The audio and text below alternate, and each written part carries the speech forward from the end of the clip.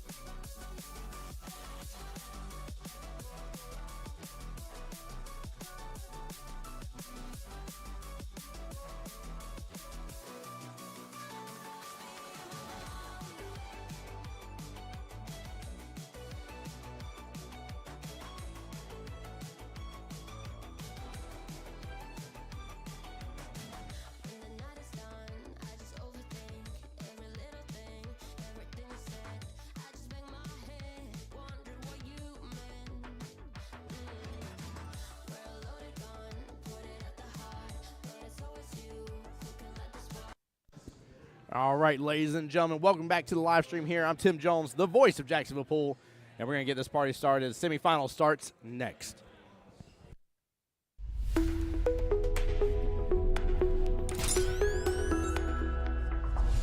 The voice of Jacksonville Pool. All right, I'm waiting for the other team to get over here. Double check in. Yeah, Dara, it says table 2, bud. Our very own strokers here at the Jacksonville APA up on the live stream table next for the semifinals against Team Yes Chef, fellow Tallahassee team. And right now, guys, you are taking a look also at the very, very tail end here of Jack's Sharks. They're playing in their quarterfinals match here to get into the semifinals to play 360 rails.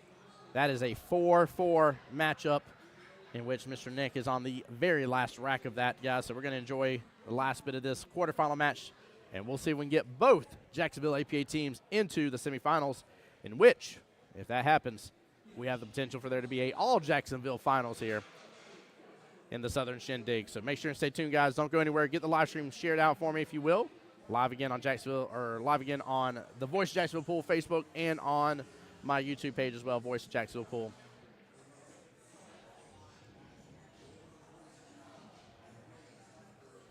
Looks like Nick just went over there and gave, looks like Jack went over there and gave Nick a timeout. Nick has one stripe left on the table.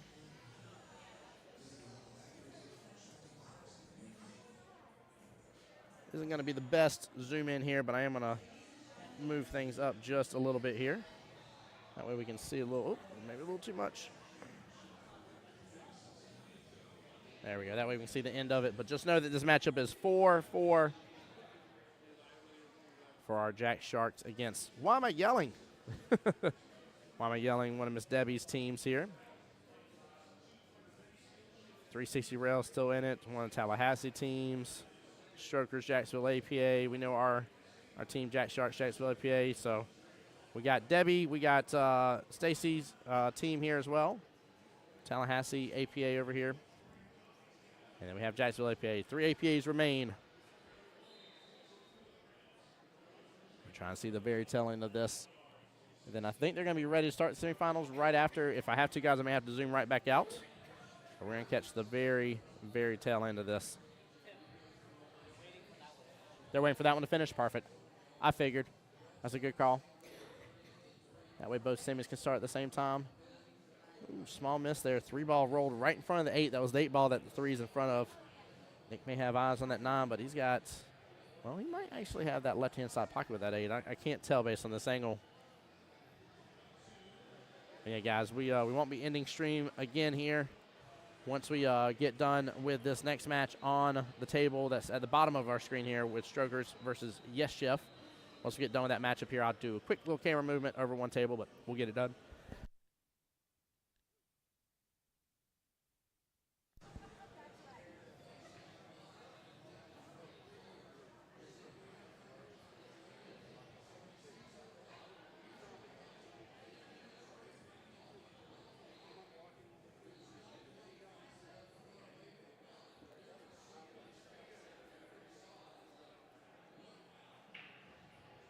Again, guys, y'all are coming on in. Get on settled.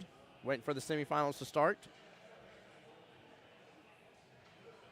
This is Jack Sharks on the stream right this second. That is Mr. Nick Osborne. Shooting a beautiful shot there. Question is, does he have eyes on that 8 ball? And if so, does he have eyes on it maybe in that left-hand side pocket? I don't see him disappointed in the situation. I haven't seen him mark a pocket yet, but I don't see him really shaking his head upset about it.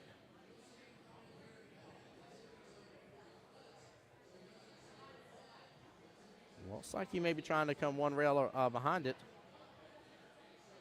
Yeah, he's going to do a one rail kick, so he must be blocked over there. Again, a little tough for me to tell from this distance. But we're just waiting. They called the semifinals already, so I went in and wanted to get the live stream going for you guys to get settled in. And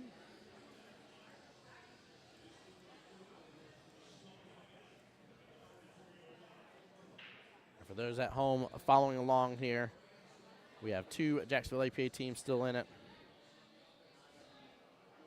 That looks like it's going to be a good hit, so no ball in hand.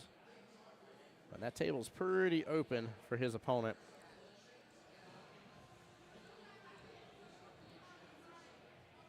Which that is Mr. David that's at the table for team Why Am I Yelling? David and Nick have both, throughout passing and overhearing them a little bit, David and Nick have both complimented them, each other.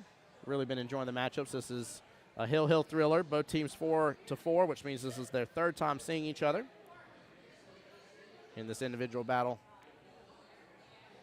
We'll see if Mr. David finishes it off here, and especially with a wide open table, gets the win. If not, Jack Sharks will be continuing on. And then we still have the possibility for it to be an all Jacksonville APA finals. Oh, we swung for it. Oh, don't scratch in the process.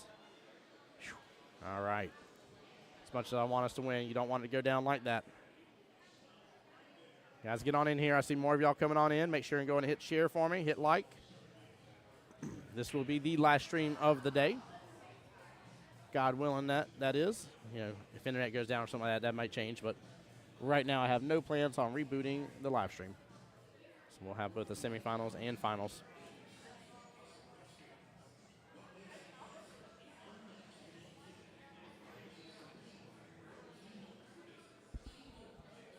Nick taking a look here, taking an extra moment.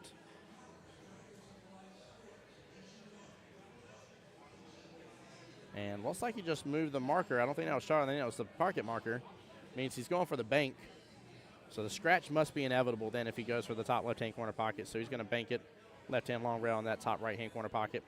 Hits it smooth, lets it open up. Oh, close, very close. Good try. 8 ball's going to sit along that top short rail. I like the speed in which he went after that, though. That was nice. Slower speed on a bank shot allows it to open up a little bit further. Definitely looked like he wanted that angle to open up some and breathe a little bit, and he was trying to give it the best possibility that it could.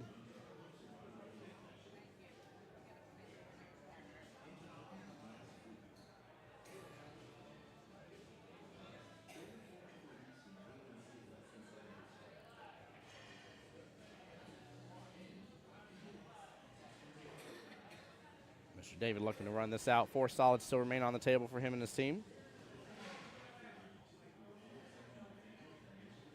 Good try on the cut here. Looks like that solid may end up getting in the way of that 8. It's going to hit a little piece of that 8 ball. We might have the shot watched. Nick may go after the kick again, but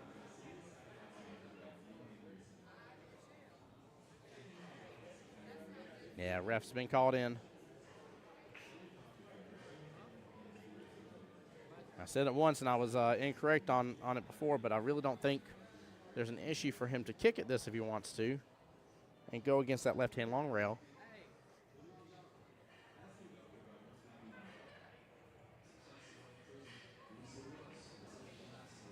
Again, referee's been called in. He'll make the judgment call about it.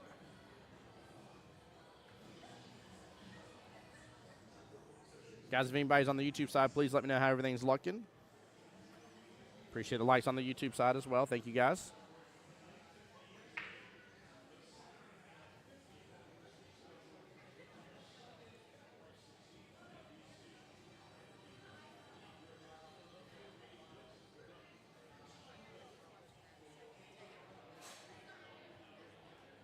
Yeah, Nick's going to go for that.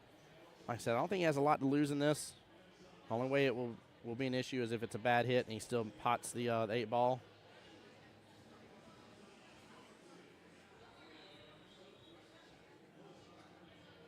Yeah, I'm not sure what the call was. I don't see Mr. David picking up ball in hand.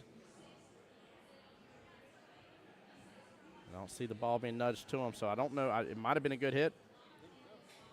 Again, tough to tell from this angle, but yeah, it was a bad hit. So ball in hand. Mr. David again, 4 balls still remain on the table, but ball in hand makes this run a little bit easier. He's got to be determined about getting back upfield for the 8 ball. And looks like he's going to leave this last solid that's here in the bottom left-hand corner as his out. So he's got to run these 3, pop up from this last solid, bottom left-hand corner, and allow him to pop right back up table, take the 8 top right-hand corner pocket. The run is on, though.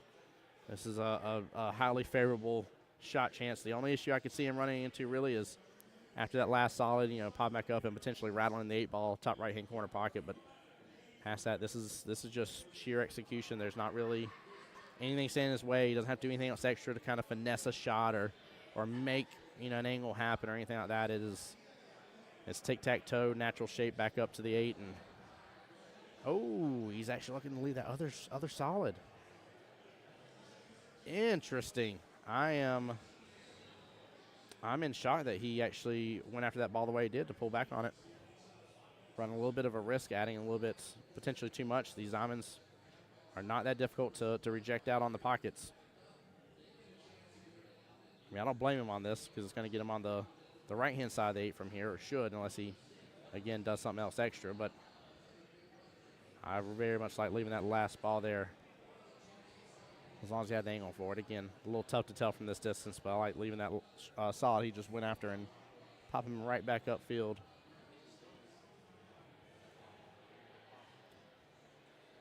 Two shots remain.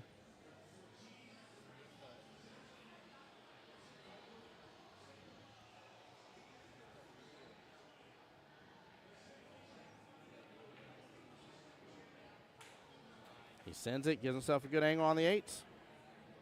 Again, only thing kind of standing in his way potentially is rattling that 8 ball.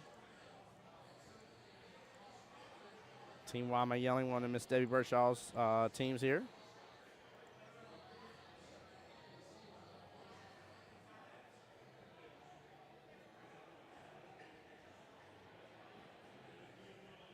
With the opportunity to knock out Jack's Sharks here and wind up going up against 360 rails next.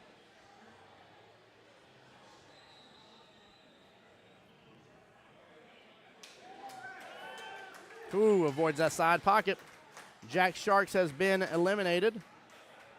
Team Why Am I Yelling will move on again to play 360 rails in the semifinals. And up on this table in front of us here, going to get this camera zoom back out. But we're going to have our very own Strokers versus team. Yes, Chef.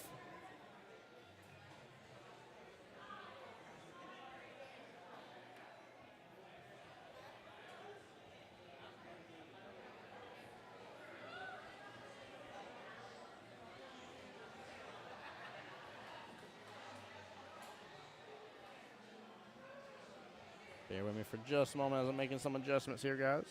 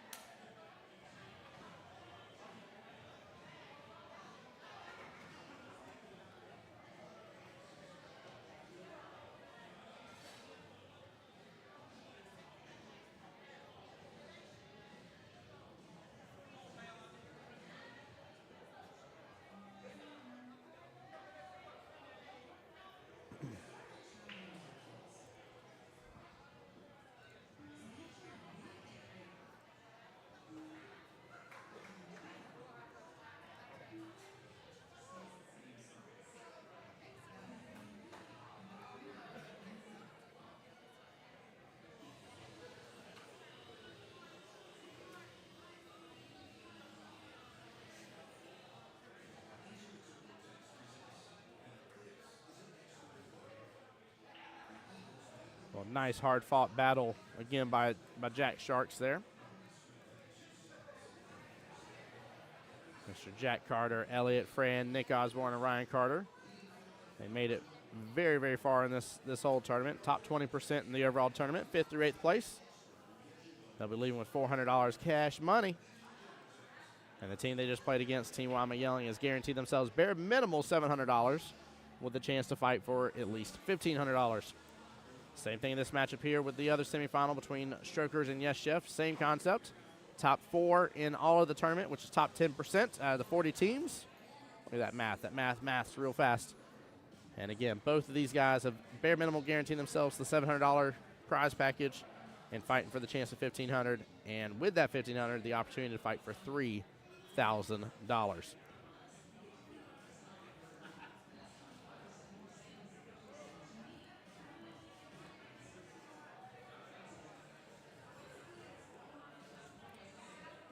Looks like Tallahassee is the one with the most in it. Tallahassee has 2 teams still in it. In fact, there is a possibility for a all-finals Tallahassee team to be the winners here. And then Jacksonville APA, along with Miss Debbie and team over there. Hey, yeah, what's going on? Love and miss you too. Hope you're doing well. Appreciate you coming in my live stream. Much love to you.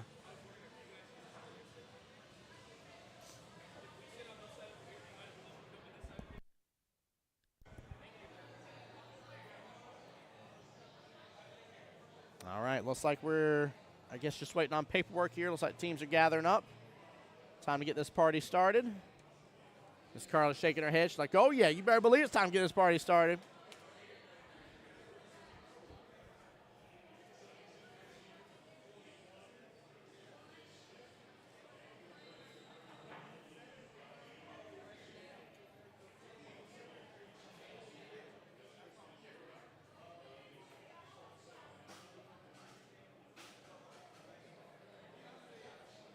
Give me 1 second, guys. I'll be right back.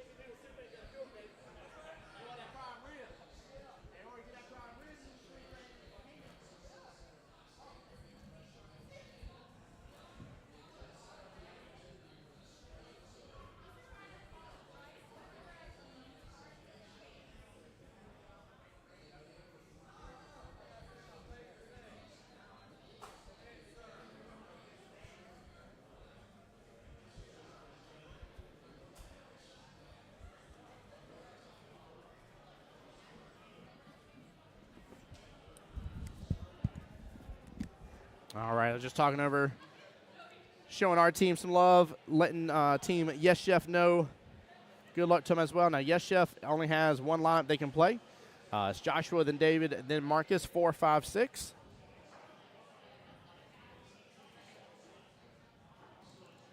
And I believe, I don't want to misspeak, but I believe we're going to be starting out with Miss Carla. I think I was told it's going to be Carla, Alex, and Dara again, but I could be wrong.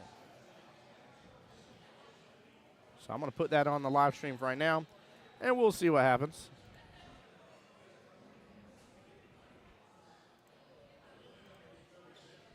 All right, guys, get that live stream shared out for me if you will, please. Hit that beautiful share button.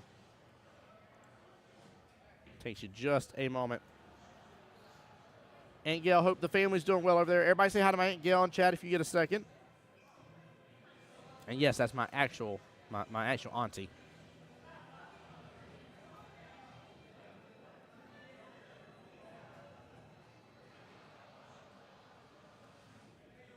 Can't believe we're here. 36 teams have been knocked out. 4 remain.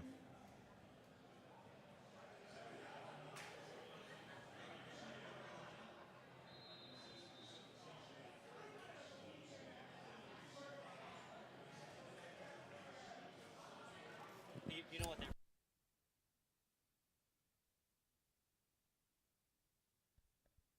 Perfect, yep. So Carla, Alex, and then Dara. And for the other team, it's going to be Josh, David, and then Marcus. 4, 5, 6 for the other team. 4, 4, 6 for ours. There we go. Good luck to both teams.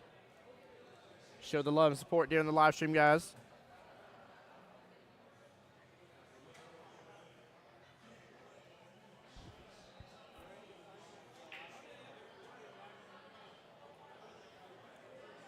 Here we go.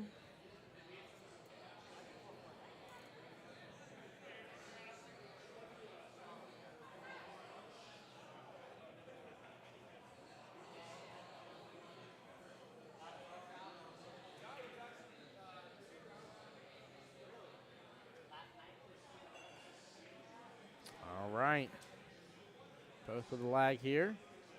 Looks like Mr. Josh won it. Raj, that is great. This is the semifinals. Team Strokers has made it to the final 4.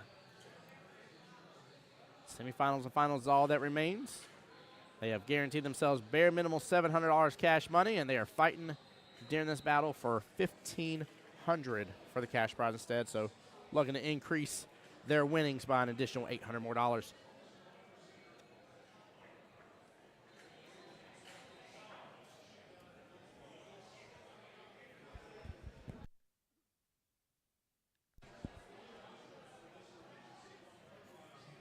All right, 8-ball it goes.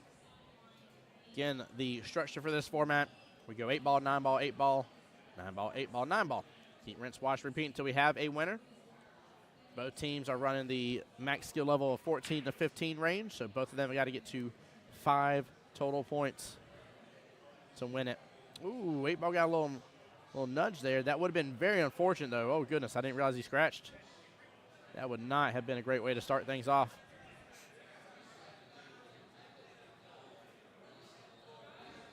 Nothing dropped on the break, however. Carlo will be behind the head string on this. Guys, I'm glad y'all are tuning back into the live stream. Come on back in here. Get things settled in. Like I said, hit that like, hit that share. We're going to keep this live stream going until we crown our victor.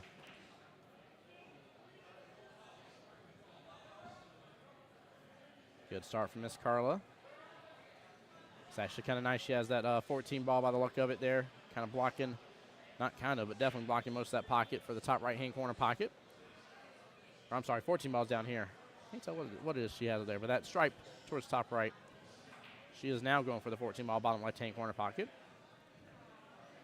Good speed, barely rattles it in the pocket, though. Leave it right outside of it, not bad. Joshua back to the table here.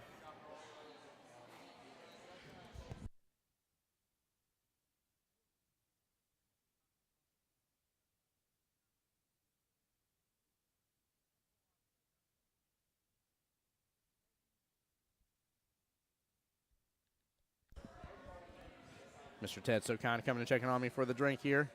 Appreciate him so much.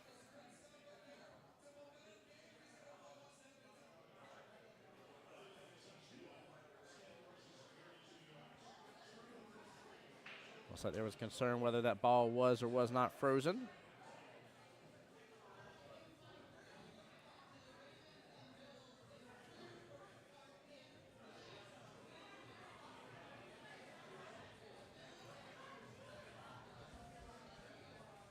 Carla doesn't have a lot of room to work with over here. He left her in the one spot that was not good for her.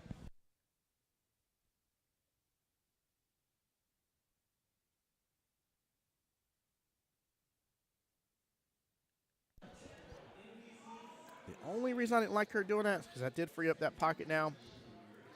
He's got space for his other two saws on that right-hand long rail, but honestly, she did not have a lot of opportunity.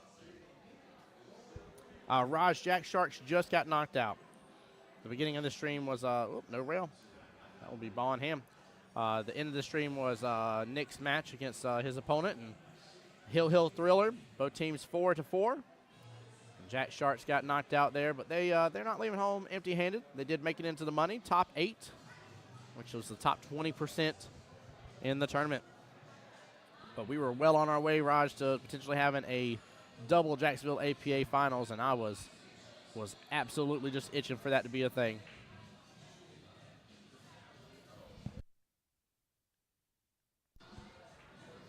Yeah, very good run. Yep, they sure did. They sure did play well. Came close.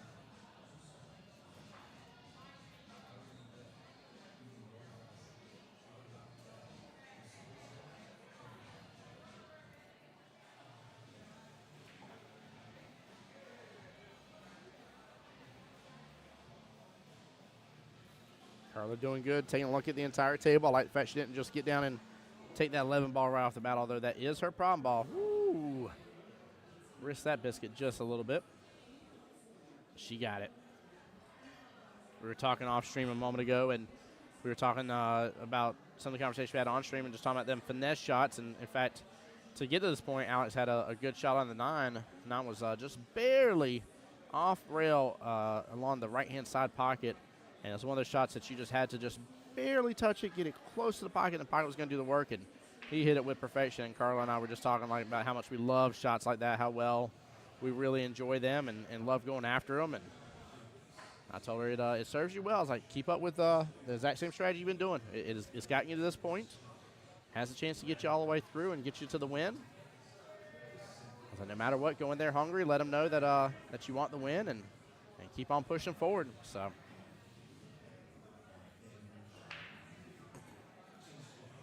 She had a lot of fun being on the live stream just a little while ago. It was good.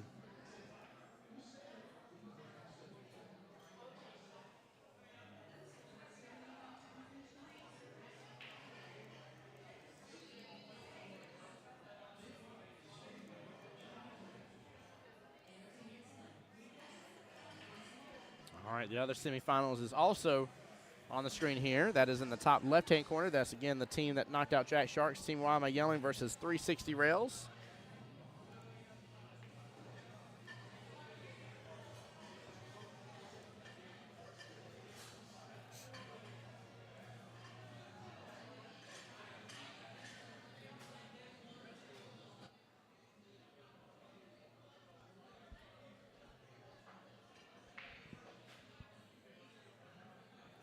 Carla going for this top right-hand corner pocket, as she should.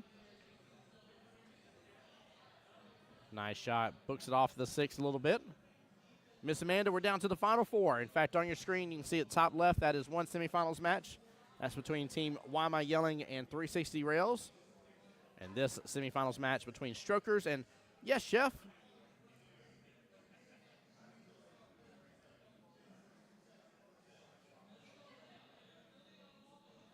One of these 4 teams will be leaving with $3,000 in their hand.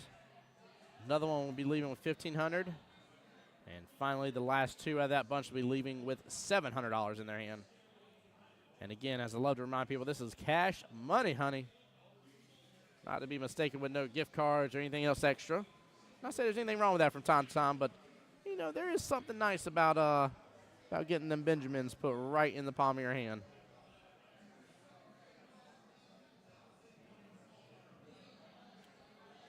Carly really looking at what's possible. Team Captain Dar going to come in, give her a timeout.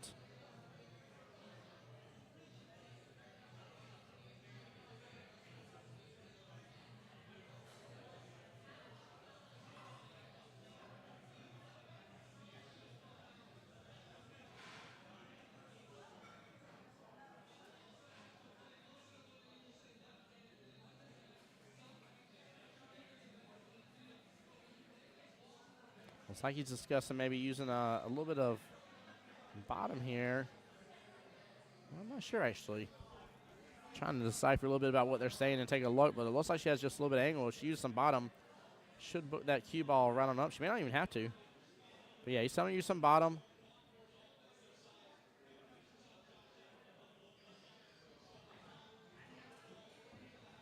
Ooh, she hit it hard. Hey, she knocked the 8 free. The 6 ball is off of it. Crazy thing is she can go for this swing right here on the 11. If she can get in between that 8 and 5, she may actually take her over that pocket and, I don't want to say guarantee herself the rack, but really make things difficult for Josh here.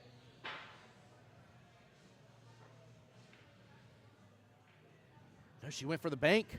Does it open? Oh, it came close. Carla swinging for the fences and came oh so close to it. Still landing in the outfield really well. Letting ball in good position. Josh has some work to do, but she's got a good chunk of the table where that 11 is kind of easily made.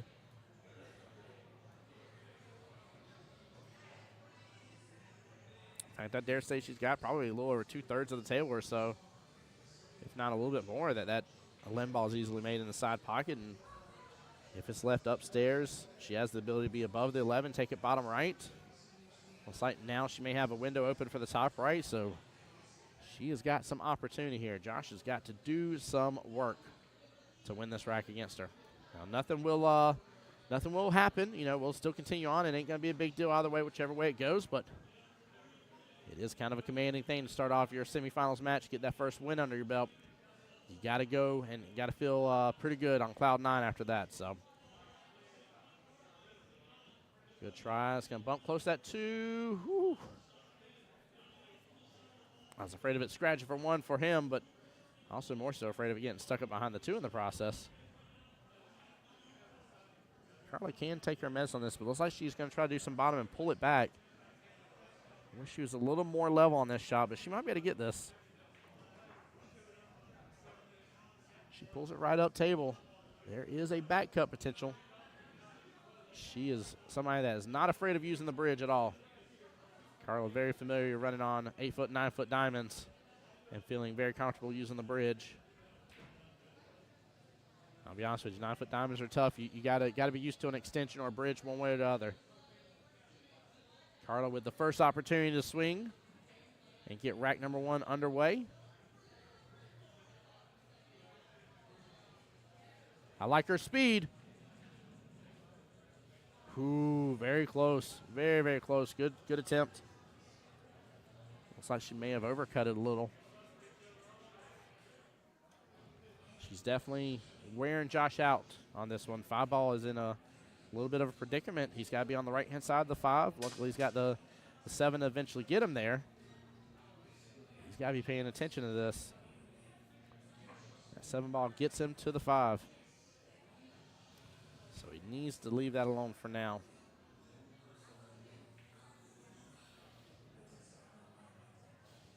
Team Captain Dar pacing around here, keeping eyes on everything. I like how tentative he is to stuff. He was sitting there laughing. He was near the live stream table. I had to make a joke for him. Oh no! I turn around for 1 second. Unfortunate ball in hand from Josh. Fortunate for Team Strokers, but Carla still has got to execute. We saw earlier on, while the live stream was off, saw a similar situation, and the player did not execute with ball in hand to get the win. And that will be a good first out for Miss Carla. Well played.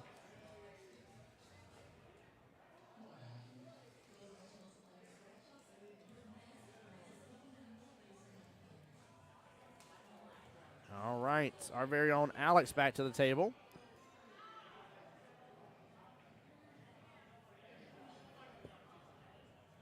And he's going to be against Mr. David here, David Egerton.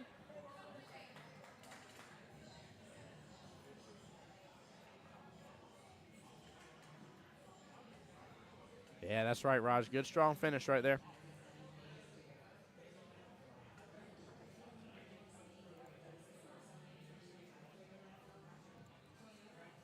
All right, to 9-ball we go. David is racking. I think Alex may have ran away for just a second for a quick restroom break.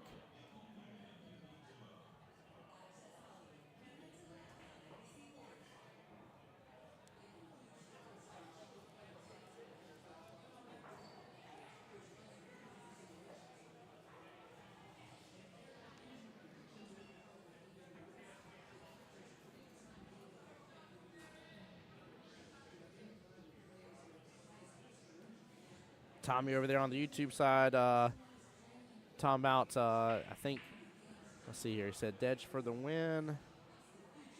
David Edgerton. Okay, he says, y'all stand no chance. I like that attitude there, Tommy. We'll see what happens, bud. Welcome to the live stream. Glad you're here to support your team. Right now, still very much anyone's game, though. 1-0 does not change much of anything. Feels good, though, coming into it, but doesn't guarantee anything. But welcome to the live stream, Tommy. Glad you're here, bud. And guys, feel free to as well for those. I know our Jacksonville team has no fear in cheering on for our side. Same thing for you guys. Cheer on your side. My only ask here is cheer on sharing the stream out. Send it to some other people. Tag it on Facebook. Appreciate you guys so much for that love and support. And the other semifinals match is going on right now, top left-hand of your screen. Once this matchup is done, guys, I'll have to play a little switcheroo with the cameras and table and get ready on that kind of bottom left-hand table of your screen here. Should be table 1 here at Zingales. And we'll get things prepped and ready for the finals here as well.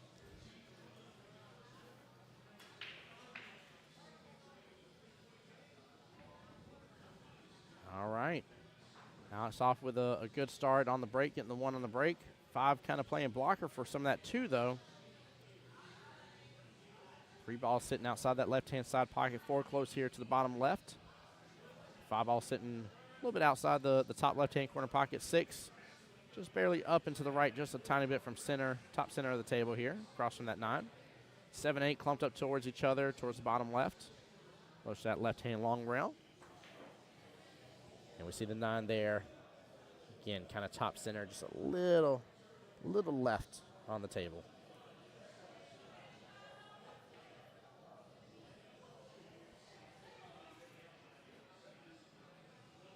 Now it's looking not to get ball in hand right off the bat. Ooh, had a good swing towards that left-hand side pocket. Came close. Very, very well done.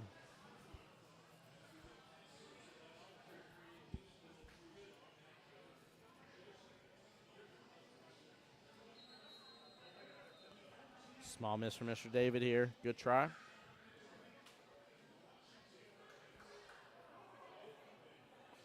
Not really leaving Alex with much of anything. Then a little defense possibility here. Now that 2 behind the 7, 8. Although he's got a super long bridge with the stretch. It's going to hurt him with the finesse, but he still makes it happen.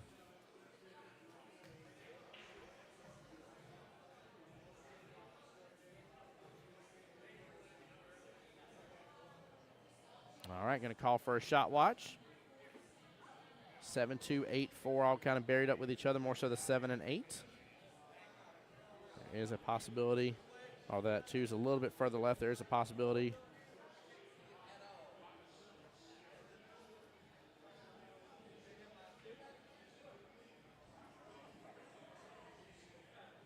Referee goofing around on the live stream a little bit here.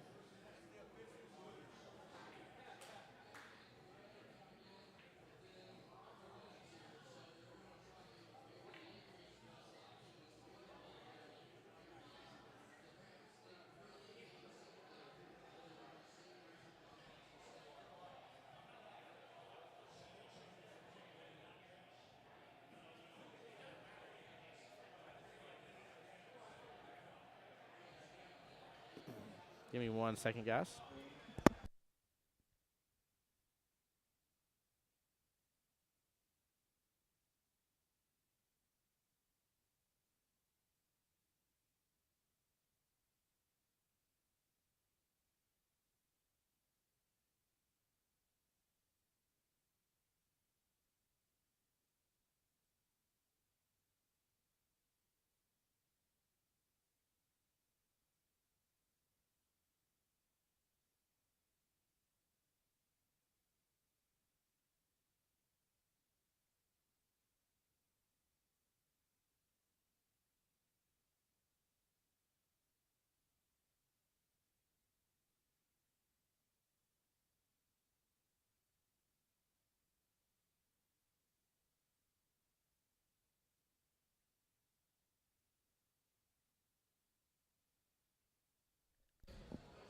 All right, sorry, guys. I'm back.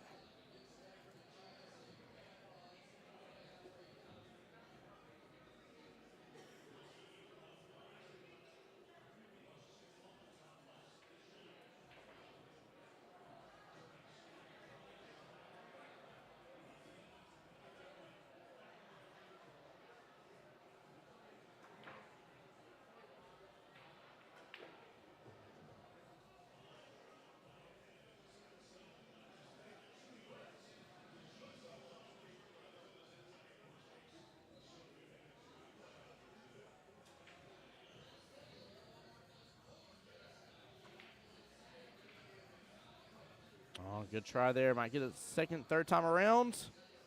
No-go hits right off that pocket point.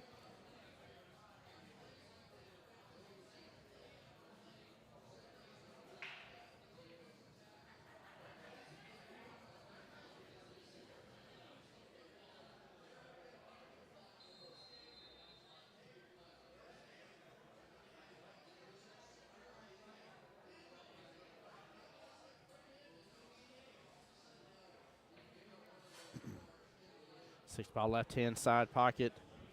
Nice, good stroke here from Alex. Hits right off that pocket point, sets him right up for the 7 ball next. Little hair bottom, and the small angle should kick that cue ball over just a tiny bit. He doesn't want too much of an angle, or too straight, I should say. He wants an angle, so that way he can get back around.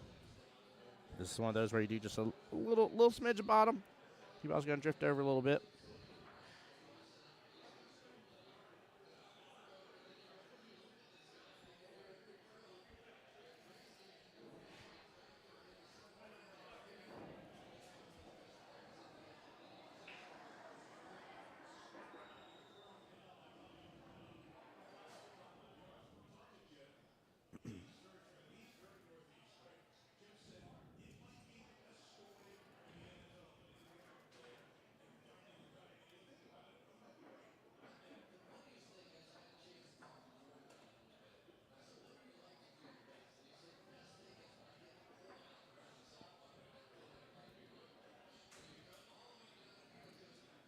All right, Alex taking a look at this. Nice little timeout from Dara. I like it being called early on.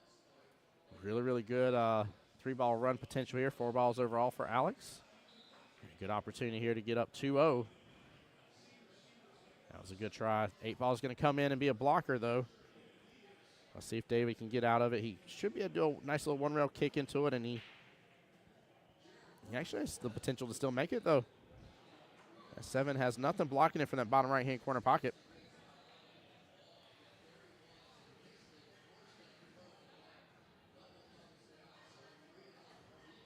Taking a second to reset. That's a good hit.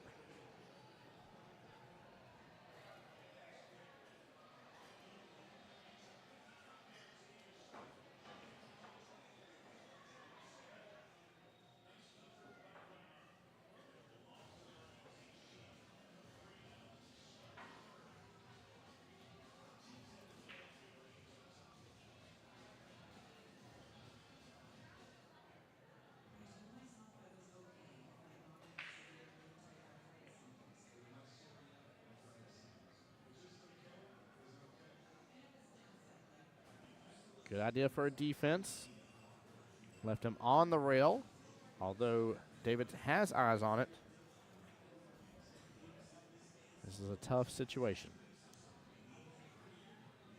Some people may think this is a easier shot because he has eyes on it, but it definitely isn't. He's got very little control there. Rattles the pocket. Cue ball rolls close to that 9.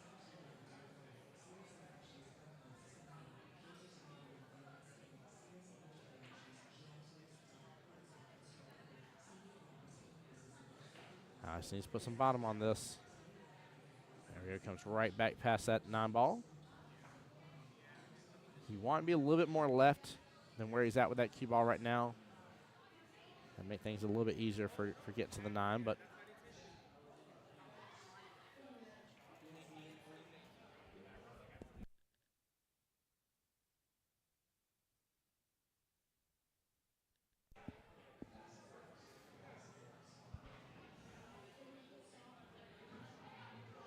Alice with a good attempt there on the 8. He's opening up the opportunity right back to David. David has the ability to really get pretty well on this 9 ball here if he can sink this 8 just fine. Comes right back down, and he set himself up good for the 9. Question is, did he leave enough space for Alex here?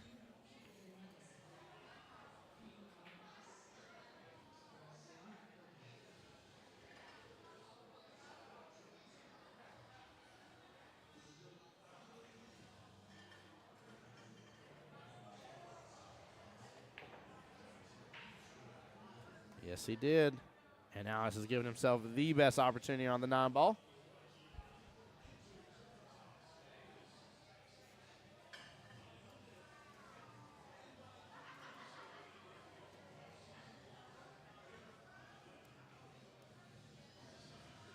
If so, Strokers will be up 2-0 and kind of running very similar to how they ran in, I'd say, a majority of the tournament. They've been a really dominatory force. Nice smooth stroke forward. Alex gives a good little head nod there. Good matchup between him and David. Nice sportsmanship there as well. Dara and Marcus up next.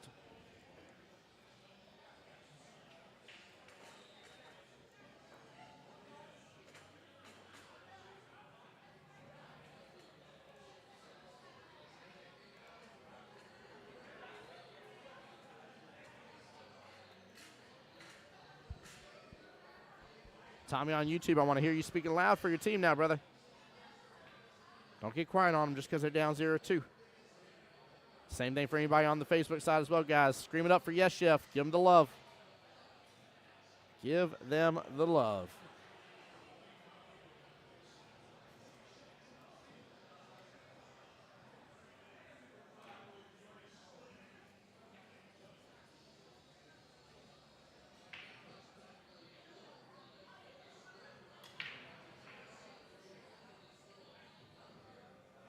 Unfortunate scratch there on the 8-ball break.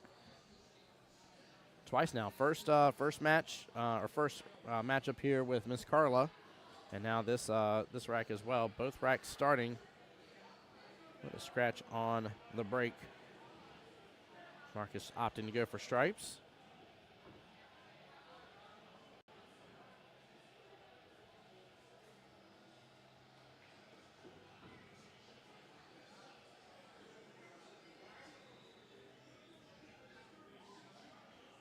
That's right. Let's go, Strokers, indeed. Show the love. Show the love.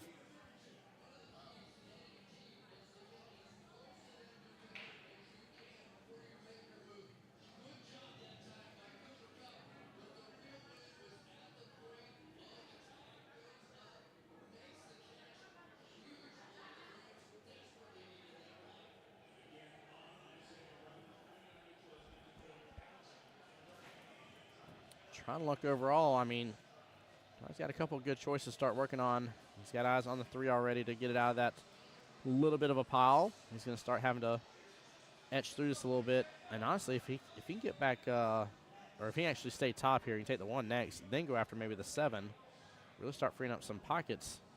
Even clips the 11 far out of there. It's going to fling right back up, get close to those stripes in the process. No. Even Doris there laughing about it. He's got to shake his head for a second. I don't blame him. Of all places for it to end up here, and he's trying to take care of his prom balls instead of make prom balls. So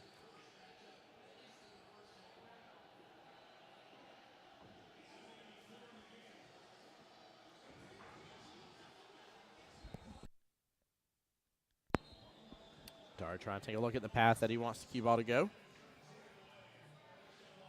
Well, the path that's going to go naturally.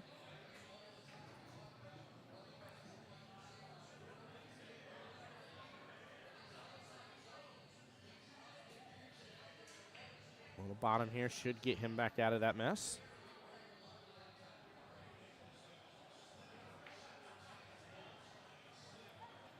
Oh, man.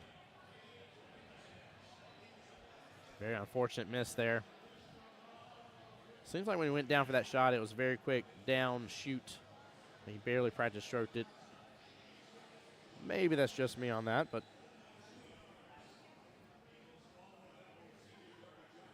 as long as he shakes it off, it'll be fine. I really like, I will have to say, out of anybody on the team, and granted, I don't know these guys very well, but Marcus seems to have a really fun attitude overall and seems to be a good captain for Team Yes Chef. Chat, maybe you guys can fill me in on a little bit about who Mr. Marcus is, but overall, like I said, I've really liked his overall attitude. It was funny, Dar went to go flip the coin, and Marcus was like, hey, he's like, we only have one lineup, and it's true, they only have three people on their team. So they only have one lineup they can play, so it doesn't matter who Dar throws, it's all going to be the same lineup for Team Yes Chef each time.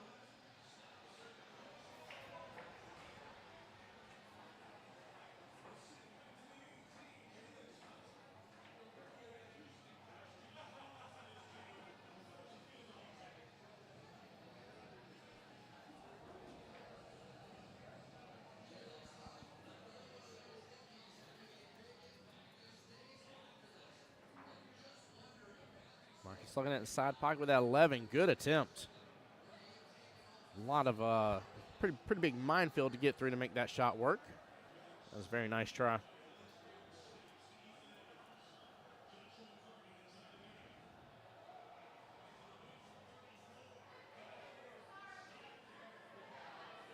I see Mr. Stacy and Mr. Ted on the side there, keeping eyes on everything.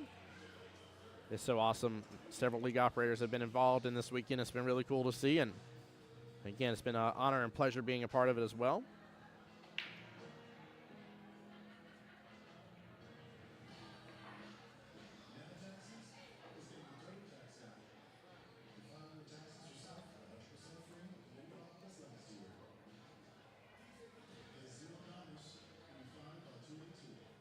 Oh, it's going to drift to that side pocket here. Nice try. He's opened up some window of opportunity for Dara. Things are getting spread out a little bit.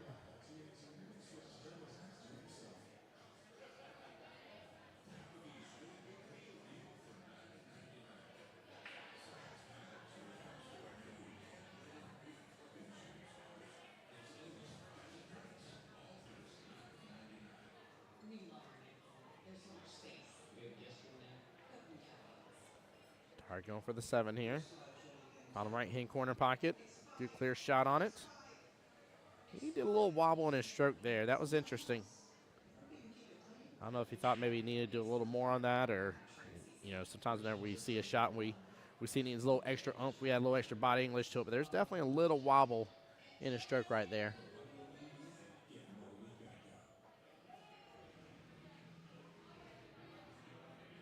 Marcus worried about that stripe that's down here near the 7 ball, as it should be. Should try to get shape on it right here. Oh, didn't come over far enough. Oh, rattles the bottom left-hand corner pocket.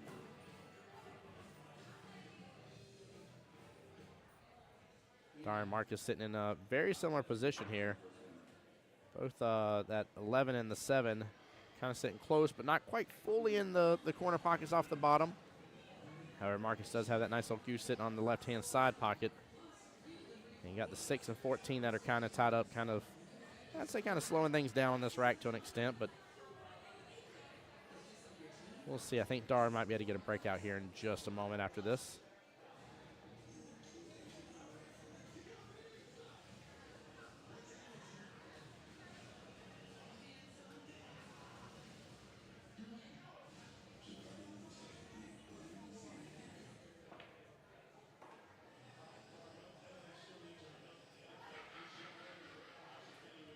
All he's got to be careful for is making more trouble for himself later on down the road like he did a little while ago. Guys, there's a lot more of y'all tuning into the live stream. Do me a favor, hit the like button, hit the share. Semifinals and the finals of the Southern Shindig. We actually can see both semifinals on the live stream right now.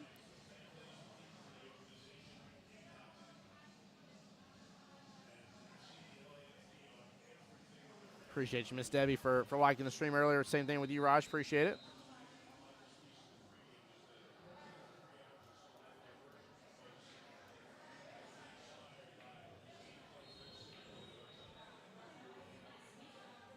He's going to stay above it. Nicely done. Well played working around that situation. Now he's saying look at his options for the 8-ball. He's going to have a little bit of an angle on the 6 to the bottom right-hand corner pocket. Honestly, even if he comes on back out below the 8, he should still have an opportunity top left or top right. So he's got plenty of shot options here.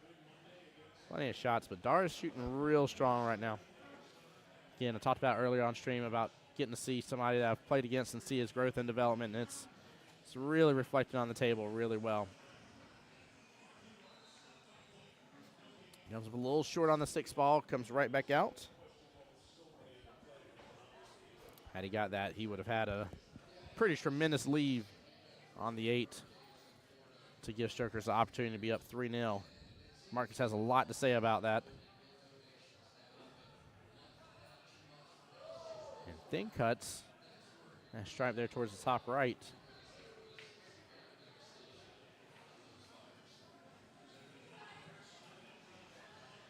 Honestly, not a bad leave at all. In fact, as I look over here, close up that window, that gap opportunity that the 8-ball had before. So pretty much the 8-ball will have the top left, the right-hand side, and the bottom right-hand pocket as options and opportunities.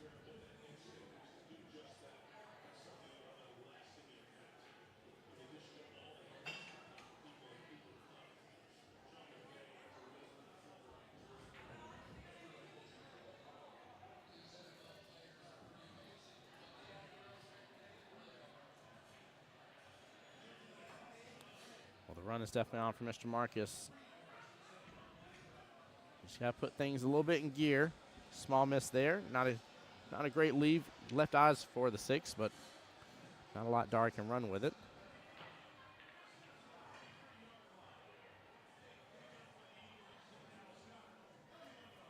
Dar trying to look at the angle for that 6-ball to come on down, come off that left-hand long rail, hit the 11, then carry him itself right on in that bottom left-hand corner pocket.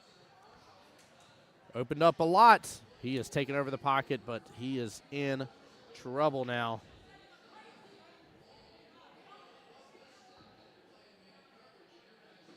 Marcus isn't in any better of position due to where that 11-ball is.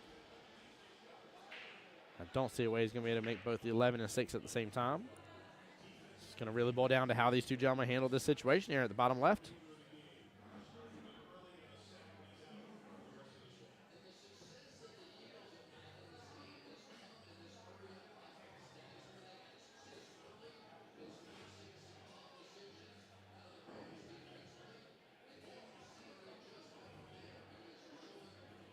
Marcus adds a little insult to injury there.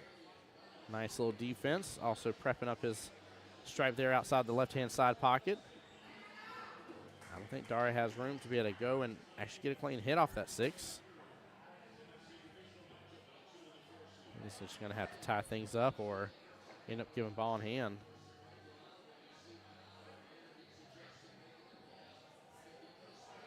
I wonder if we're going to see a stalemate situation happen.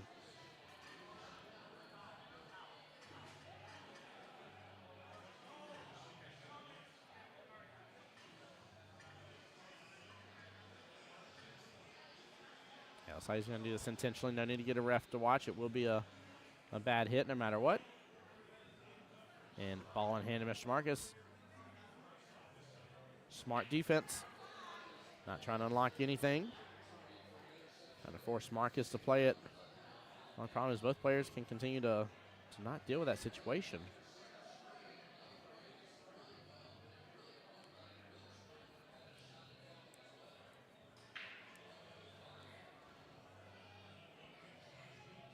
Marcus looking to see if he has an angle off of this, I think it's the 15 there, the top stripe.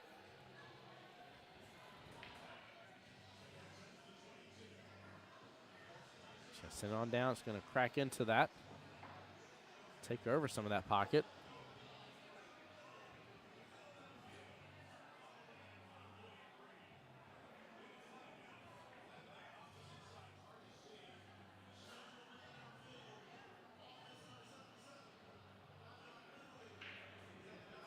Darian definitely in predicament here. He has eyes to see that 6 to trim into it. Looks like he did, but that might have been on the way back up. Yeah, it was on the way back up. So ball in hand to Mr. Marcus.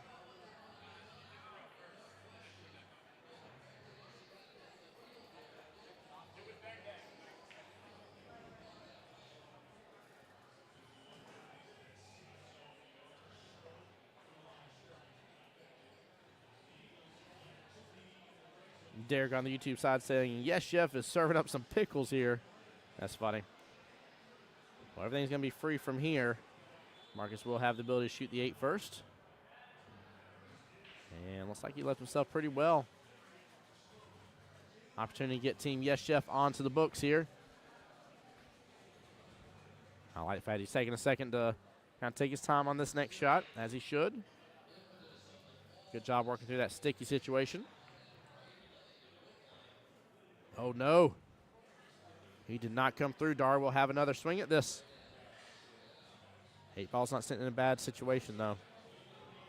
Dar's going to have to do one of two things. Either just nudge this on in. The problem is he's going to lose a little bit of accuracy here, potentially, by doing so. But the cue ball is going to go up and possibly come back downfield. But he's going to have to let loose a little bit. All right, nice little timeout there. We talked about this beforehand. Dar sometimes getting nervous about things, and I don't say nervous. I think that may be the wrong word, but understanding the importance of this next shot. And I even told him, I said, sometimes, hey, man, if your teammate calling timeout for you, you got to call it on yourself. It's a good. Cue ball's going to fly back up a little bit. You will mark that 8 ball bottom right-hand corner pocket with the opportunity. Again, 3-0. This is a tough, tough, tough shot. So saying I wasn't sure if he was going to pop into that a little bit and let the cue ball go between the top short rail and back down.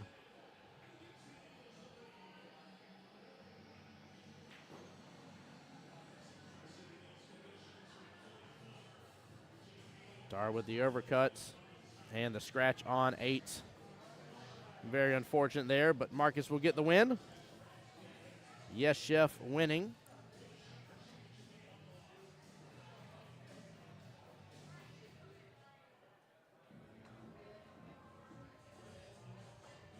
So that will make it 2-1 overall. Josh is back up. Gets Miss Carla here.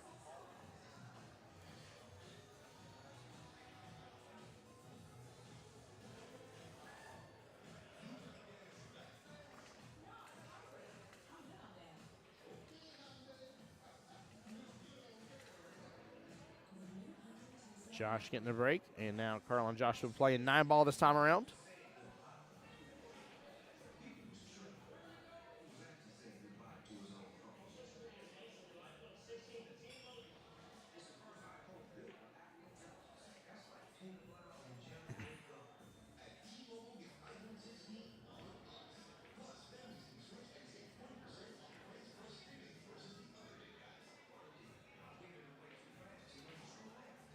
All right, here we go. The first round of matches in this battle with potentially what I like to call 3 total rounds where they go 1, 2, 3, 1, 2, 3, 1, 2, 3. Second set of matches starting now. Strokers up 2-1 against Yes Chef. Still very much anyone's game. All right, nothing on the break. Eyes on the 1 ball to make a good hit, but unless she goes for maybe the 1-8 combo, not a lot to work with. A little bit of distance between everything. 2 balls sitting there towards the top right. 3 sitting about a diamond away from that left-hand side pocket. Almost center of the table. And that cue ball is going to drift right up. Still leave eyes on the 1-5. Again, nothing great. 2-9 sitting on top of each other now. Table has actually changed significantly with that happening.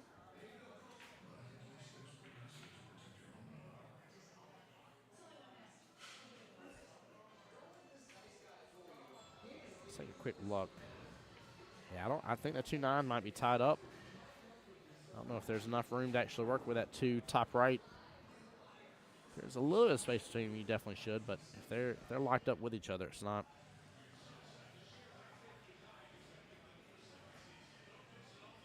Carla playing a defense there, makes a good hit. Made a rail.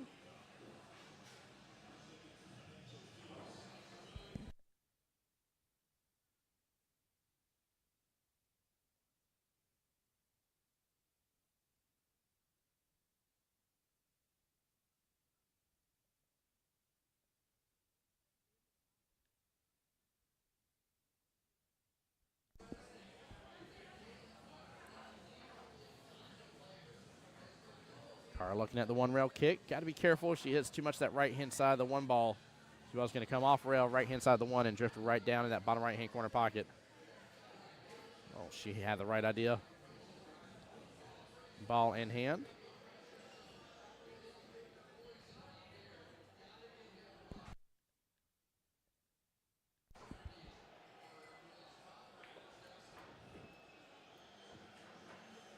Josh knowing he needs to get back downfield.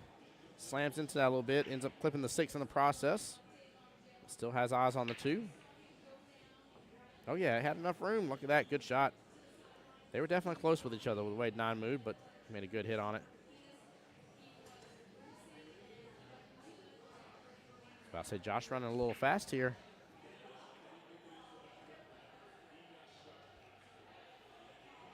Carla back to the tail for Team Strokers. Has good eyes on the 3, but tough cut on it.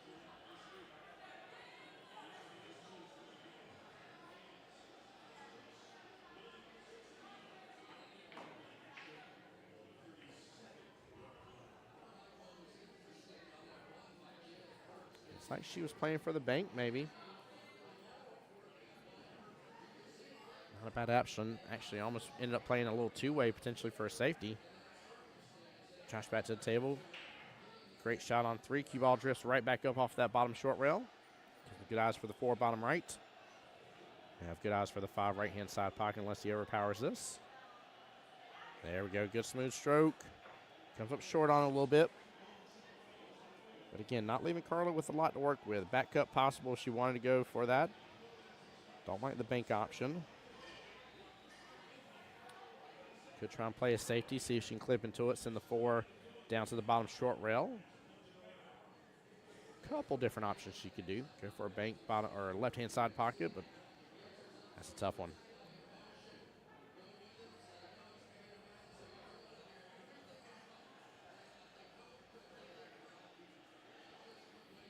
Carla playing defense.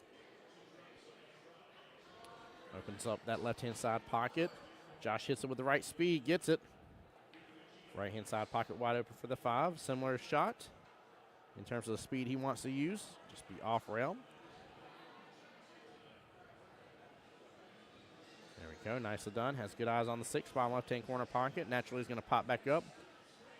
I'm assuming he's going to be back upfield to be able to take the 7 left-hand or right-hand side pocket.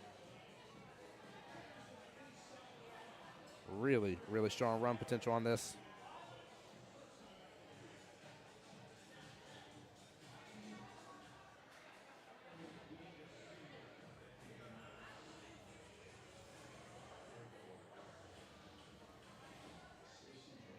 Just a little bit short, but look at that leave on that 7. Yeah, he had the right idea.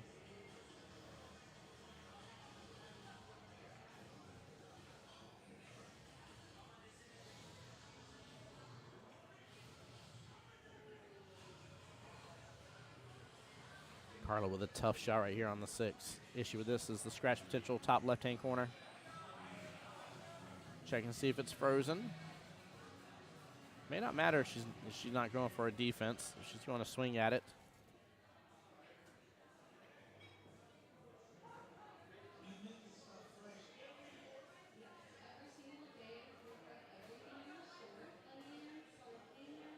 There we go. Good hit. We'll open back up a little bit for Josh. Same corner pocket. Question is there room for that 7 top right-hand corner? So you can take this right in between the 2 long rails. He's going to underhit it. Underhit just a little bit, slow on speed.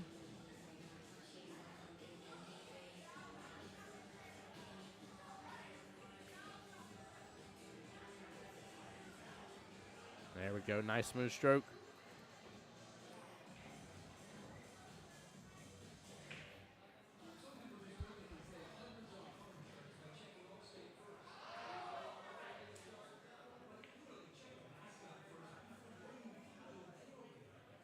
Good try swinging for that top right-hand corner pocket. 7-ball's going to get left close to this bottom short rail.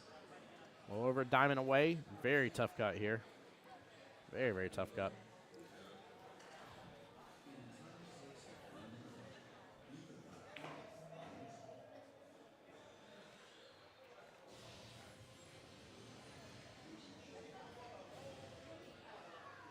Good try with the swing there by Mr. Josh.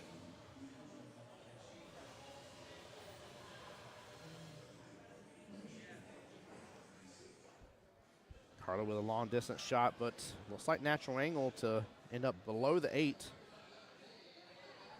Unless she lets that cue ball get all the way over and potential risk to scratch bottom right. If she gets this, she'll have good eyes on 8 to get to the 9. Derek on YouTube side, do you think Yes Chef can continue serving up them pickles?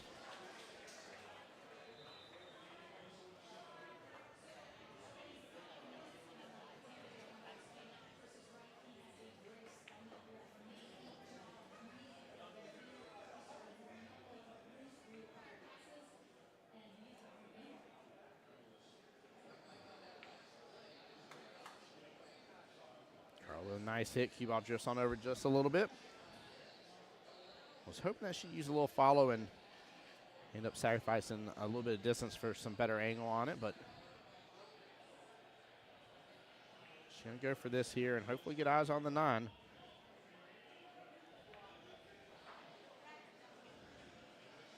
Good try. Cue ball and 8 are going to be up close to each other.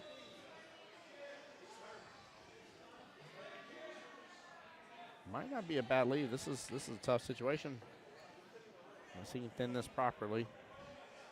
He is so close to this. I don't like being this close. Good try. That will be a good hit. He did not scratch in the process. Big plus there. Big plus.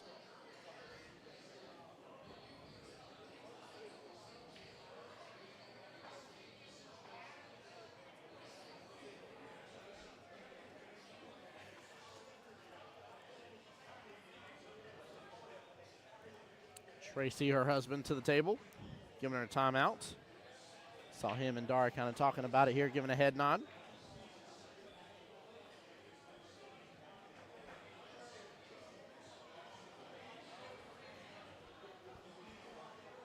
Quick little discussion about it. It's more so not about making the 8, more so about the leave that you're going to have in the process. And the only issue with these timeouts I've seen before is people try to so thinly cut it that they miss it in the entire process.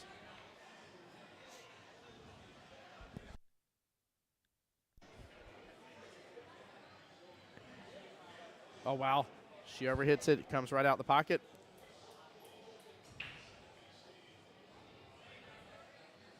At least it's a long distance leave, but Josh does have good eyes. Shouldn't have to worry about the scratch unless he puts bottom and really just pulls it right over into that right-hand side pocket. And naturally, this is going to force that cue ball off of that right-hand long rail and back out. Good smooth stroke here. Could win the day for him and tie things right back up for Yes Chef. I like the speed. He likes the speed as well. He hits it just with perfection.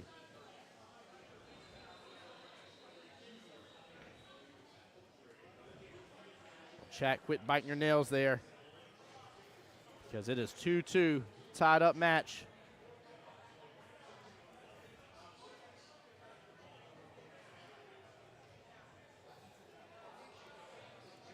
Alex back to the table against David here.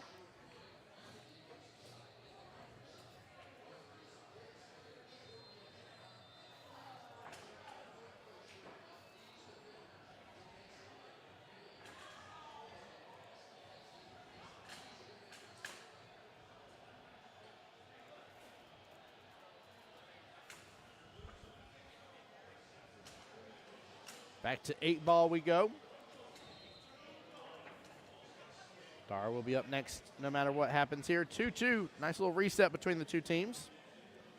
First two racks went to Strokers. Second set of racks went to Team Yes Chef. Nice even matchup. Love seeing it. As you should here in the semifinals of the Southern Shindig. Let me rephrase, the 2025 Southern Shindig.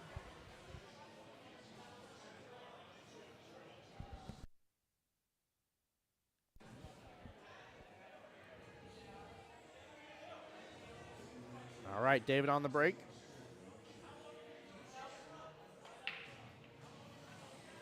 Gets hold of it. 8-ball comes straight down the middle lane.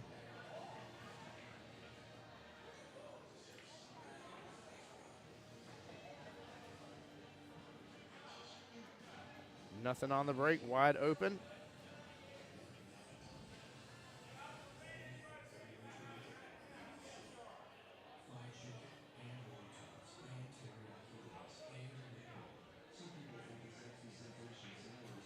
Alex going to opt to go for that stripe, top left-hand corner pocket, 10-ball.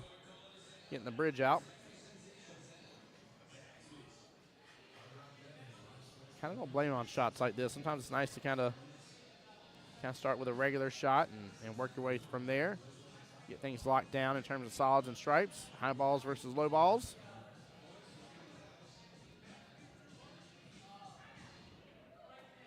And he may have a window for that 11-ball. It's worth taking a quick gander at it. He's going to opt to go ahead and go for the 9. Tree topped over the 4 just a little bit.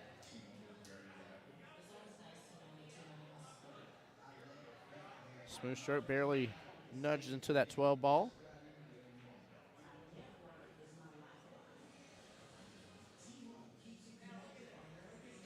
Actually, I like it if he goes over this 12 here. Uses some bottom in the process. He comes on back downfield for that 15 next by the look of it. Doesn't use any bottom. Cue ball's just going to come right across. And he had to kind of make that angle happen.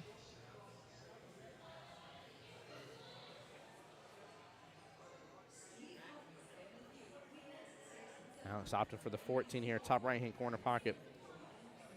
I'm interested to know if that 11 has room. And a small overcut on the 14. Take a quick look at something real quick while David is getting over here. Yeah, there's definitely a window for that 11. I'm a little surprised he didn't go after that when he was up there.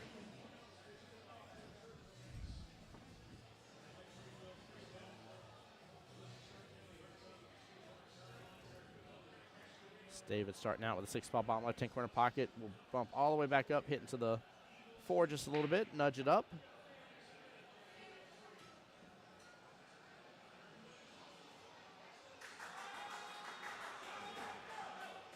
Not really leaving with much of anything by the look of it.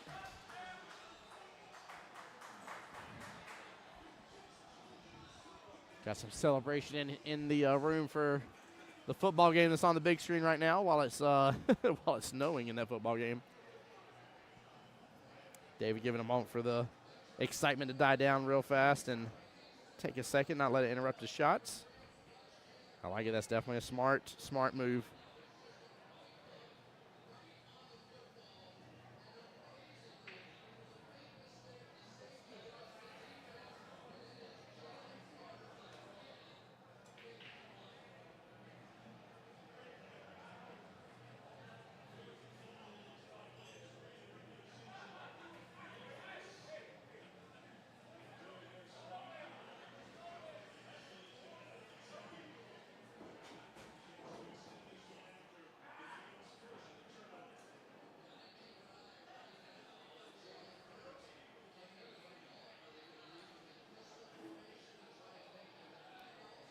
All right, setting himself up for success later on down the road. I like the thought process. Very good idea by Mr. David. Again, nothing wrong in 8-ball. Start taking over pockets. Get things closer. It will definitely help you in the long run. 1, 2, 3, 4, and 5 all the way up there. Top left-hand corner pocket.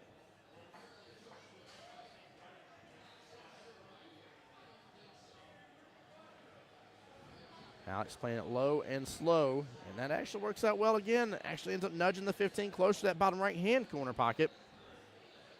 Now he was just looking to play defense here. Maybe use the 8 to hide a little bit, but not a bad choice at all.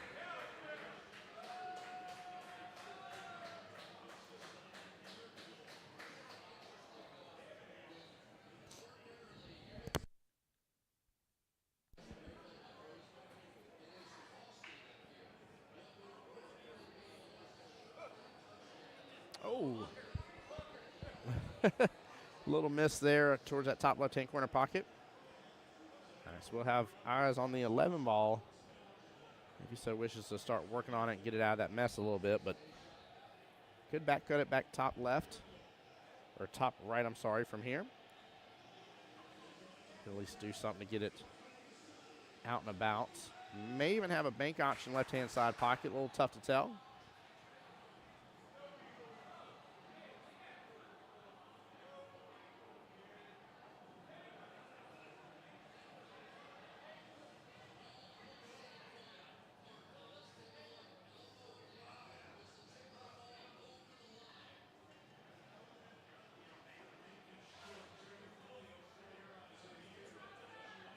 Yeah, he's went for the bank. Not a bad option. Not a bad option at all by Alex. Well played. Him and David both playing very smart pool. Very impressive to see here in the semifinals.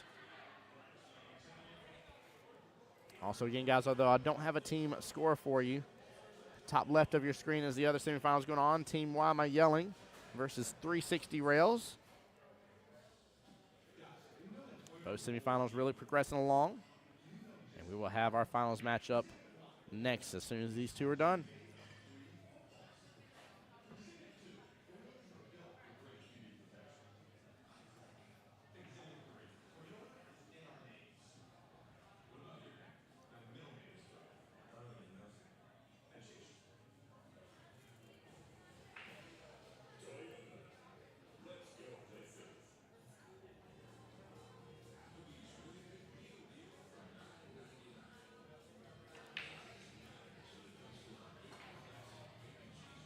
David taking a look at what options he has on that one by chance.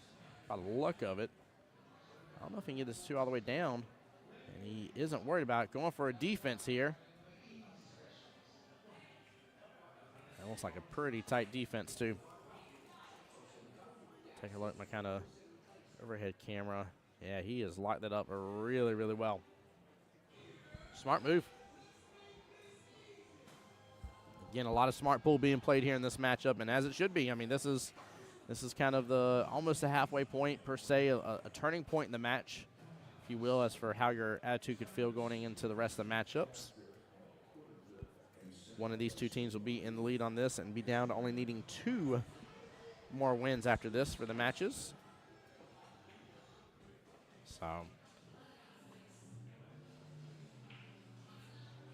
oh no. Hit all of that 8 ball in hand.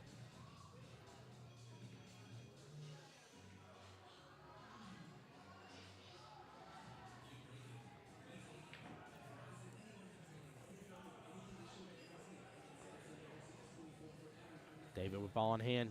Taking a look at this. It's like 2-4-3 situation. 7 ball looks like it has a just fine home there, top right. One should be in a safe space as well, so we'll take a look, see what he needs to do between these 3, which way he needs to accomplish this.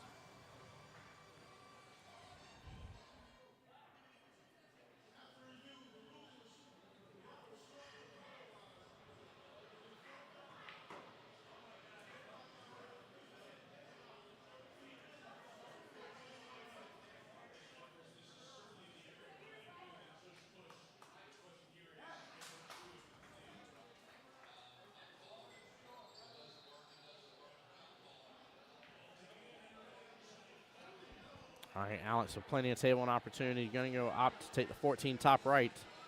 Time to get this whole run underway. And I actually got like that. He's got that stripe down there towards the bottom right. Oh, we may have to go after it right now. I say saving that for his last one. If he can get back downfield, would work out beautifully because then he would be able to take it, pop back up, and take the 8 in the same pocket.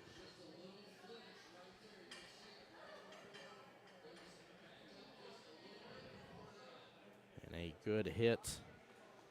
Unfortunate leave there on the 15. That's going to bode problematic.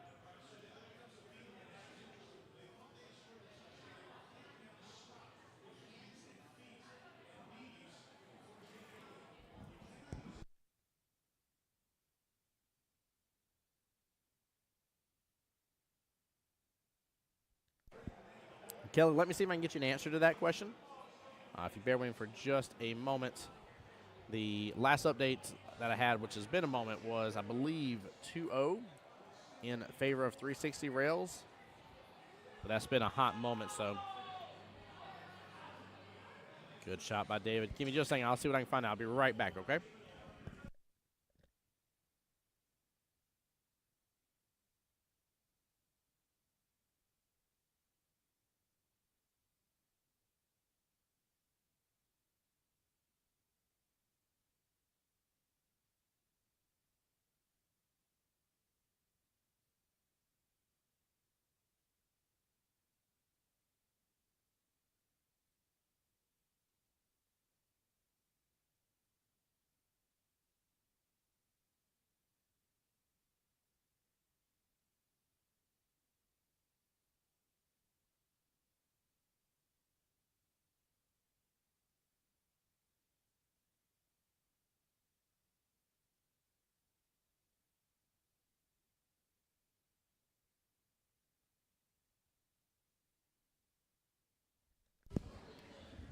Yep, Kelly, it is 2-2. That is correct.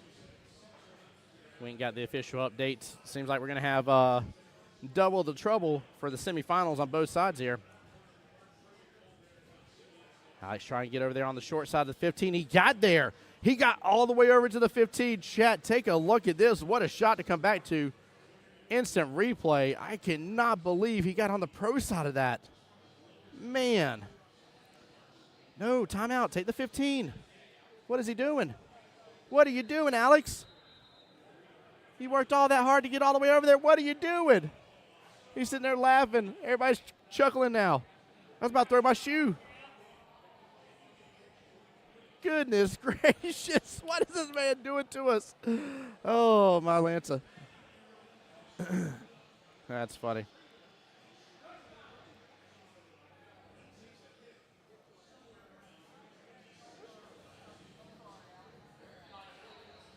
Good try there on that 15.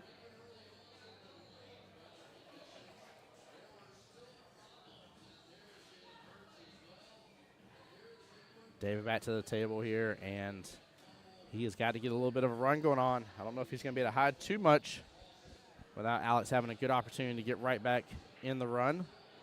But he's got 3 balls lined up in a nice little almost drill fashion, if you will. Goes for the 3. 3's going to creep right on out. I don't know if it's got enough room to block Alex from being able to go straight on down to the 15.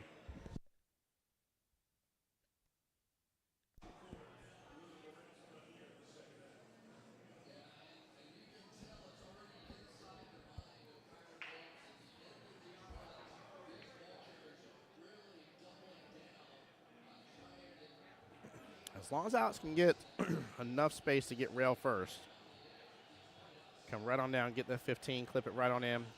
Cue ball's naturally going to come back out to the table. Oh, you got to tell me he's got room for that. He goes for the 1 rail. Gets a good hit into it. Will not be ball in hand, and not a bad leave. I'm going to take that back. That looks like he's still got good eyes on that 1 ball. I'm surprised Alex didn't go along that rail. I'm pretty sure Sarai's even asking him about it.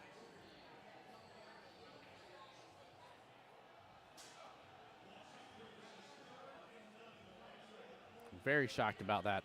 Felt like he had just enough. Again, come on down, ride that long rail.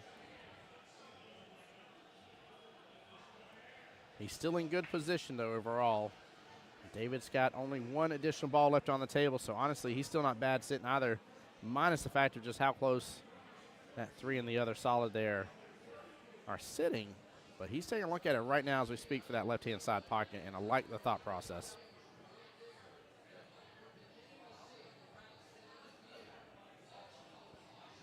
Oh, he's going for the three.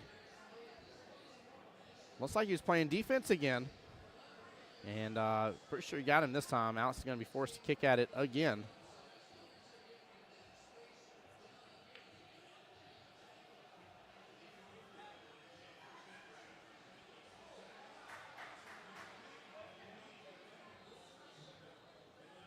Only downfall we're kicking at it this time around is there is the scratch potential below the 15.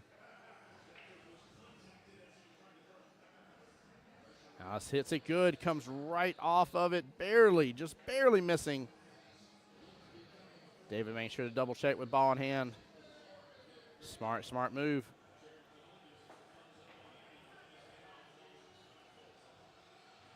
Don't think you should go for the three first. Save the three as your out ball. Should have went for the two top left, then one top right, then three as your out. May have had to use a little bottom when he came out of that three, kind of bump into the 13 in the process, but get himself a closer angle on the 8 ball. And he's going to end up being on the right-hand side of that 1 ball, depending on how hard he hits this. Hits it good. It's going to drift up there. Woo! Getting close to that corner pocket, but he hits it good. A little bit of a back cut tester here. Alex has just been waiting, trying to bide his time. Timeout being called.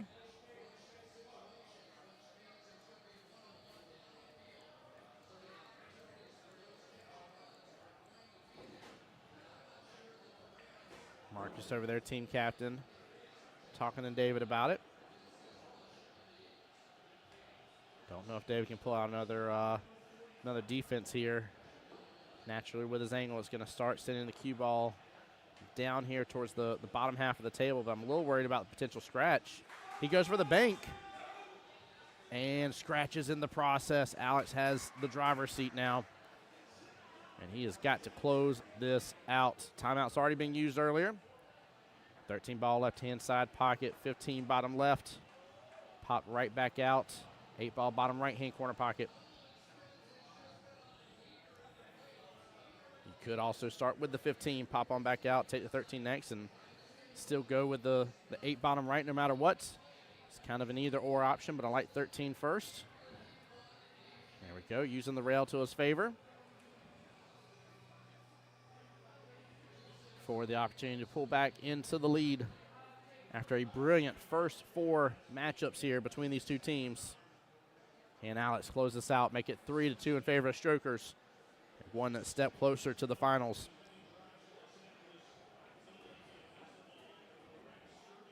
Slow down cue ball. He set himself up for good success for the 8. A little more distance than he had to get, but a good angle on it.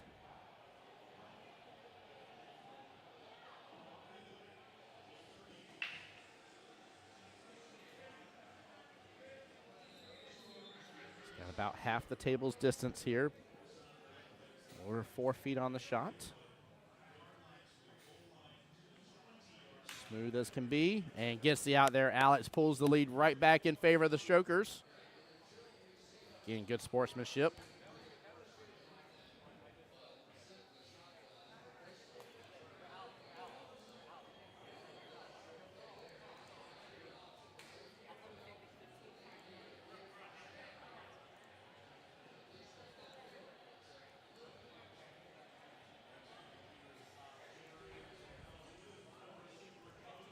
All right, Daria and Marcus back to the table.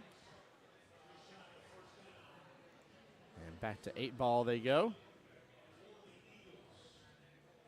And then we'll be on the last and final rounds of battle here.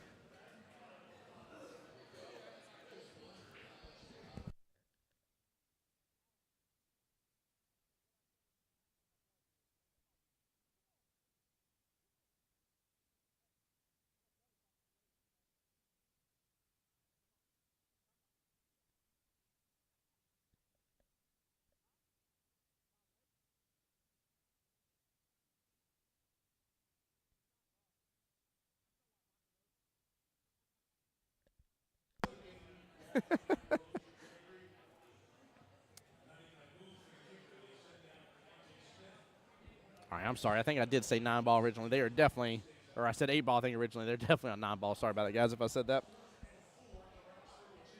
It goes 8-9-8, and then 9-8-9 for the second round of battles, and then we switch right back up.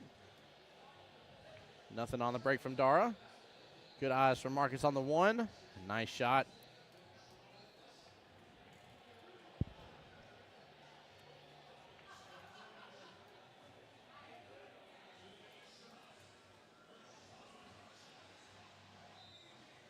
Marcus trying to affect that the 2-ball from moving around too much.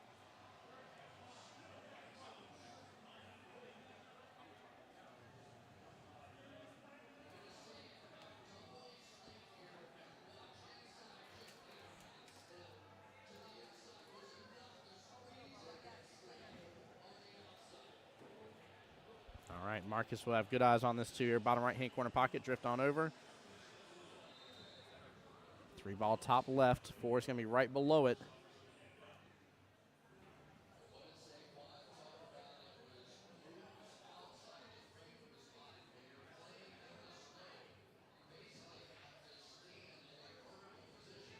And a nice shot. Because of the angle here, cue ball naturally is going to the right. Marcus is a fast shooter. Dara's got to be cautious not to match the tempo and let it throw off his tempo. 4-ball has a little window past that 7. 5-ball has a good shot, left-hand side pocket. Marcus may have left a little run here for Dara. Good battle between these two as well. It's been nice to see these two play against each other.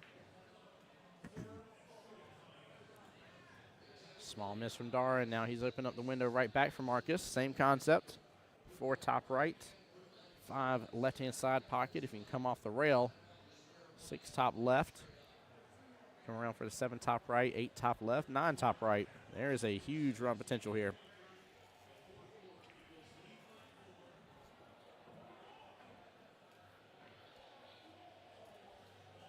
See Marcus go after this 5-ball. He's going to try and hold it and clips the pocket points from trying to hold it.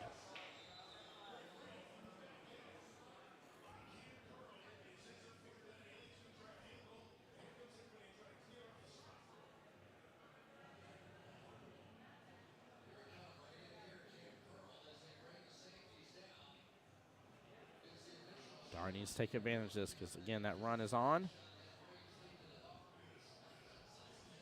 It's like the English took effect.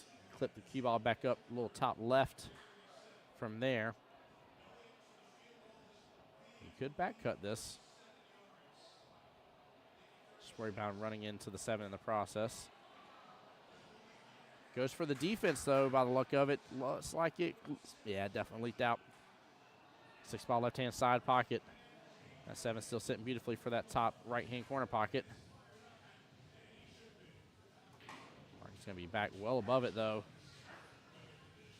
Similar situation as what Dara just went through.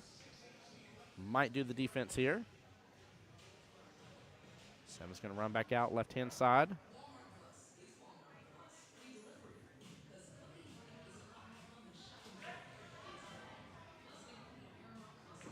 Dara has his work cut out for him. Marcus playing smart.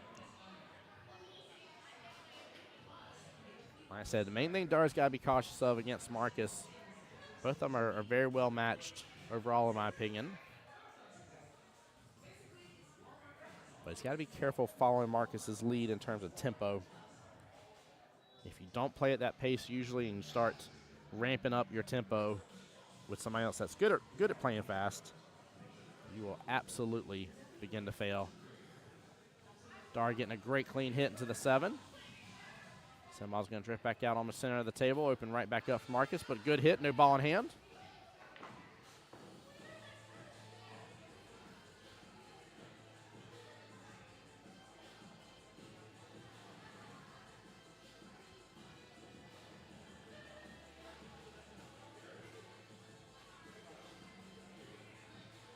Looks like he may have clean cut this in, and he did. What a shot by Marcus. Well played.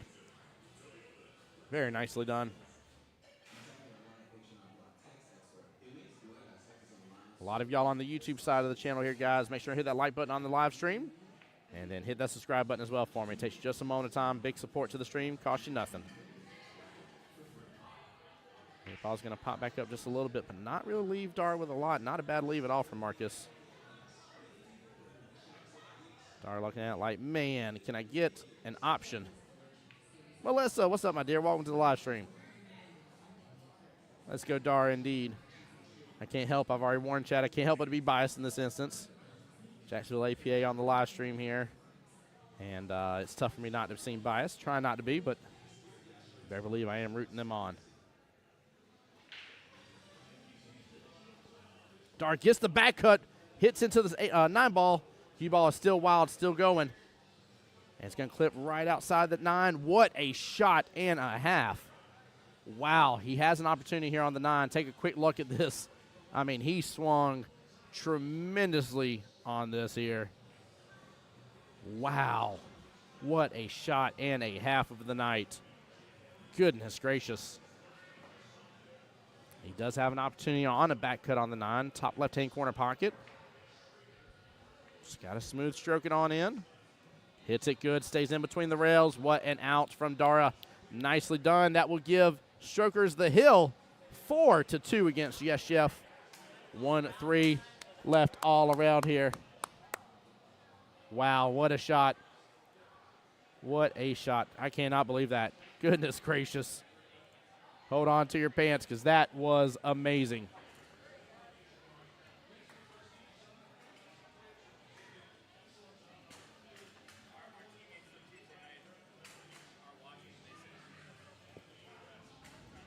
Let's go indeed, right? Carla and Josh back to the table. Back in regular rotation, 8 ball, then 9 ball, and then 8 ball. 3 racks left at most in potential. But Strokers only win one of those 3.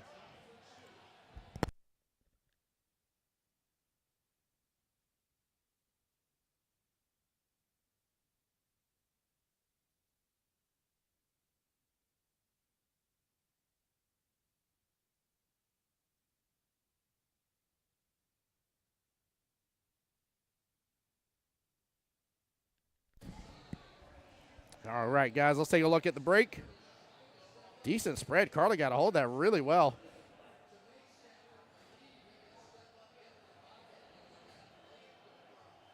Looks like it will be a stripe, if I'm seeing this right.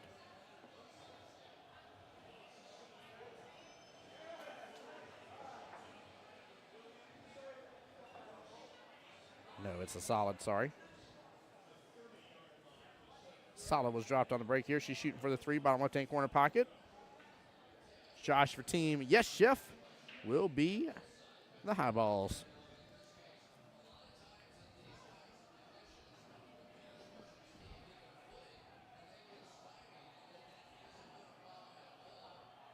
For those that are not aware where we're at in the money side of this, no matter what happens here for either team, one team will be leaving here with $700. The other one will be upgrading their prize package and guaranteeing themselves $1,500 bare minimum with the opportunity to play for $3,000 in the finals. Yes, you heard me. $3,000. That's 30 Benjamins. We're talking about big bills here, baby. Buffalo Bills ain't got nothing on them big bills. That's what I'm talking about. Carla back to the table. Bringing out the bridge, looking at the 2 ball, bottom right-hand corner pocket. Daria is beside himself after that shot. I still see the excitement in his face after that as well. Very, very well done. He should be excited. Oh, Carla going for the defense here and finessed it right to that corner pocket, but didn't drop it. Smart shot. Defenses win championships. We talk about it all the time on stream.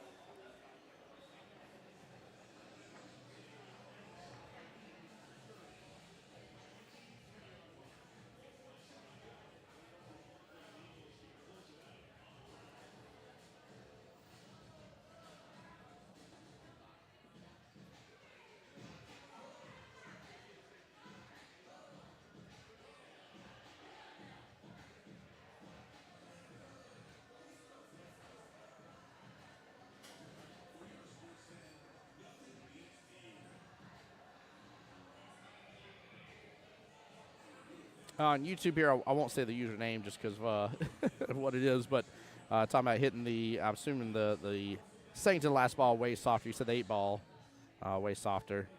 And saying he got lucky, ended up there. He had to thin it pretty good. Now, I'm in a slight agreement with you, a little bit softer, but he couldn't hit it too much softer. I mean, he had to hit it so thin, and when you're so thin, you don't have that energy pulling over on the shot. And I think you would have risked, realistically, I think you would have risked that the ball would not have went over. But I do agree with you. I think a full-on notch off of it still could have gotten the same result.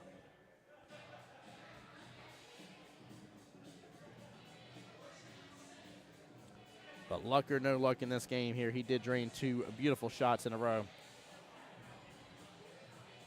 And has now brought his team to the hill.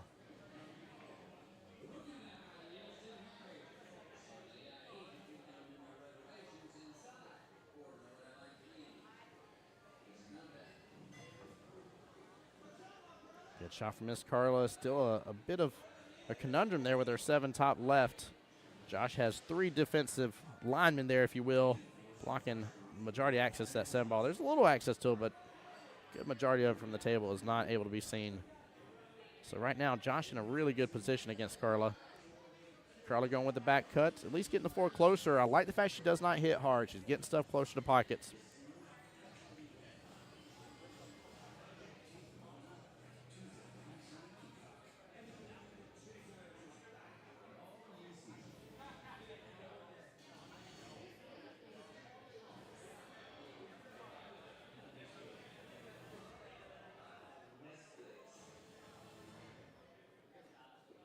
What a shot. Nicely done by Josh. Way to handle that. Being super up close to that stripe. Has the side pocket again open up. There you go. Nice back-to-back shots from him. Very well played. I was about to say he has eyes on that 11 to go top left. Overcuts a little bit. Adds just one more to the defensive linebackers, if you will. Blocking all of well, again, almost all of Carla's eyes on that 7 ball.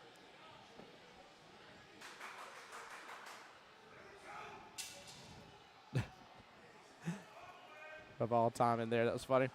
Guys over there watching the football game, clapping and saying, way to go. And then one of the pool cues over here gets knocked over by accident.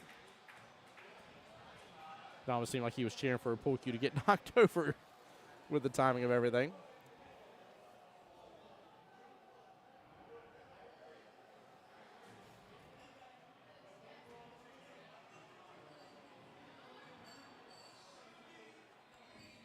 Like I said, I slightly disagree with you. I do agree he could hit a little softer, just not way softer, though. I think that's where I'm getting hung up on the difference from the gentleman I'm talking to on YouTube. Again, it was a very, very, very thin hit in order to make it happen. Carla getting into the one area she can actually see and have eyes on the 7 where Josh's blockers don't matter. Good speed. Oh, she takes over the pocket pretty well.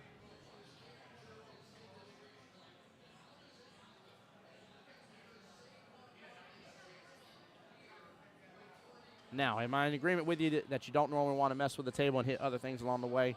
Please note, I definitely agree with you on that. Like I said, I think we're to an extent semantics with our opinions about the shot.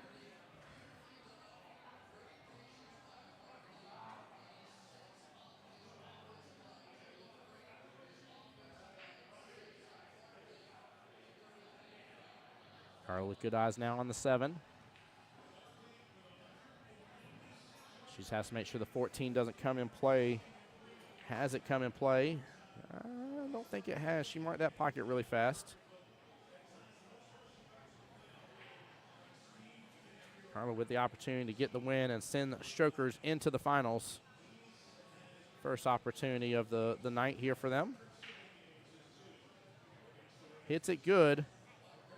But, yeah, that 14 was definitely playing blocker. Josh has got to play smart here. He's going to have eyes on the 14, no problem, but he's got to be able to figure out a way to play defense. The issue is he's got 3 balls just clustered up poorly that are going to cause him some issues. Not a lot he could have done. There we go. He gets the breakout, bumps the 8 out of the pocket.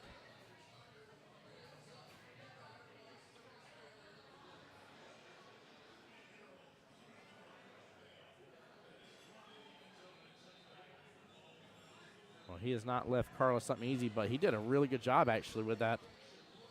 Actually worked out very well.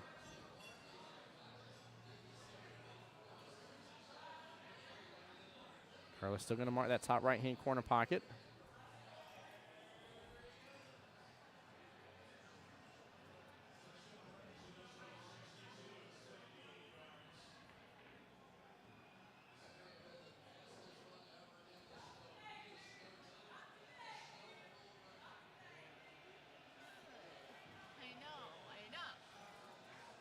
Good speed there. That cue ball stripped in that top left-hand corner pocket, though. That was the issue right there.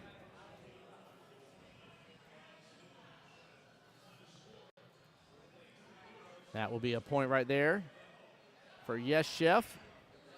I'm a little surprised. I don't remember if Carla had a timeout that rack or not, but I'm a little surprised the timeout was not called on that shot. So the gentleman on YouTube, if you give me a different name, I'd love to refer to you differently. I hear what you're saying. You're saying that he didn't have to hit it that hard. He got lucky, didn't scratch somewhere. Definitely did get lucky, didn't scratch. He let the cue ball loose because the amount of energy transferred with him thinning the object ball as much as he did, right? And he had to thin that object ball tremendously. What was the situation here? Let me see here if I can. So he's somewhat, yeah, he's on the right-hand side of that thinness. Now, did he get lucky with, not scratching the process? 100%. I agree with you. Right, it's going to play it one more time, guys. Don't mind it. But, again, he was on the right-hand side of that. So, good try from Miss Carla, though.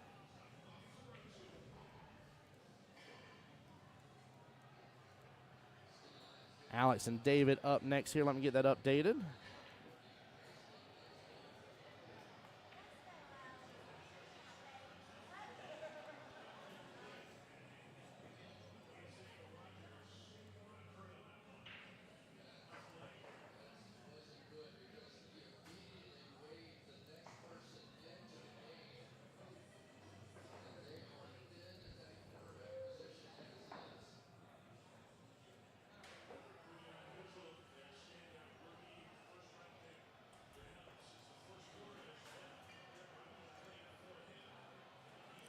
All right, 1-2 left in the race. Yes, Chef may be able to climb their way right back into it.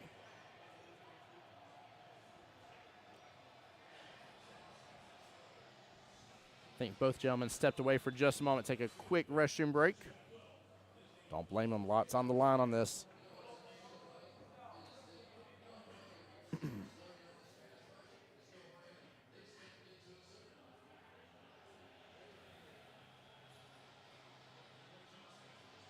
We'll see. This may come down to another hill thriller. David's going to see what he has to say about it.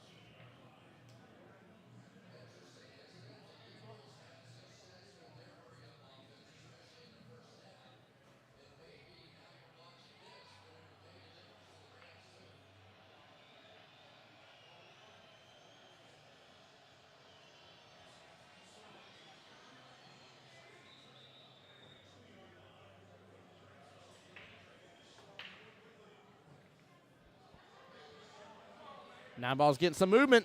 Ooh, towards that right-hand side pocket.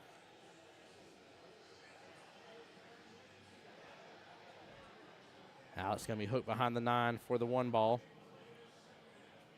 1, 2, and 3 here towards the bottom half of the table. 4 sitting right above the cue ball. 5 sit close top right.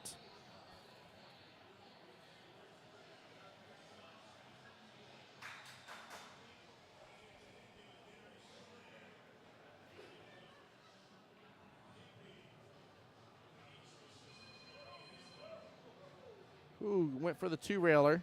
Good try from Alex. Ball in hand to Mr. David.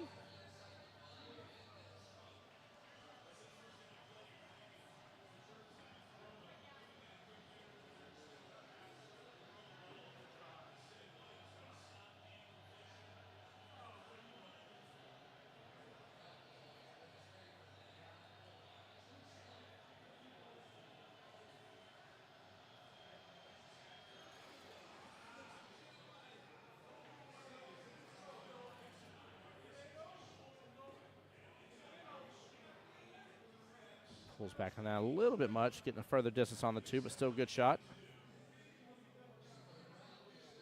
David in a good driver's seat. Real question is about the 4 ball.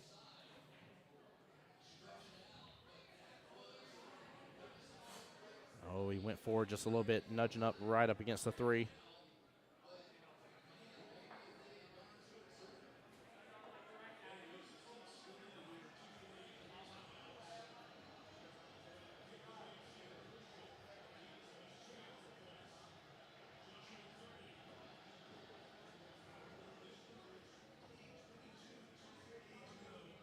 All right, David going at a nice angle. Should be a good, clean hit. Question is 3 going to end up hitting the 6 in the process? It will not. It'll nudge right upfield. That will be a good hit. Not a bad leave at all. Very well played by David.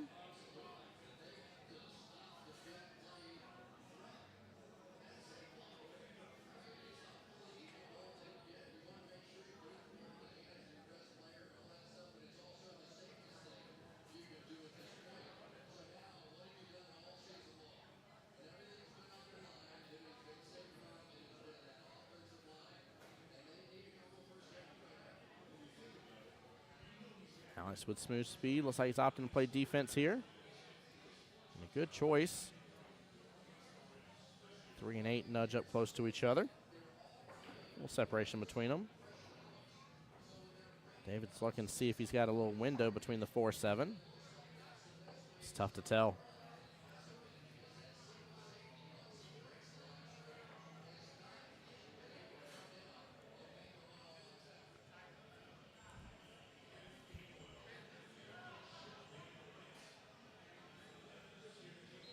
Ends up hitting the 4 in the process. Good try, though. Ball in hand to Alex. He was left in a bit of a predicament on that one. That was not an easy one to go after. Good try by Mr. David.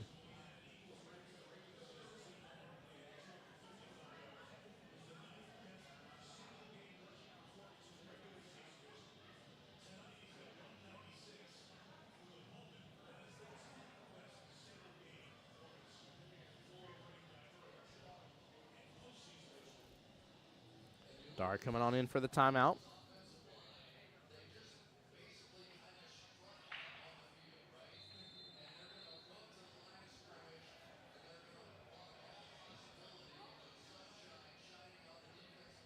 Looks like he's telling him to go and swing for the early 9. Yeah, that's definitely what he's telling him to swing for.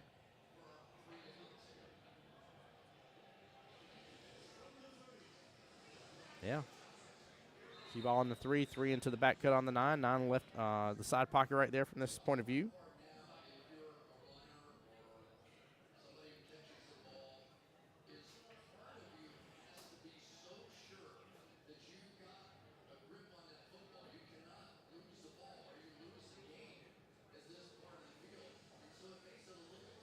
It's actually kind of nice that he's as close to 3 as he is, but got to be careful about the scratch there, and he gets it. Strokers moving on into the finals. Jacksonville APA running away with it. Great job here, and amazing showing from Team Yes Chef. Got to give them mad props. Only being able to run the same lineup the entire weekend here. Their skill level 6, Marcus David, who we just saw on stream, skill level 5, and Joshua, skill level 4. One of the Tallahassee teams. So no matter what in the finals, we will not have 2 of the same APA leagues in the finals, no matter which way it runs now. So way to go, Strokers, though. Very well played. All right, guys, I've got to get some cameras moved over and get ready for table 1 to find out how the other table is rolling. So bear with me for just a moment. I'm going to leave the mic unmuted. They're only playing the football game in the background. Big congratulations again. Nice job. Good timeout. Yeah, good timeout there, Kareem. Very much so. Guys, stay tuned. Don't go anywhere. Finals will be on the stream. Stream is still going. Kelly, I'll definitely keep it over there. I'll have to move the camera here in a moment, but it will be in better position here in just a minute when I do so. But bear with me here, all right, guys? But I got you, Miss Kelly. Not a problem.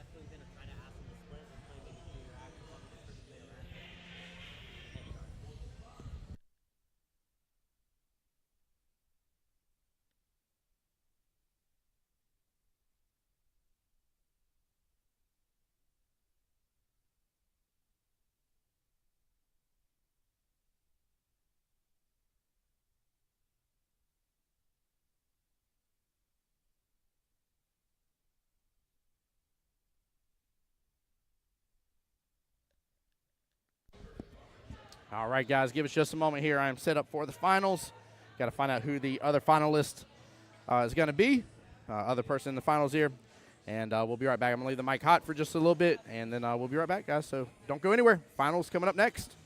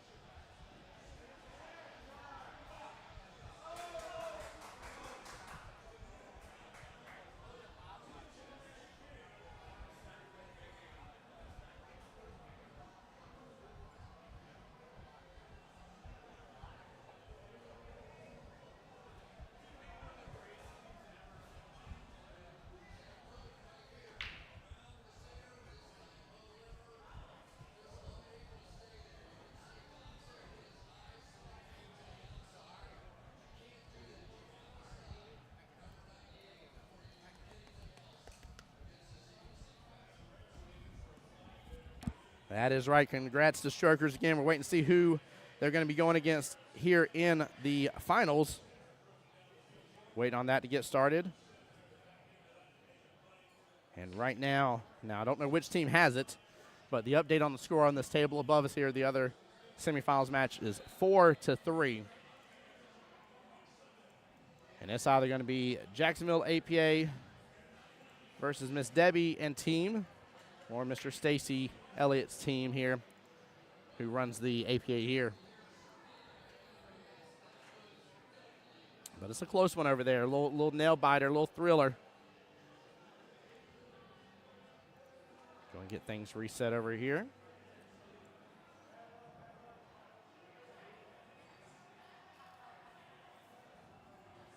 Now, I do not know the official lineup, but I'm just going to get things ready to go.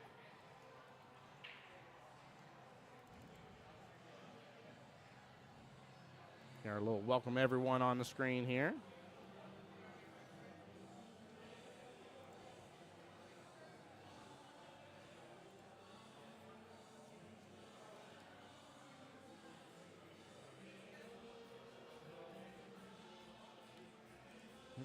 Do.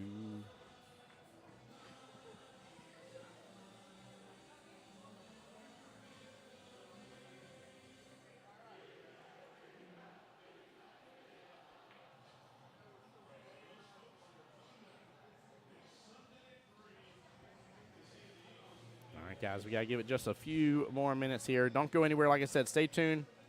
Keep it with the live stream. Get it shared out. Show the love. Show the support. And then we'll be right back with everything here very soon. I'm going to keep the mic hot, okay?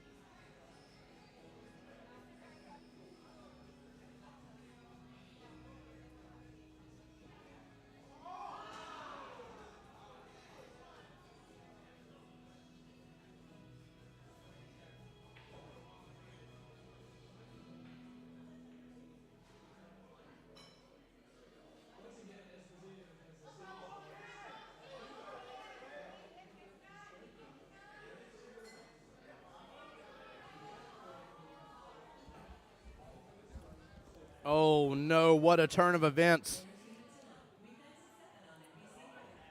Oh, my Lanta. The gentleman from Team Why Am I Yelling Does not pot the 9 ball. Oh, no. And she picks it up thinking it's ball in hand, and it definitely was not. Oh, my goodness gracious. This is why you always check to double check, triple check to make sure it's ball in hand, guys. Wow.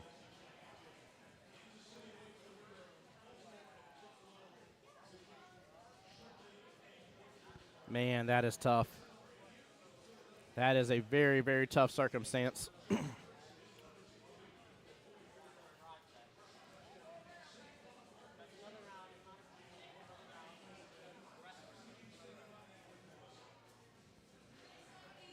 Well, looks like Team Why Am I Yelling is coming into the finals. If I'm seeing this correctly, we'll double check. But Kelly, feel free to correct me here.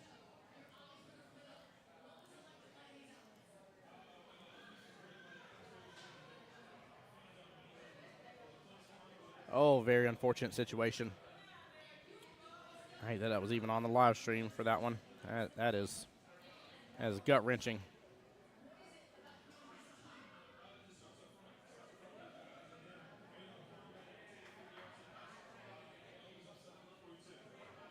Sorry, guys, trying to get this realigned a little bit here.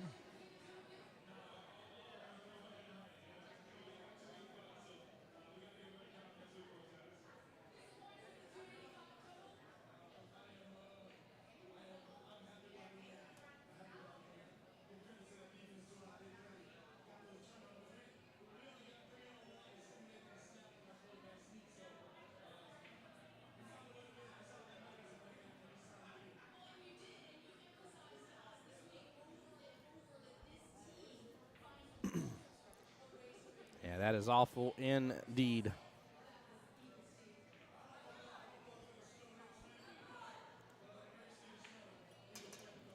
Well, guys, while we're waiting on the finals to get started here, I do want to give a couple of quick shout-outs. First and foremost, Mr. Stacy and Kelly Elliott, league operators here in Tallahassee, for running the Southern Shindig. Ted being here as well as Miss Debbie, running everything, helping make sure everything ran smoothly. Shout out to the volunteers that helped referee as well throughout the event. Huge shout out to my personal sponsor, Threefold. Again, without them, this equipment wouldn't be here for me to do this job with you guys and hang out. Also, huge shout out to Zingales for the beautiful, wonderful pool hall here. Very well maintained, wonderful place to be, guys. If y'all ever get a chance and you're in Tallahassee and you haven't ever stopped by Zingales, come on by, get one of their Z-Bowls, tell them Tim Jones, the Voice Jacksonville Pool, sent you. Come on by and enjoy it. We're waiting to see what's going on here between the two teams to get these finals started. So bear with us for just a moment while we wait on them to get situated. And we'll get this started as soon as possible. But we ain't leaving here till we got us a winner. What's up, Sarai? Hi. You want to talk to the people? No? Sarai says she does not want to talk to you people. Okay? Especially you, Melissa. Melissa Mustafa. I'm just kidding.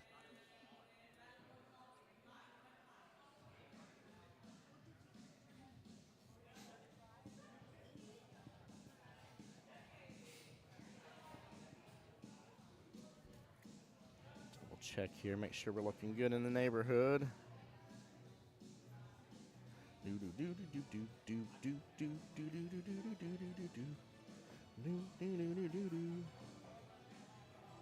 going to zoom in on Dara there. The mind behind Stroker's team here. Captain Dara. Captain Dara. All right, guys, let's find out what's going on here. Give us just a moment. I'll be right back. Going to get the skinny on this situation.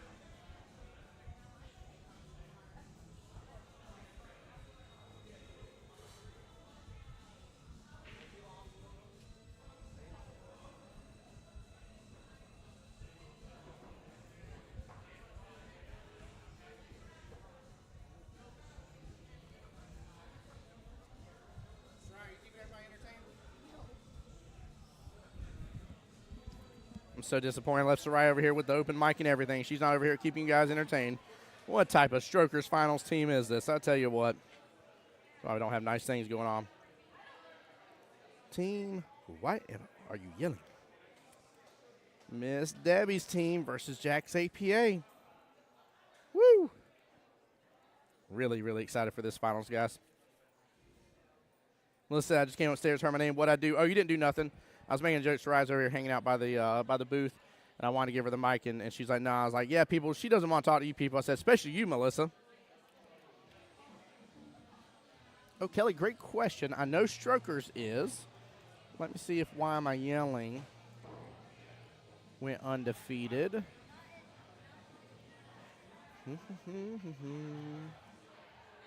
They did not. They came in through the one-loss side bracket. Yeah, they came in through the one-loss side bracket. So, no, both teams are not undefeated. Strokers is. Strokers has remained undefeated throughout the entire battle here. In fact, took on Ronald's Rugrats, took out Just Cut It. Let's see, Slop Shots, took out Just Cut It again. Knocked out Lucky Charms. Y'all saw the last battle with Yes Chef. And here they are taking on Why Am I Yelling? Melissa says, hi, Soraya. Oh, she's getting called by Dar. I'm sure she'd say hi back. I can't do a Soraya voice, or else I'd try to imitate for you there, Melissa.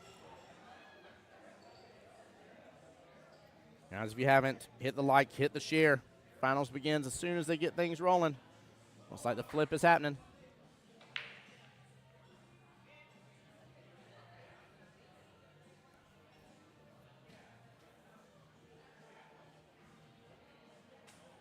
Ooh, off the table for the coin toss.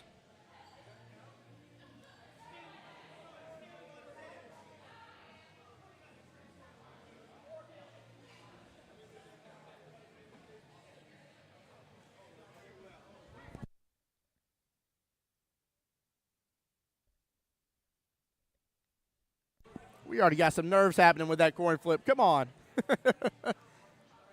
All right. Either way, you lose here, guaranteed $1,500 cash money. A win here gets you $3,000 cash, ladies and gentlemen. 2025 Southern Shindig is coming to a close here after this battle finishes.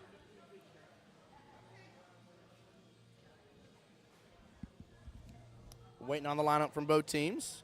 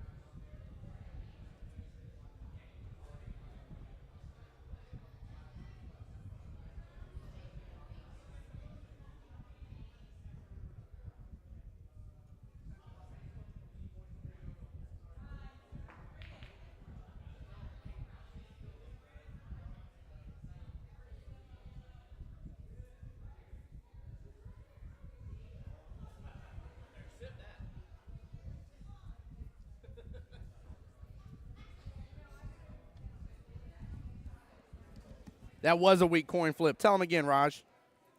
Tell him again. What a weak coin flip. Goodness gracious. I'm waiting on the lineups. We called your coin flip weak, okay?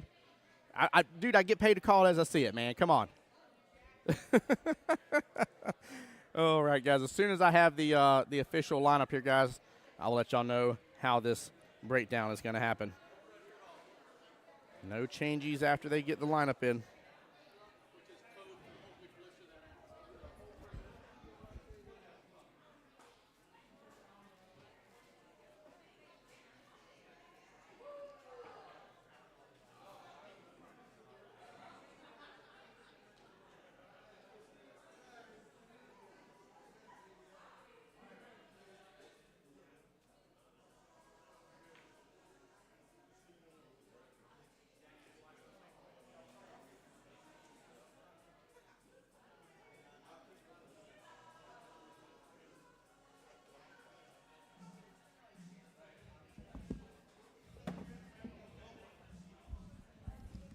All right, looks like we're about to get things going. 3-5-7 is the lineup for Why Am I Yelling? 4-4-6, same lineup they've been running, well, almost the whole time that I've seen. Miss Carla will be up first, and she'll be against Dee Dee here.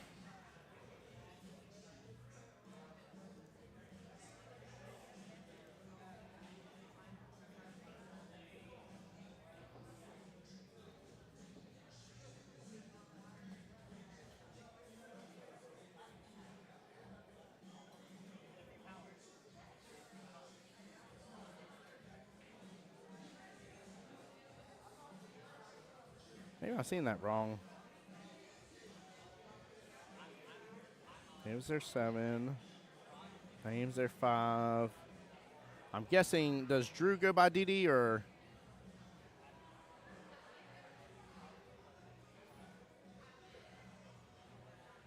Chat, feel free. Kelly, if you're still in here, feel free to correct me on that. I'm guessing that's what it is. That should be Dee Dee on the left. Ba-dum-bum-bum-bum. Boop, boop, boop, boop, boop. What a good lag. Carla says she wants that break. Welcome to the finals, ladies and gentlemen. We are underway. I did not hear from either team saying anything about a split or anything special here in terms of a shorter race or anything like that. Seems like both teams are going to play it outright. Miss Debbie over there says, yes, Drew is the – okay, perfect. I figured as much, but I don't know people's nicknames here, so I just want to make sure. And don't go butchering people's names on live stream. Don't have a tendency to do that, but it's happened a couple times. So Dee Dee, let's see here. Naeem and Dave will be the line. 3-5-7. Both playing with the, well, skill level 14-15 range, so both with a 5-5. In terms of the race, few balls separated. 7 still rolling. Loses his energy right outside that bottom left-hand corner pocket.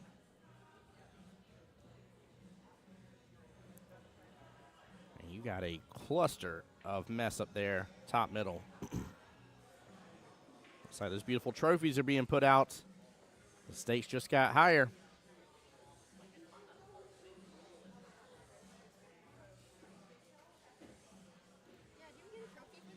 Mm-hmm. That you do. Good try from Dee Dee here, wanting the solids. Open it right back up for Carla.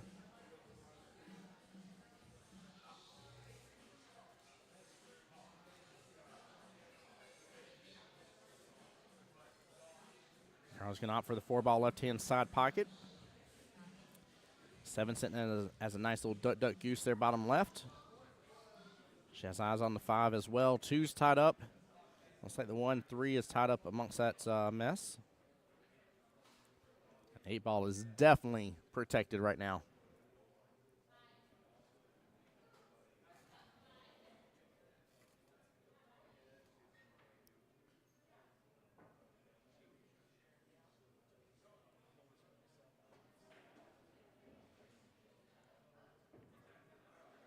Hey, Landon, welcome to the live stream, bud.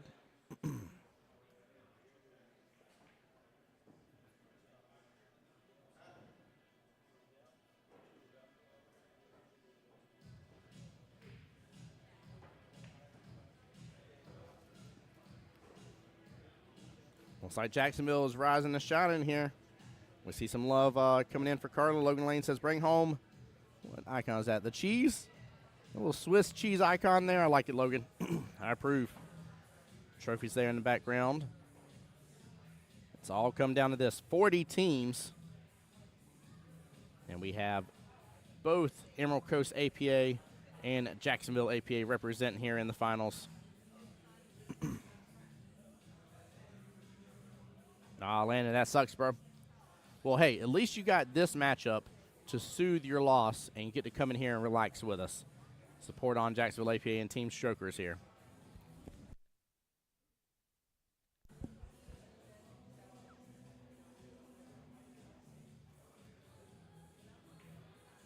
DD with a good long shot here on the 15, coming close that top left-hand corner pocket.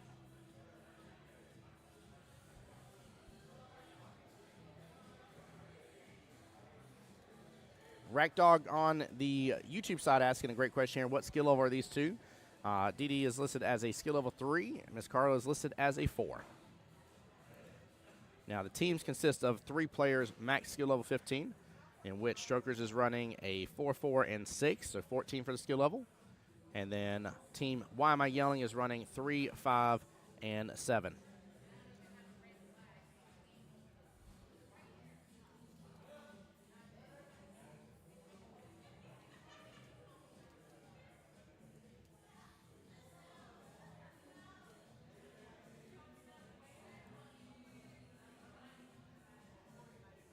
Yeah, that's the Panama City crew, Samantha Shea.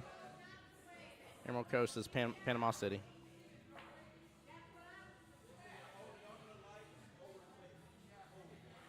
All right, looks like we got a call to get a shot watched. Mr. Ted coming on over.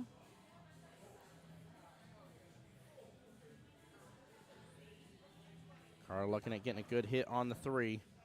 Looks pretty clean to me, but we'll wait for the call. Ted gives 2 thumbs up. Nice job, Carla. Well played. Miss Debbie, if you're still in there, I know you're over here somewhere. Don't hesitate to come on this live stream if you want to come say hi. Give a shout out to all your people.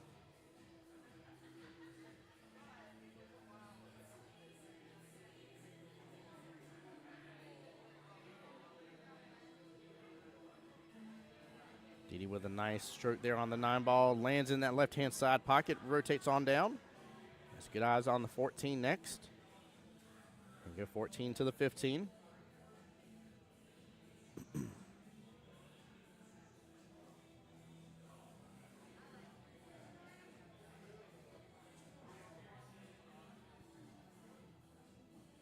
Guys, I would love to remind you as well, gotta keep in mind this has been a good, long weekend event. All these teams have went through multiple matchups to get to this point. This has been hard fought from everybody. And on these beautiful but very tough and difficult 9-foot diamond tables. Not an easy playing field in the least bit. But I will say this much. Looking to what 2026 has for the Southern Shindig. This has been a great event for sure. Overall, well played, well maintained, great place to have it. It's going to be a good hit from Miss Carla on the 3.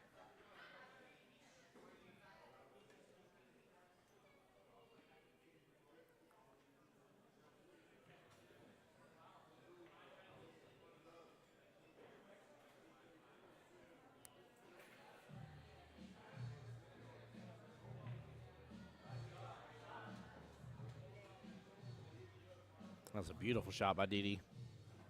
Good long distance shot. She's got herself hooked up a little bit behind the 2 ball. Just don't know how much of that is blocking her view from at least getting a clip in. Yeah, I don't think it's blocking her at all to be able to slice into these. Don't let that 10 get back up with the 8 and then the 15 by the look of it. Good shot. Nice defense there.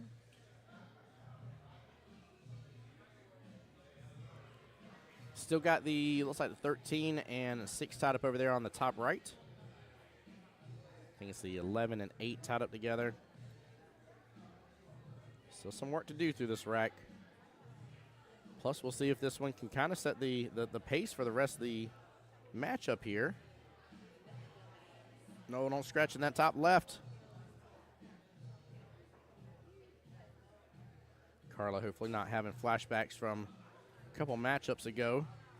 And that scratch from the 8 ball went in that same top left-hand corner pocket.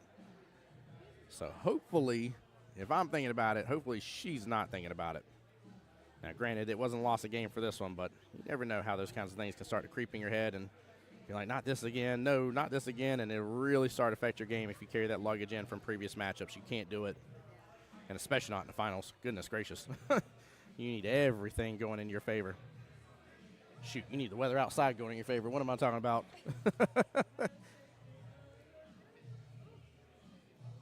Dee Dee has a really good position, guys. Look how low and level she gets on her shots, too. Really good smooth stroke.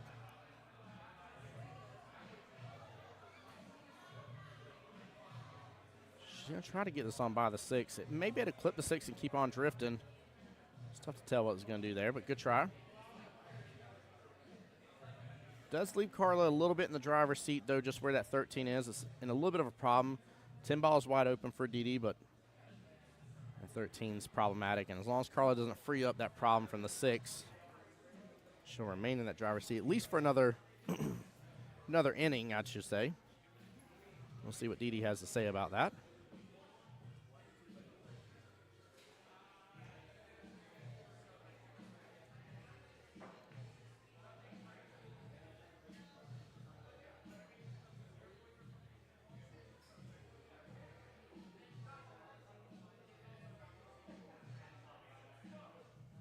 All right, looks like Carla's opting to play defense here.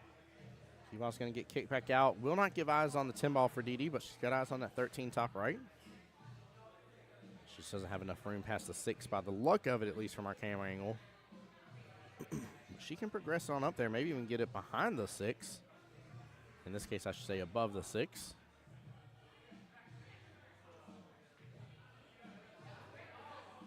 Oh, no, she hits the 6 fully. Oh, very unfortunate. Love her attitude, though. Great smile about that situation. Carla's trying to figure out what happened, but Dee Dee's telling her she hit nothing but the 6 and made it. Plus side, I mean, realistically, that 6 is out of the way and leaves those 2 balls to be able to go there in the top right-hand corner pocket if she wants in some form or fashion. Obviously, I don't think she's going to go after both up there, but we'll see what happens. That 8 does have enough room for that top right, so Carla needs to be working back from there to determine how to get back up that top left-hand quadrant. We may see a timeout get called here. Dara sitting by the sidelines. I see him getting, yeah, he's coming to the table right now. He does not like that 5 first.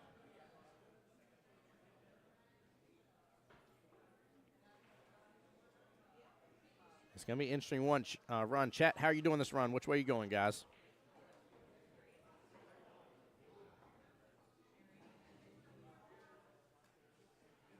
Yeah, he wants that 8 top right-hand corner pocket, no doubt. Talking to Carla about the run.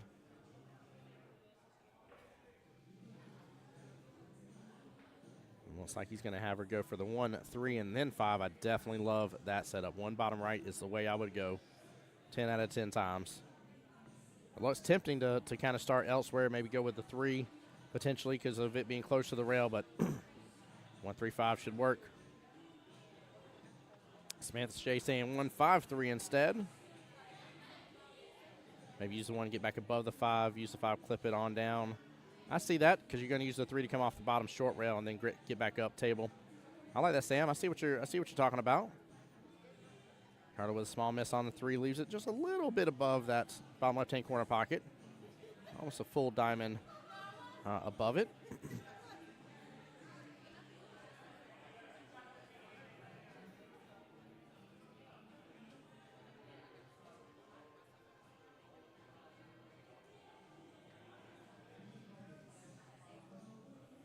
All right, Dee Dee taking a look here. Don't think she has eyes on the 13 at all because of where the 5 is, so she's going to shoot the 10 top right. Gets a hold of it. Cue ball is going to end up on that top short rail.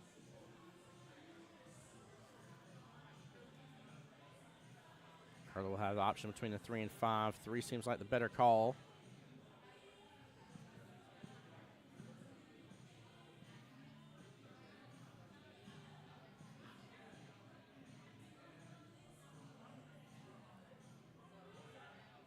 If she wasn't against the rail and didn't have to hold the cue ball where the 5 is almost for the 3 to make it easier, I would like to go after the 5 first just for a closer shot, but good speed, but she hits a little bit of the right-hand side of the 3 ball. Flips the 5 in the process on the way back up. Kareem over here says, let's go, why am I yelling? I don't know why you're yelling, but you need to simmer down in chat. Stop using caps lock, my friend. Getting a little intense there. I'm just kidding with you. Sarai's laughing at my silly dad jokes here.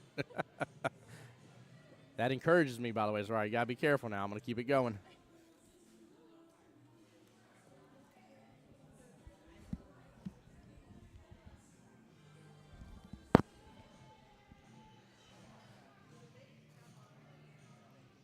Didi with a tough cut here for this last stripe off the top short rail. May not be as feasible. That is a very, very, very tough cut. She may be better playing defense, but I'm a little worried about her playing defense because I think she's going to open up an opportunity for Carla either way. She's calling for the timeout. Let's see if they give it to her. They do.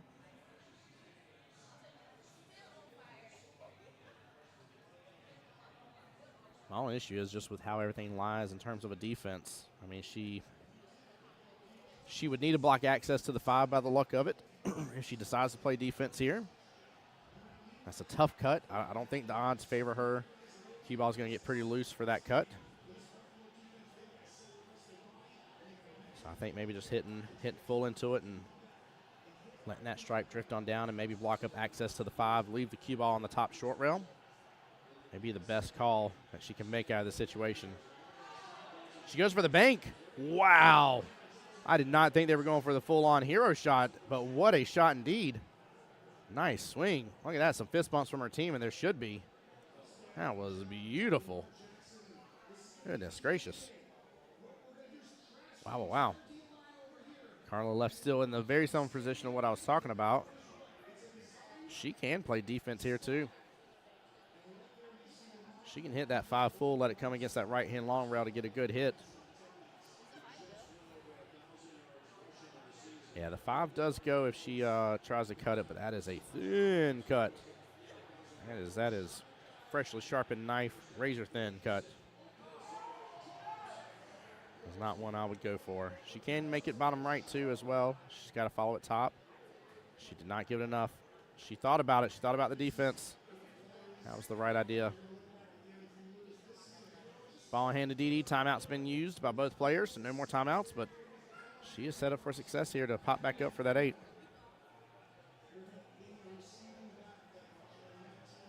As long as she doesn't hit this dead on, she needs a little bit of angle here. Oh, she almost did a little bit of a rolling forward shot. She has taken a super long distance shot now. Still doable, just tougher. Looks like they got like a magic 8 ball as the pocket marker. What is that? Chat, does anybody know? Let me see here if this gives us a different view. It looks like a magic 8 ball. I wonder if she shook it up and asked the magic 8 ball if she was going to make this shot or not. That would mess me up tremendously. I'm like, magic 8 ball, I'm going to make this shot? No. Likely says no, and I'm like, oh, Lord, I'm going to miss. That's good speed. Barely misses it. What a good shot by Didi. All pressure back to Carla on this one. You've got to run with it. You're not hiding the majority of that shot. Now, the only issue I have with that shot where Didi has left that is, twofold. The problem is that if Carla can get the run out, she'll have great opportunity on the 8. It's sitting as a nice little goose. The other issue is that when Didi comes back to the table, be very cautious. Do not follow the 8 ball in. Please don't follow the 8 ball in. I don't want to see any scratches on the 8, anything like that. Cream over here on the Facebook side saying, let's go Didi. Let's go Didi. You got this. I can't hear Didi without thinking two different things, either Kirby or thinking Dexter's Laboratory. One or the other.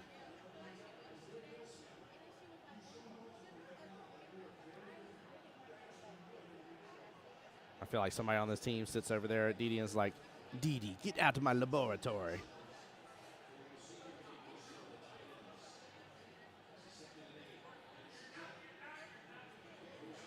Jesse, I don't know the counties over there, so I don't want to misspeak if chat can correct on that one way or the other. I know they're part of the Emerald Coast APA, but I'm not familiar with the counties. Good attempt and speed from Carla on that. I like the confidence in the shot and definitely would have left her on the left-hand side of the 3 to go after it. Didi marking that, and actually this is a good position for her to be in. She can hit the right-hand side of that just a little bit. Still the potential to follow it, but I don't think she has as much potential here.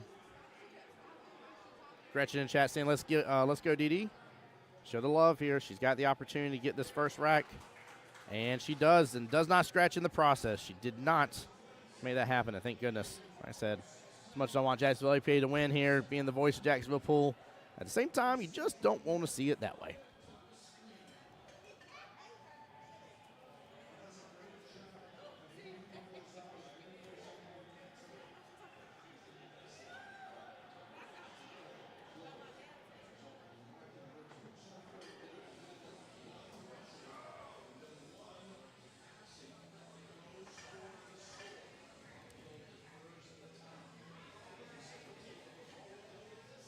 All right, Neem up next with Alex here.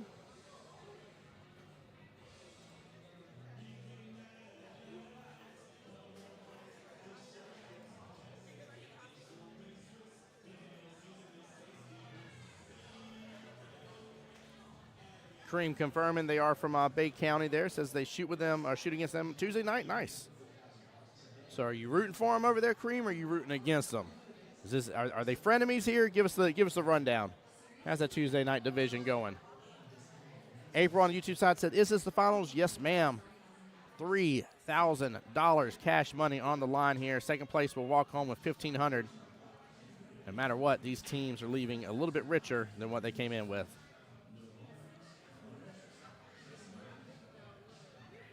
It's like a decent spread. One towards the bottom left. Two has eyes bottom right here. Actually a pretty good run. Three ball all the way top left. Gets a little antsy going from the 3 to the 4, but Names should be able to rock and roll a little bit.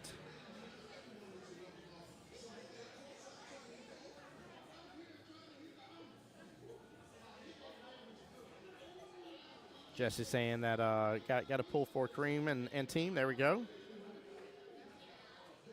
Or got to pull for name. I'm sorry. Forgive me. Gretchen over here says, all the love for Why Am I Yelling? Keep showing the love, guys. Keep showing the love. I said, y'all can't blame me for being biased, though, okay? So nobody yell at me for that one. I'm trying not to be, but you can't sit here and blame me a little bit. Oh, he poked that a little too rough. That may not be a bad leave, though. It looks like it's just a little. Yeah, it's just a little above that side pocket. That makes that back cut in there a little tougher. Now this is going to have to be cautious for the scratch here. He's got such a deep angle on it, and I don't know if he can still get enough top. Usually in this instance, you'll use top when you go for the top left-hand corner pocket, but you'll use top on the cue ball, and you hit it slower so that way the top has time to push the cue ball forward as it's drifting that left-hand long rail, and you avoid that side pocket for the scratch. But if you hit it hard, it's going to go in that left-hand side pocket regardless. Yeah, he hit it full instead of hitting it to slice it. Almost getting a little love on that 7 ball. Cream says, well, right now they're not enemies. They are definitely friends now on Tuesday. It's a bit of a different story. I like hearing that story. APA is all about that, right? Have fun, play pool, meet people. Main thing is have fun, and I know these teams definitely are. Wild 9 getting loose here from Neem. Like it. I like it. Nothing wrong with swinging at some of these. Just don't leave it hanging in the pocket for your opponent, that's all. That's my worst nightmare. When I go swinging for early 9s, I always leave it hanging for my opponent. I'm like, I just hate it. I don't know why I swing for it. Good smooth speed here from Alex. Gets back down halfway mark on the table and is below the 3. That's good eyes to get that 3 top left-hand corner pocket. Hopefully doesn't get hooked up behind with the 8 in the way.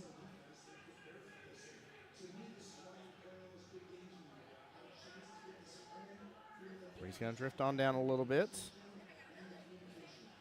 A little bit of a tough leave. They're on in a little bit of alignment here, and I don't know if he has enough room to clip that on by to get into the side pocket.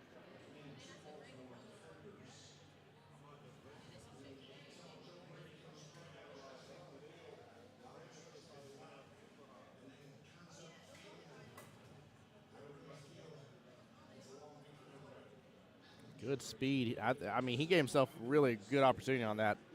He was very, very close. I feel like he just had to thread the needle a little more, but that was a tough shot. Good try.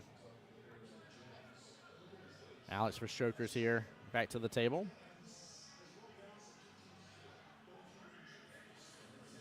Definitely easy eyes for the 3. Shouldn't do anything crazy, but get a little bump up on the 7. They're calling for it to be watched. Shouldn't need to be on this one.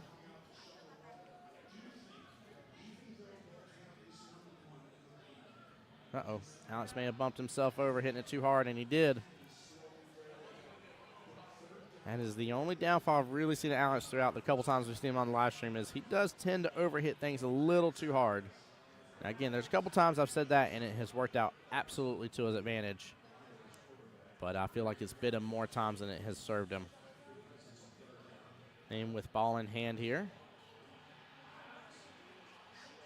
Make sure you give yourself the distance when you have ball in hand on this. If you want to roll forward, the closer you get to that object ball, the less it's going to have time to be able to continue its progress forward. Remember, it takes time to develop shape. There we go. Good smooth stroke. Good eyes on the 6. Going to have a little work to get back for the 7. I'm a little worried he's going to end up getting blocked over here.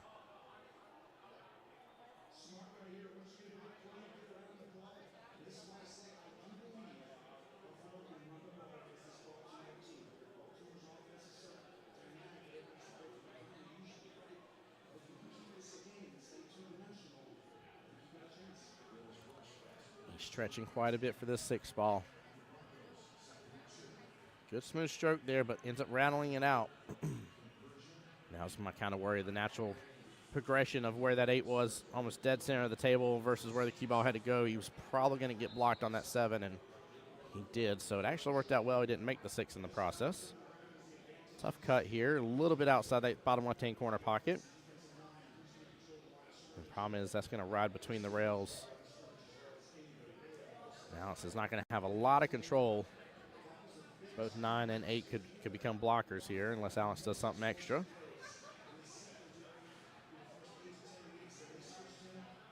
Goes for the cut. It's going in between.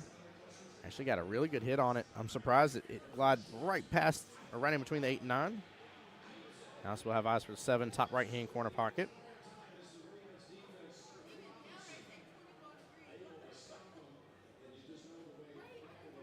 Can't tell if he's going to end up putting bottom on it or not here. He keeps, well, he's changing which way he's going. A little worried about that scratch, top left-hand corner pocket.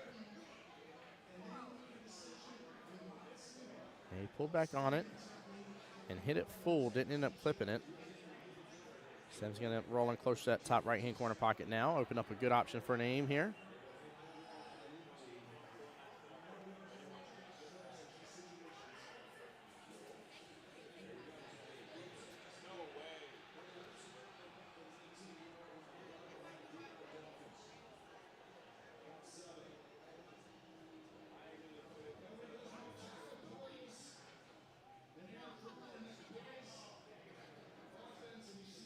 Good try from Naeem here. Downfall is he left it right outside the pocket for Alex, but good attempt.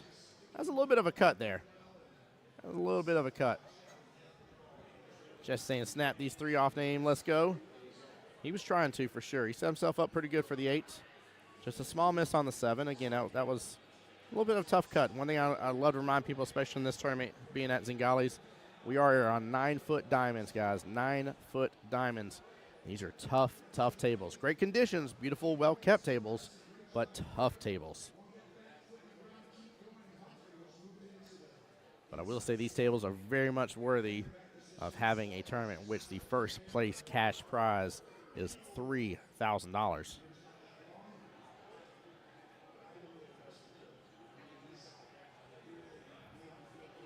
Dara talking about the opportunity here.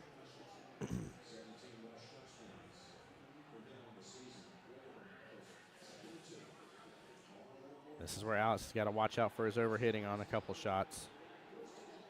This could come back to bite him on it. He's got to be careful.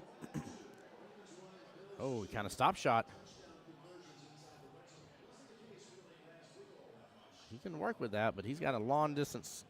Well, a long cut, I should say. Not a long distance, but a long cut. 8 balls almost center of the table. That cut all the way to that left-hand side pocket's pretty good distance.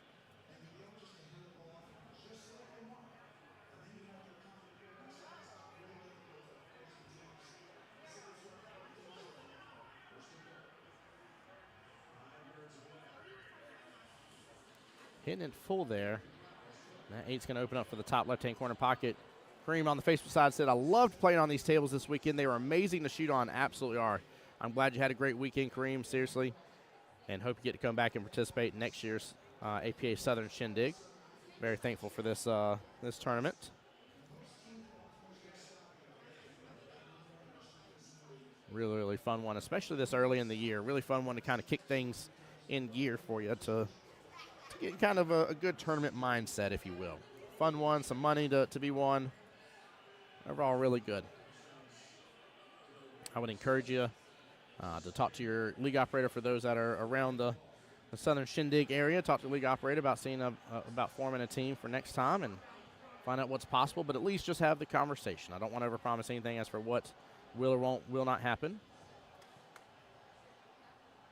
Well, unfortunate leave here from name.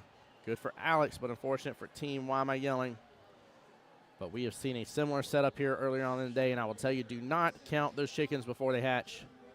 Alex will be stretching for the shot. I've seen people mess this up before. But if he can get this, we'll tie right back up 1-1. And that's exactly where we're at. Good out and good matchup between these two. Dara versus Dave coming up next.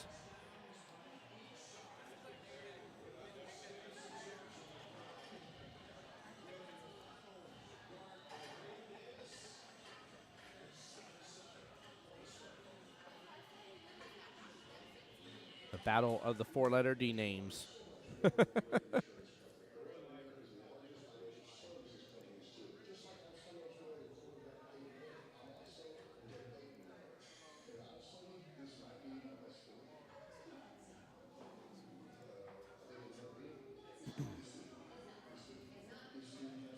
Now, if I remember correctly, David was one that I saw against our own Jack Sharks. I really, really liked the way he was showing a lot of really good sportsmanship, good compliments between him and Nick Osborne that was playing on that team.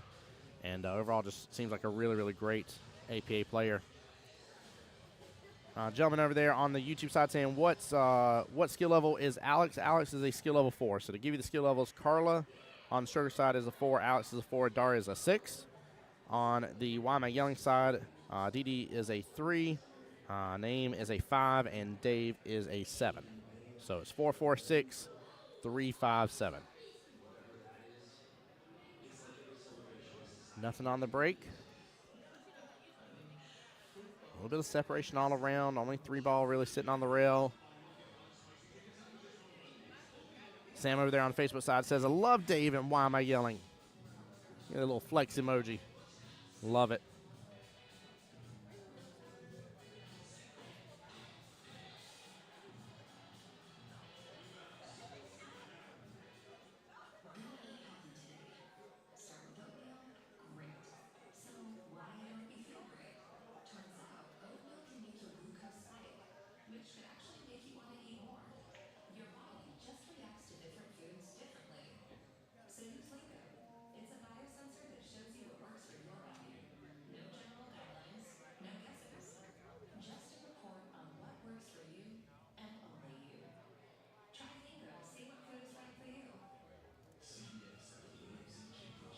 Sam, yes, this is the finals.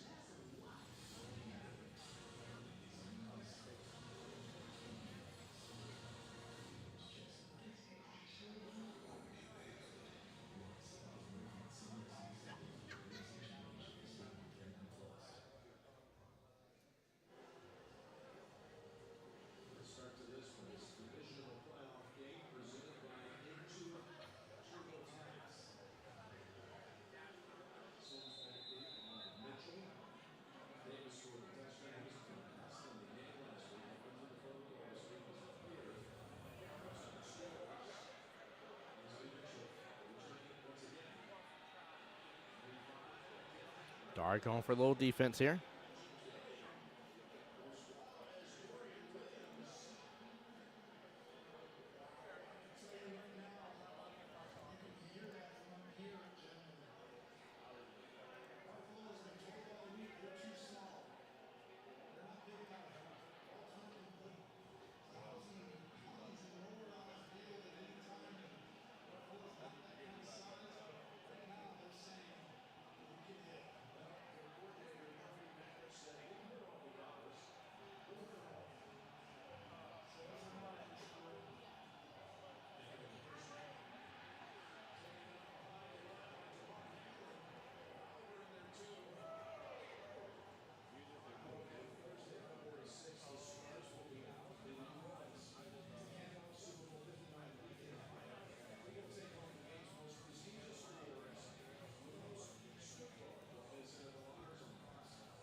There we go, Richard. Show the love, show the love.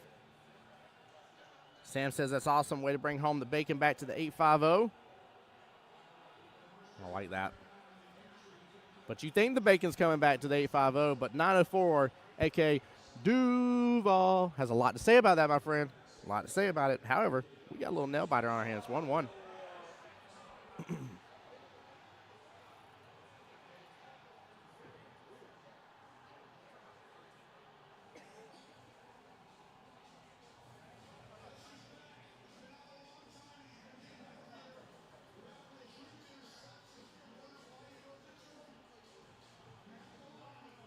Talking about it earlier here, just to reiterate again. Yeah, I'm fairly certain it was Dave that was playing. Maybe I'll have to double check the lineups here, but I'm pretty sure it was Dave that was playing one of our other players. And like I said, he was just really, really kind. Love the sportsmanship. Overall, really good positive attitude. So I'm interested to see how this matchup goes. Again, Dave is the 7 between these two. Now, I don't know, unless somebody from the Emerald Coast side can confirm. Is Dave one of what I call Super 7? Is he a 7 and 8 ball and a 9 and 9 ball? I would love to know.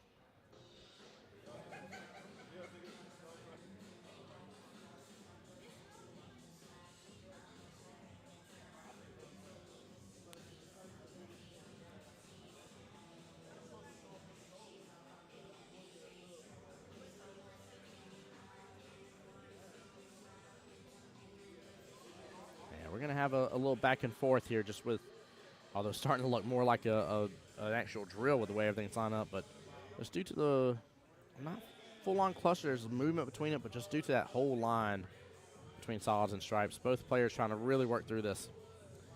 Kareem saying Dave's an amazing 7 and 8 ball, and an 8 and 9 ball, he's a 7-8. Oh, nope. Nope, Miss Debbie's saying he's a 7-9, so he is a Super 7, so this could be a really tough matchup for Dara.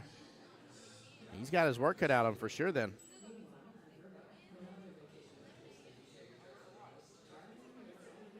Either way, 7-8 or 7-9. Definitely 1 to 2 skill levels difference between him and Dara. This is gonna be tough. If Dave stays on and plays a fairly normal game that a skill level 7 to 8 can play, or 7-9 can play, Dara may be in trouble here. He has got to play this extremely, extremely smart. Every move on the chessboard has to be very calculated for him to be able to get this win.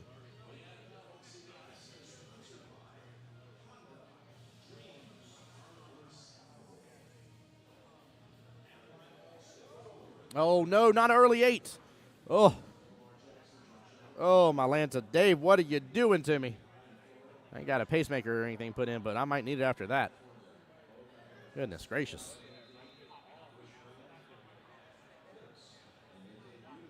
Talk about why are you yelling? I was about to yell for that early 8 not to happen. Cut the shenanigans. I don't want to see no scratch on 8. I don't want to see no early 8s, none of that stuff.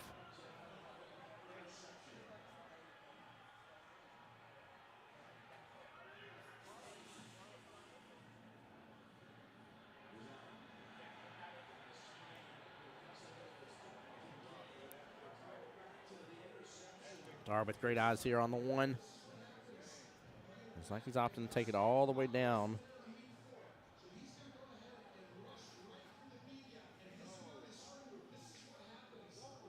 I'm guessing 7 is what's keeping him from, good shot, from going for that side pocket, but he set himself up really good. He can finally start working on a little bit of that mess there. I'm worried about him going after this 2 ball, just where the 13 is in conjunction with the 8, the 10 and 8.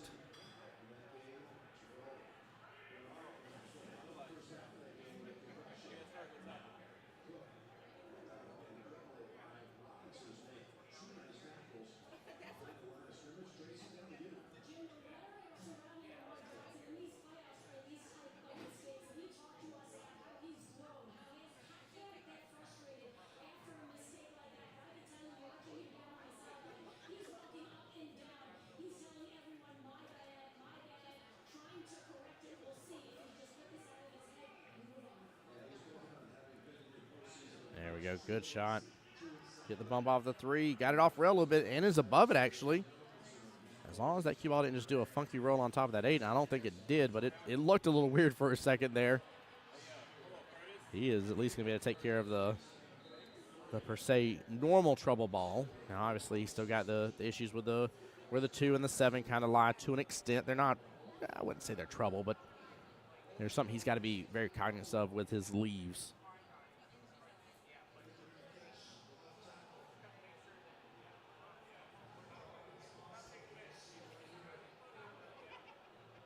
Raj saying that's the shot Dar a moment ago here. Yes, Dar's shooting good.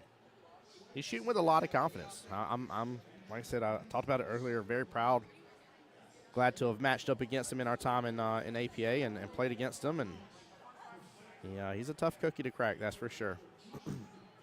He seems very patient, although, he wears the issues in terms of the excitement and the nervousness and stuff. He wears it pretty well. We all fear it and face it and deal with it in different ways from time to time, but it's a matter of how it reflects in your game, how it reflects in your stroke, how it reflects in your shot choice. And he seems to wear it pretty well. Now, I give you that comment, Dar, and you missed the 4 ball. I'm just messing.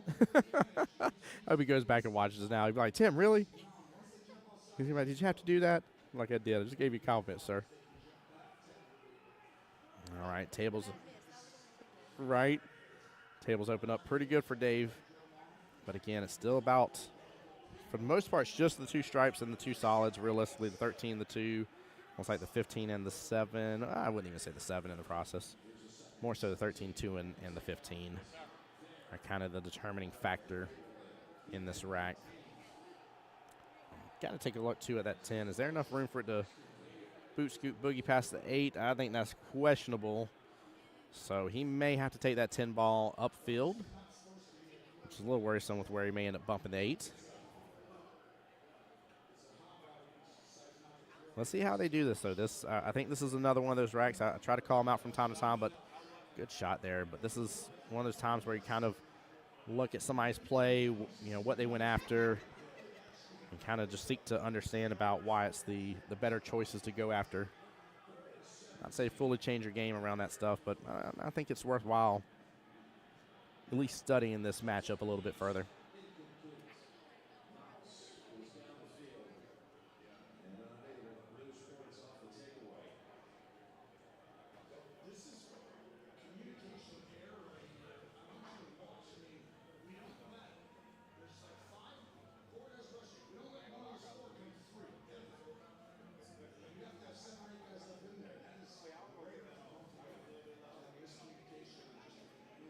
Dave hangs that up top left-hand corner pocket. That is not a bad hang there.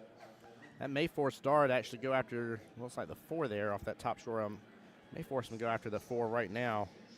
Because the 4 will not have that home top left unless Dar opts to the 4-15 combo and take over that top left-hand corner pocket here in a moment. But he may have shot to go for that now.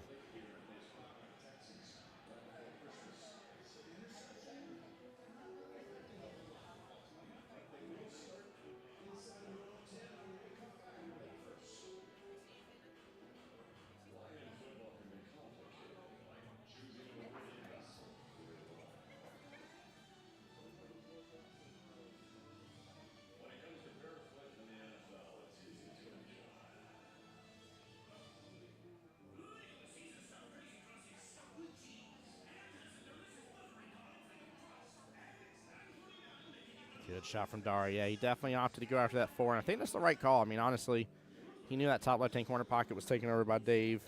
You don't want to unless you absolutely have to, try to knock something in freely for your opponent. Obviously, sometimes it's a necessity. A key pocket is blocking one, if not several of your balls, maybe your key ball that's left in the table. But I think when you have an opportunity to kind of leave it alone, you got to. He is going to go for the 7 top right, come back down a little bit. I'm assuming he's trying to save his 5 as his out ball from here. He's going to go after that 2, especially without that key ball kicked on over a little bit. He comes on down, takes the 2 bottom left, goes back up top right for the 5.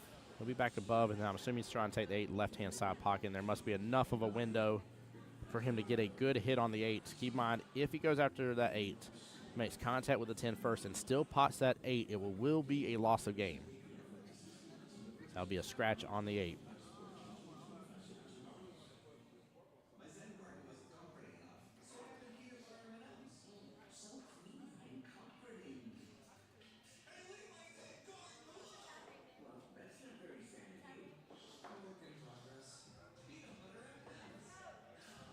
Good shot. Okay, a little interesting. I wasn't sure that he was going to go for that. He must be straight on in and is going to pull back, I'm assuming. This is got me very intrigued on what he's going to do here. There's definitely a window. The 8's a little bit further right, by at least our camera angle. If he's straight on that 5, pull back on it. He could also go around, come back around. He's got to get past that 13. Clips into it and gets right into the window of perfection. If Dar gets this, I mean, this is a pretty good upset. I mean, this is huge. Again, not to say that he couldn't win against Dave, but this is an even heads-up one-rack race. And I hear the claps already happening. Dar got the win. What a shot. What a win. Wow. Great run. Really, really good. Really strong.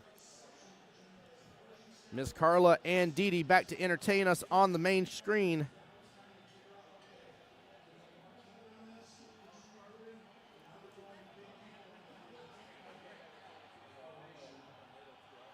What an out. Nicely done. Score is 2-1 right now in favor of Strokers. Race to 5 for both teams. Very well played. Wow.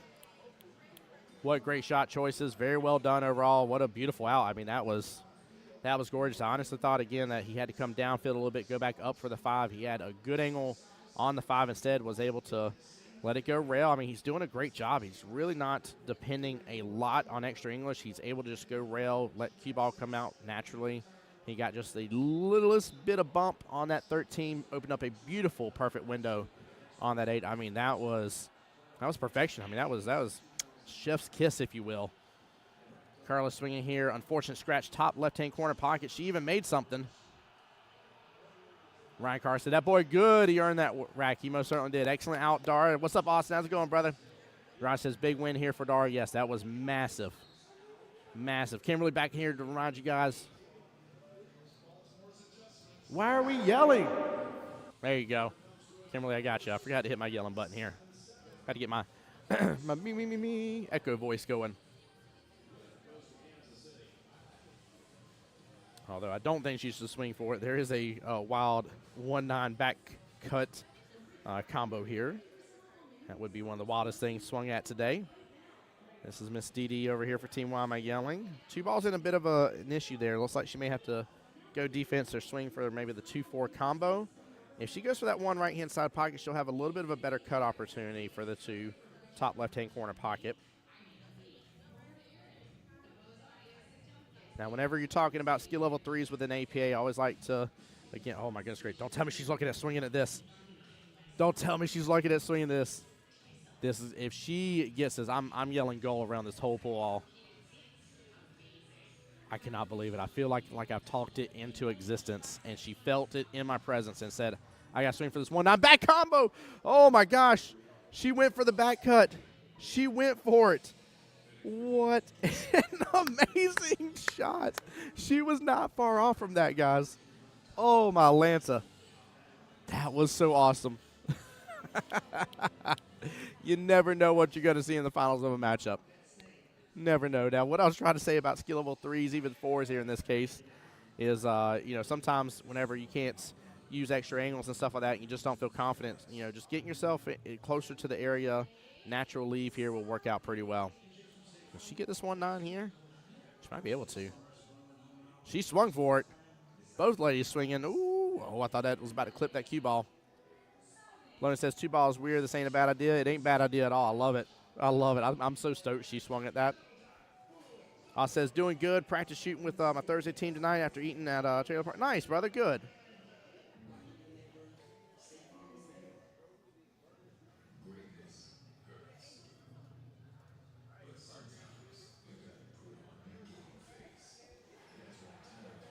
Austin said, holy shiitake mushrooms. What a shot attempt. What a shot attempt indeed. Well, she's going to get that 2 out of there. Oh, is that one hidden by the 8? I don't know if we can see that from here. Or hidden by the 4, I'm sorry, not the 8. Holy cannolis. This is amazing. I'm like I said, I'm so stoked she swung at that.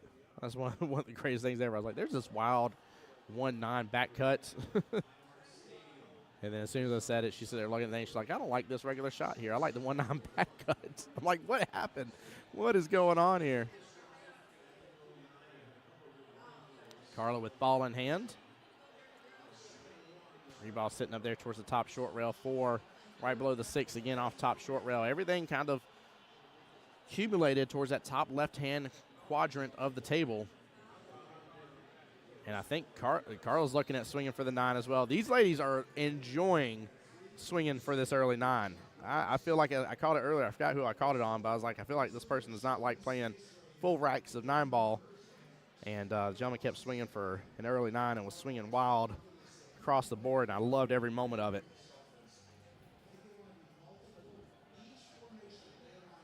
Carla trying to look here, see if she has eyes. Looks like there's a little room. Yeah, there's a little breathing room between it and the 8. She definitely has that side pocket as an opportunity. It's a good hit, forces it right on in. Cue ball drifts right on down, and looks like she has provided herself another window for the 3, top left-hand corner pocket. If she smooths in, that cue ball should come off that top short rail back down for the 4. Nothing special here. Just don't overhit. Carla's going to have some good run potential. She overhit it just a little bit.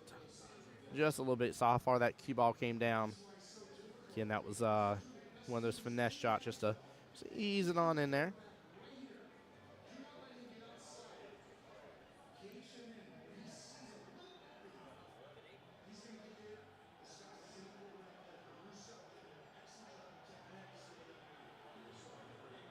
Didi going for a 1 rail kick off the bottom short rail.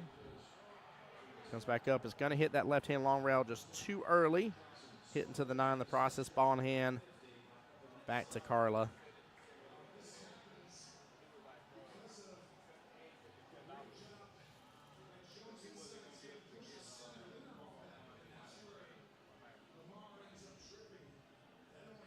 I like what Carla's doing here. Just hopefully she doesn't get snagged up on top of the 9.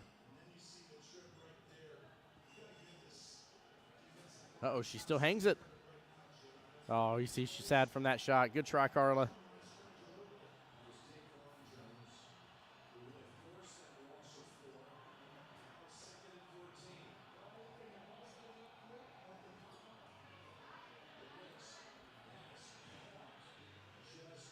I was about to say, I'm assuming she has room. She got down on that shot pretty fast, but now she's standing back up and looking at it from over the 3 ball side. I think this is going to tell enough of the story here, but I feel like the 9's blocking too much of the room. It definitely was. She gets down real fast to swing at it. Ball in hand back to Carla. Good try from Miss Didi. Both ladies knowing what's at stake here, playing their hearts out for their team. Gotta love the sportsmanship.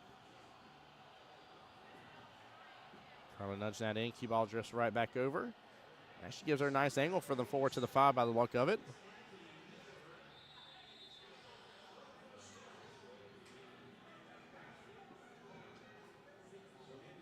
Carla does a nice little force follow there. Ends up clipping in the 6 in the process, but honestly not bad.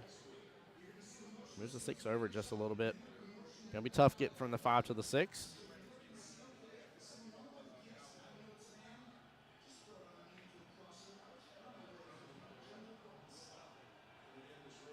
Ball's going to end up coming 3 rails, finishing off to the top right-hand corner pocket.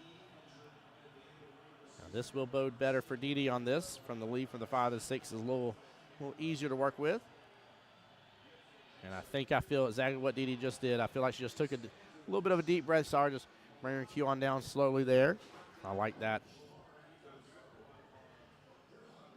She is a fighter for sure. Great shot, Didi. Nicely done.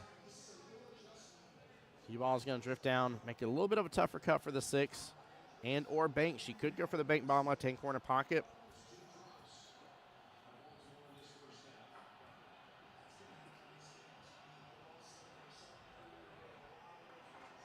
Could also play defense here.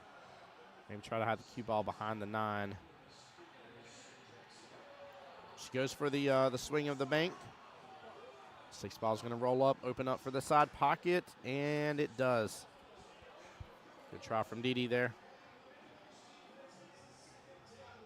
Rich said needs a timeout. I agree. Timeout wouldn't have been a bad choice right there. Wouldn't have been a bad choice.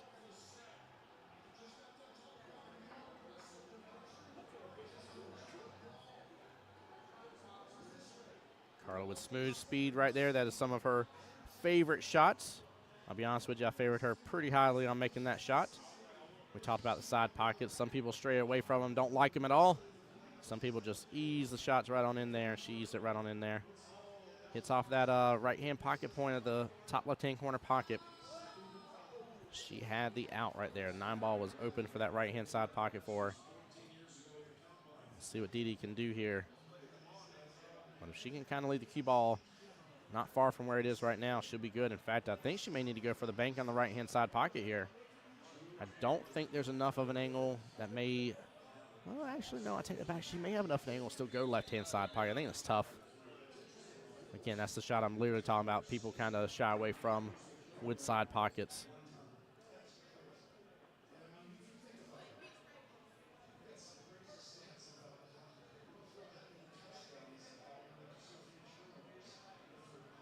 Yeah, I kind of like the bank there. Good attempt. Should leave Carla with some options, but they are longer options here. Tough cut right-hand side pocket or 8 all the way down bottom right. The cut is the better call in my opinion. The 8 is, from this point of view, going to be to the right-hand side of that side pocket. So it gives it time to drift down and in place. And that cue ball should go back off that, from this point of view, left-hand short rail and then drift all the way back up table if she lets it fly a little bit. I see Dar coming to the table for a timeout. I definitely agree with that. Good timeout. Even if Carla felt like it was the right shot to go with the cut, it's still a good confidence booster. Talk to her, find out what her thoughts are. Encourage, right? Anytime you got a player at the table, you can talk to them.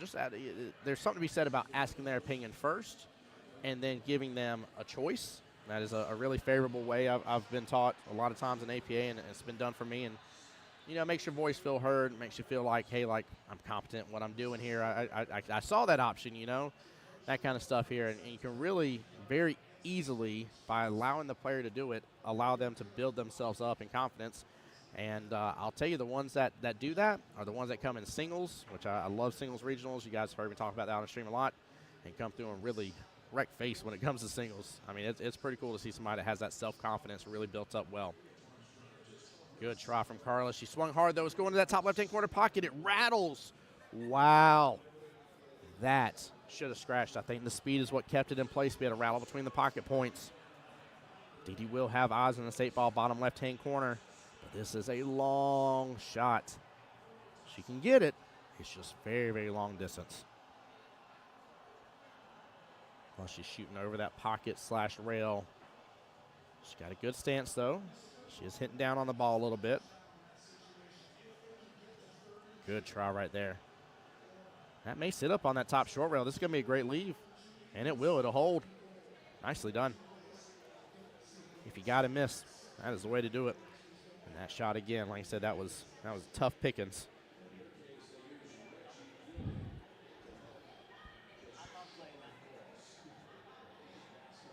Question is, what is Carla going to do with this? She does have the opportunity, very similar as a moment ago, to let it open up bottom right-hand corner pocket.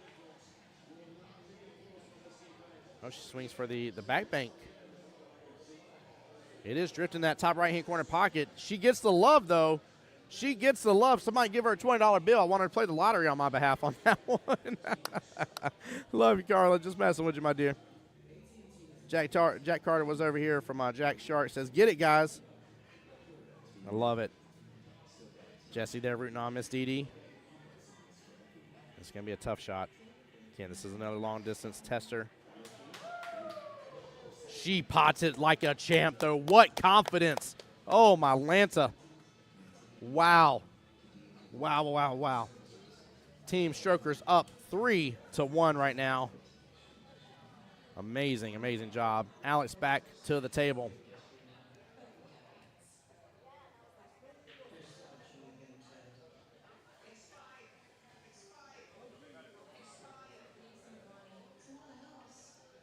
Aim and Alex back to the table.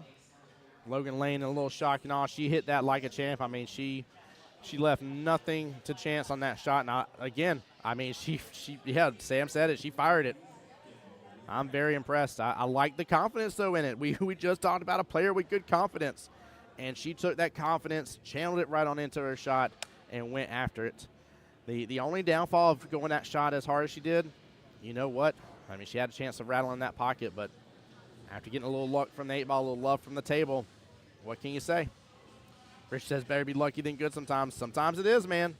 But she was good on that 9-ball, though. We got to give her that. I get the 8-ball.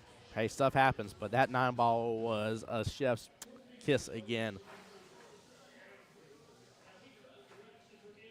Jess said, yeah, she fired in there for sure. Yeah, I'm impressed. I want to say those sort of shots I don't feel like are, Carla's normal for hitting that pace, that firm, that speed usually. That isn't something I would say I normally see from her. So that was very impressive to go after that shot with such confidence and the vigor that she had going for that shot. It was nice. But she hit that so good. Rod, she fired it in there, brother. That 9-ball was sweet as can be, man.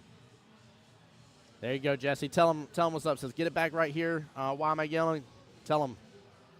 Jennifer over there says, cheering from Bay County. No, why am I yelling? Hey, Mal, go Naeem. Let's go, Jennifer. Appreciate you being here, my dear. Guys, we are live for those that enjoy YouTube as well. Look up Voice of Jacksonville Pool. It is live on my YouTube channel, too, for those who want to enjoy on the big screen at their house. TikTok may be away, but YouTube is here to play.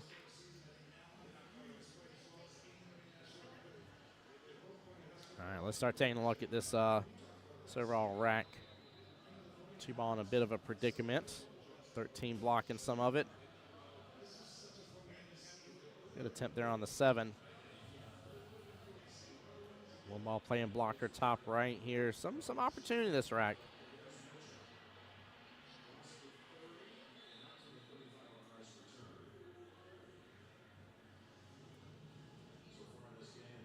Yeah, stripes are definitely going to be in my opinion, the tougher of the two, minus the fact that 13 is sitting as close as it is on top of that 2-ball left-hand side. Don't tell me that, Samantha Shea. I was so miserable last night. I didn't get to watch my Nala stomps. It is back. It says, thank you for your patience and support. TikTok's back in the U.S. What?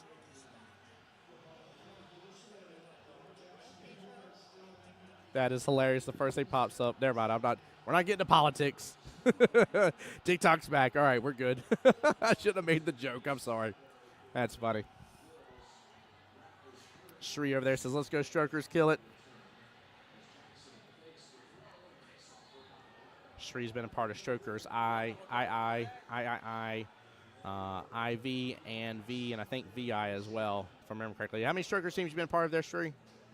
They're trying to use up all the Roman numerals. I don't know how many more APA is going to let there be in place. Sorry, I got to pick on Strokers a little bit. Austin cheering on Alex. Let's go as well. Amanda in there. Let's go. Smith Shea says, you're telling me watching reels like a peasant. Now, I was mad. I sent my wife the different videos of a lot of the animals and stuff to send to Luna and let Luna enjoy because we're not obviously letting her download that app. And one of our favorites is this cute little golden retriever named Nala. She does the Nala stomps, and it's cute as can be. And Luna loves Nala. Nice little 7-1 combo by Alex here. Let's get back in the action. TikTok will live to see another day here. We'll talk about it later.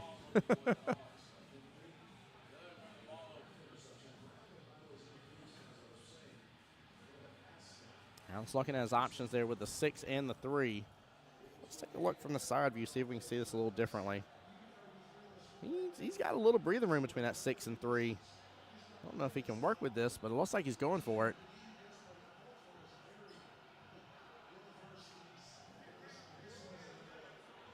Yeah, he had enough room. Nicely done, Alex. Well played.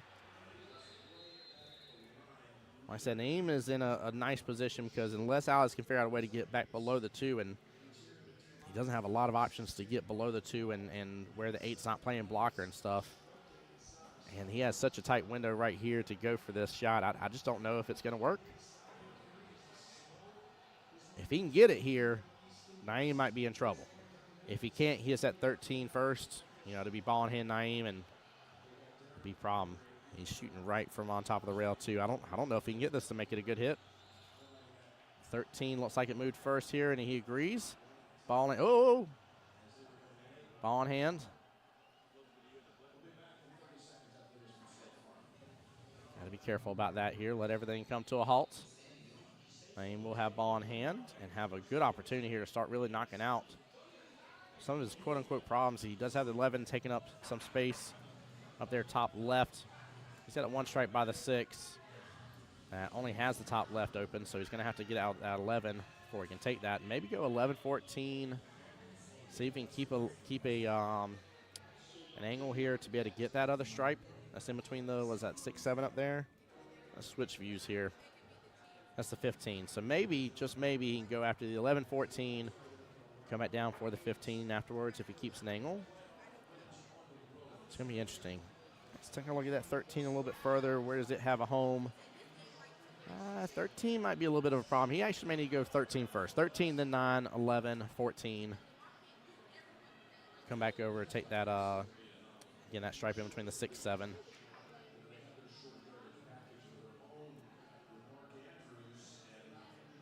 He's got good eyes almost, across majority table for the 10. It's not a problem.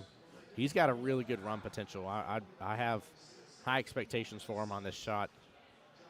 He's got great shot selection here, good run, not a lot really standing in his way. And he hangs up in the pocket, but that's not going to be a bad leave, though. He's fully taken over that top left-hand corner pocket. That is his probably for the rest of this rack. The only downfall is he did leave him above. 6 ball does have a home now, that right-hand side pocket. I don't know if Alex can work with the 7 instead, but I kind of like working with the 6. 7 still has a couple more windows of opportunity.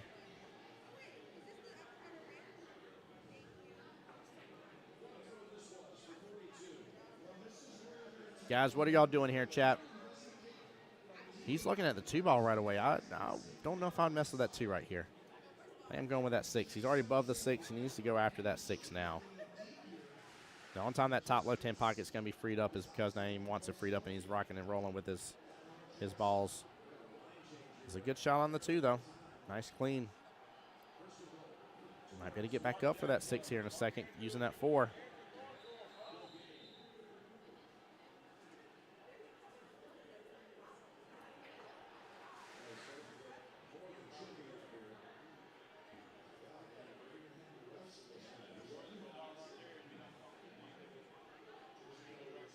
Alex using his aiming method here. I kind of refer it to, again, kind of like the golfers. When the golfers are sitting there doing their practice swing and they're just off to the side of the golf ball they're trying to hit, and they just scooch on up in position and do that same swing, same stroke that they're going for. It's kind of almost the way Alex does his aiming. He kind of almost gets down, and instead of using like some of us do with the pointing and stuff like that here, he kind of almost does is almost like practice strokes and then gets in line with the cue ball where it is he's trying to hit. It's actually kind of interesting. As I always tell people, you got to find what works for you. So, unfortunate aim. Disappointed in that, and I don't blame him. But the beautiful thing is he's taking over every bit of that top left and top right-hand corner pocket. He's got a good shot on the 10 when he comes down to it for the bottom right-hand corner pocket. Naeem is in control of this rack. Now it's going to start to run out of opportunities because Naeem, no matter what, it's going to start potting balls left and right, get on a pretty sweet run. Plus, it's going to be a good confidence booster for Naeem on this as well, and that could really shift the sails in favor of Team Why Am I Yelling. You got to think if Naeem gets this here, it's 3-2. I mean, it's not far off. If Alex gets it and gets 4-1 on the hill, that becomes very daunting. So Naeem does know that he's got to win this to really keep a good, positive perspective on this matchup. But right now, Naeem is in the driver's seat.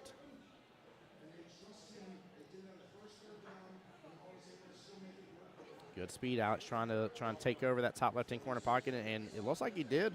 There may be space to still get that 11 on by. Yeah, there is space for him to get that 11 on by, but that 6 should stay there to play. Not bad at all. Name looks like he's fixing to open up that top right-hand corner pocket, which, again, when he's ready to go for the run, he's got to anyway, so.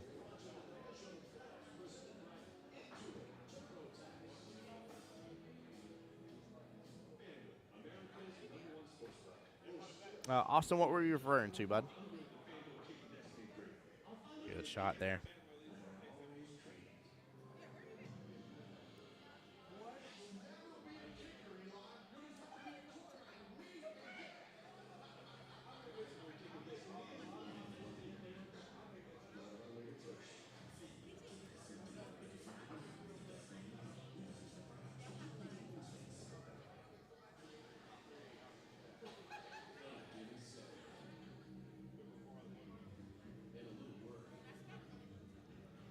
Name going in using this 10-ball bottom right-hand corner pocket. Hits it smooth in there, travels on over below the 8. Long distance shot. I don't think he should go for the combo here. I think he should just go for the normal shot, 14-ball top right-hand corner pocket.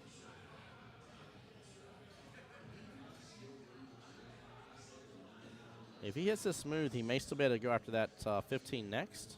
He's got to slow roll this. Maybe a little hard. It's going to come on down. Yeah, he's going to go after that other stripe top right. But again, he should be able to hold this for the top left-hand corner pocket for the last stripe. You then have eyes for that 8 bottom left-hand corner pocket. Like I said, he was in control of this rack. May have had more balls on the table, but Austin saying, talking about Alex's form, yeah.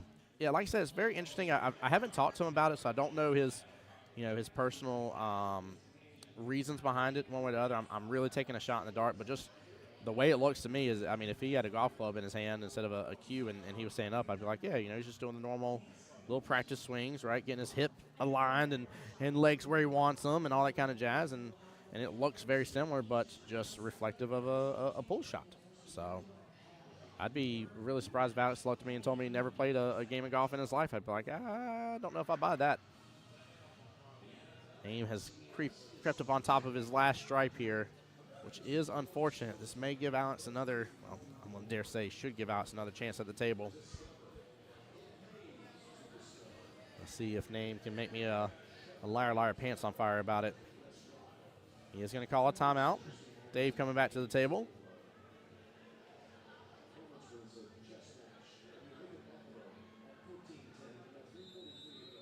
Dave's like, yep, you're in a predicament.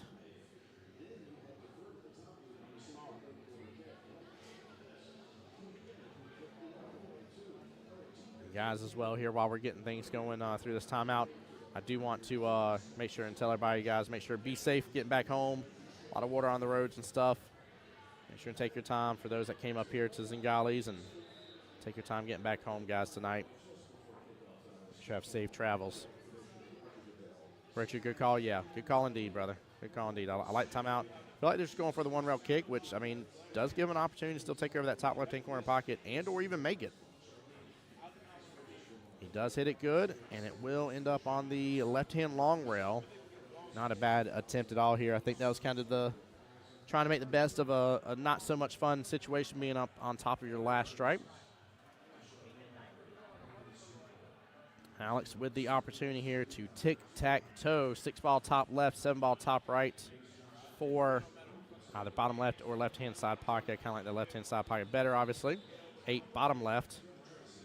He's just got to be careful overhitting. That has been Alex's kryptonite. If we were giving out, forget what they call it, what is it, superlatives, most likely to overhit a shot would go to Alex here. He has to calm down how much he's hitting, because he is on top of that 7. If he was even just another couple more inches to the left of it, he would have this run potential. He's probably going to go after that 4 next. Oh, Jack, you already made it home safe. Nice, brother. Glad y'all did, man. Definitely glad y'all had a good time. And again, still congrats getting in the money. Top 8 out of 40 teams, top 20% in the entire tournament.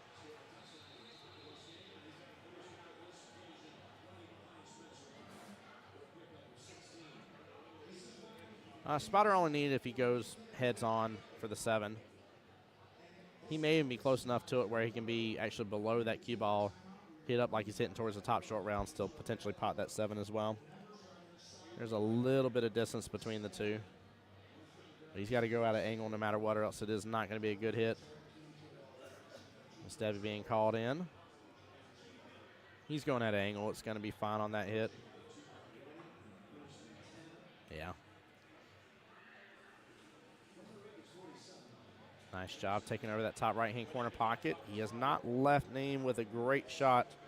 Not to say this man couldn't cut it in, but this is going to be tough. Now, there may actually be a little bit of room here if Name goes for the bank. There may be a little bit of space. 7 is not buried in that pocket.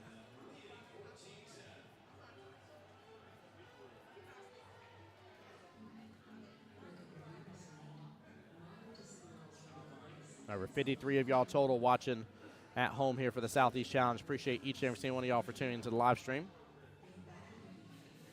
Yeah, Raj, that was nicely played. Good timeout from Dara. Good job, good use of it. He goes for the cut. Ends up potting the 7 in the process. He leaves a good option here for Alex. Alex can go bottom right-hand corner pocket. The only downfall here, though, is if Alex misses this, that cue ball is still going to be left up in a very good shot option for Name back at the top left-hand corner pocket, but back at the table.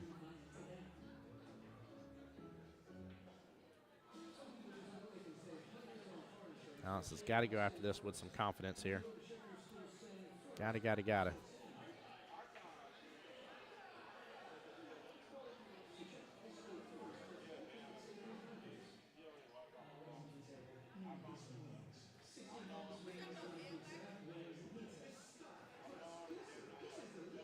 you go. Yeah, he's lining up for that bottom right-hand corner pocket.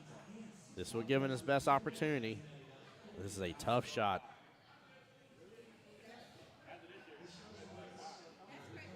Wow, hits it with just a decent pace, nothing crazy. That was a good try. Naeem will have his opportunity.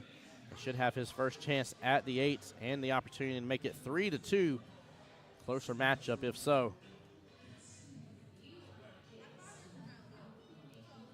Gotta be careful over hitting this, but he does want to come back downfield a little bit, make that 8 easier.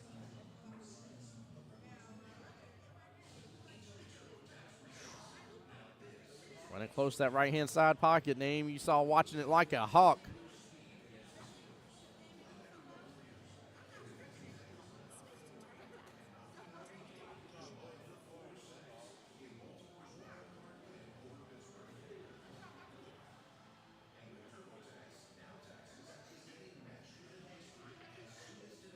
Magic 8 ball has been summoned.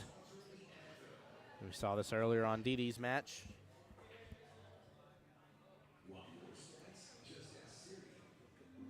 Overcuts the 8 just a little bit. Cue ball will end up here off this bottom short rail. That was a good try by Naeem on that. Tough situation for Alex, too. I mean, he's not going to have a lot of extra control off of this cue ball. It's going to naturally want to try to go upfield.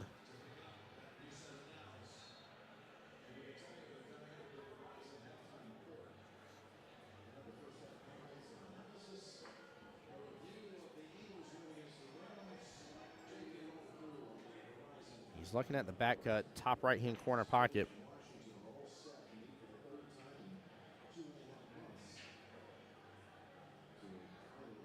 This is definitely going to be a tester of a shot.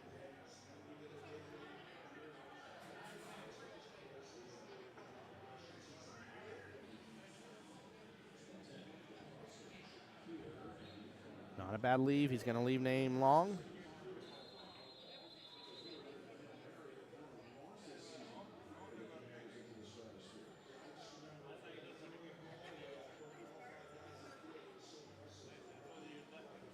Bottom left-hand corner pocket called again with the Magic 8 ball.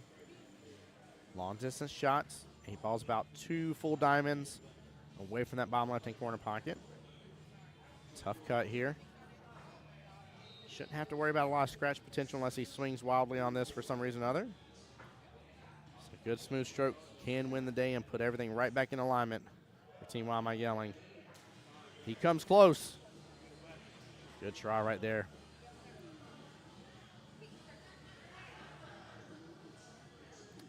Alex asking the Magic 8 Ball a question. Oh, man, I hope he didn't ask the Magic 8 Ball if he was going to make this next shot or not. That may be dangerous. May be dangerous here. That's pretty funny. Alex, I'm not going to let you live that one down here. Quick little instant replay of Alex asking the Magic 8 Ball a question. Oh, my Lanza. Oh, I love it. Alex looking at the back cut here. 4-ball top right-hand corner pocket.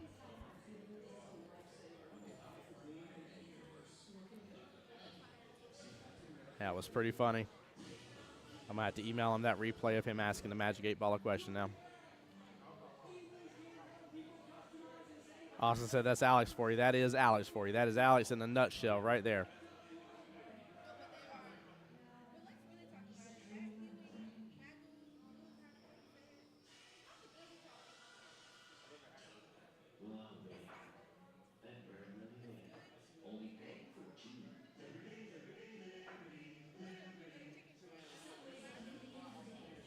So a tough shot here. Again, a bit of a tester. Fires it almost full. Is going to leave that cue ball close to that top short rail. And we'll have a super long distance shot. A little bit of a cut, but definitely possible. I will say this much, though. Neither gentleman wanting to leave an opportunity for the other, though. Both long distance shots, not the best cuts coming on. Nothing easy, nothing to give me. However, Naeem has done a great job getting the 8 ball in a good position to have this opportunity.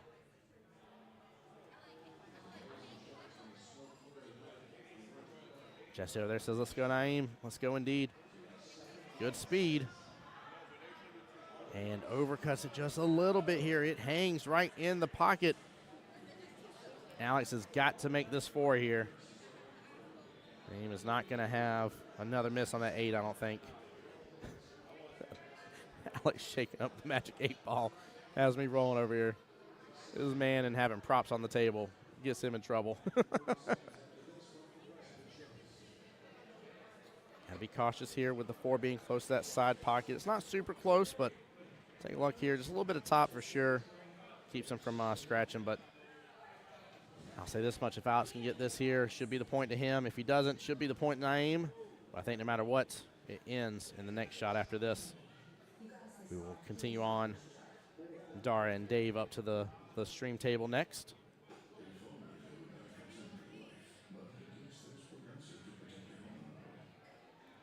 I like his speed. Overcuts it, though.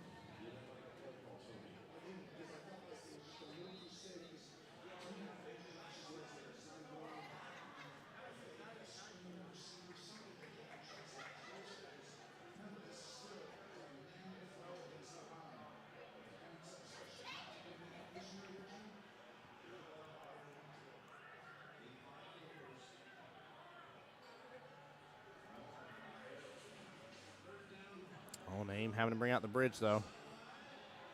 This managed to work out well for him and slow down his shot here to where he doesn't have to worry about a scratch, which I don't think he does just with where the 8 is.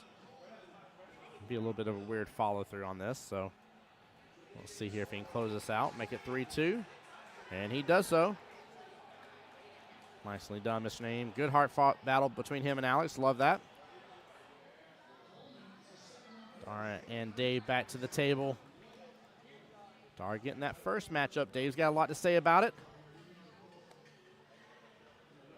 3-2 in favor of Strokers. 2-3 left in this matchup. $3,000 on the line. Second place will take home $1,500.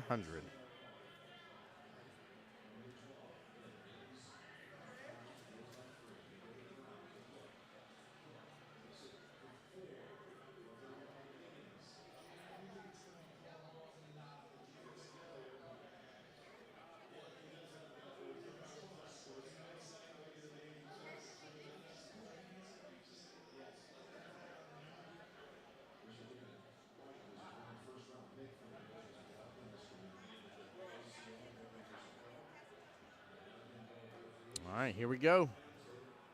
Dave on the break.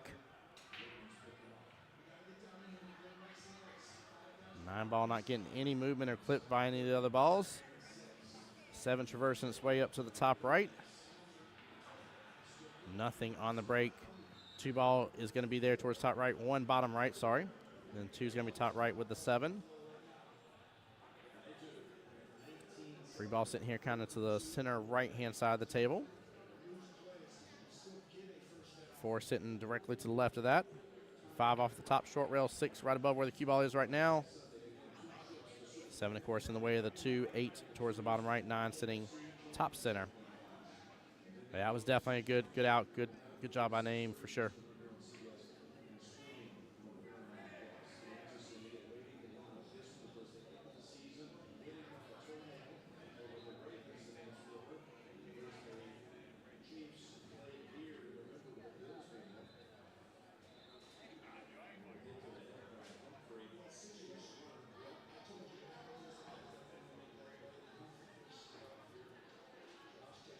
Dar may have been going for the carom there, but good try. He has opened up that top right-hand corner pocket for the 2 for Dave, but 3 is definitely stuck up with the 4 playing blocker.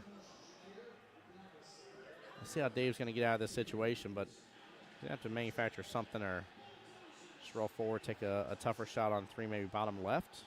Just use the window in between the 4 and 7. Yeah, he's trying to produce something, make something happen here by jacking up the way he is with getting some bottom on that cue ball, bring it back. Stop shots it. Thought he was trying to get some drawback on it, but yeah, Dave was trying to pull it back a little bit. Good try. Very good try. Richard saying go rail first. Yeah, wouldn't have been upset with that.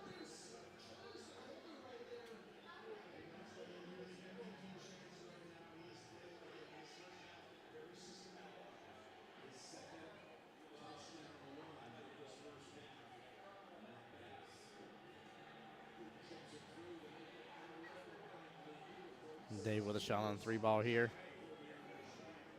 Barely just clips on over. Lets that cue ball drift right on back up. Great defense, smart play. And the cue ball is going to end up resting in between the 5 and 9.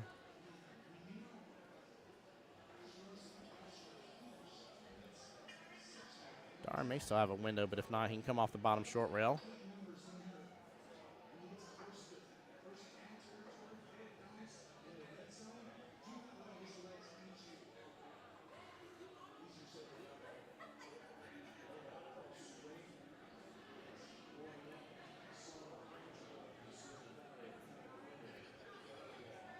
Be a good hit, but will result in ball in hand to Dave regardless for the random scratch there, top left-hand corner pocket.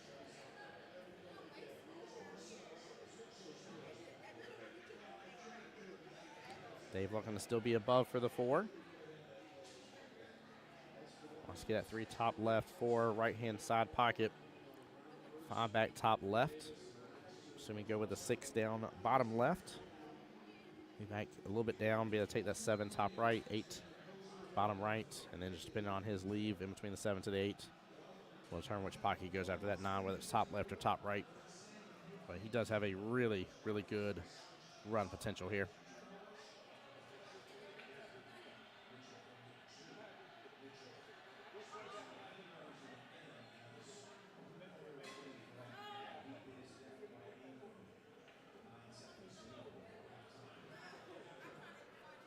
Pulled it back a lot.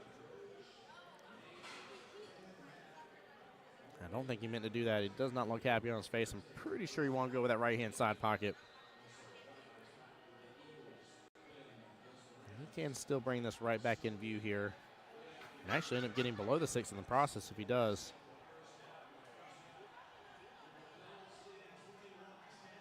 Let's see here if he's going to go with that bottom left-hand corner pocket for the 4. Tough shot here. Pretty good angle on it. He's close up to the 4, good distance to the bottom left-hand corner pocket. Using a little bottom left. Hits in the rail first, comes very close. Good attempt.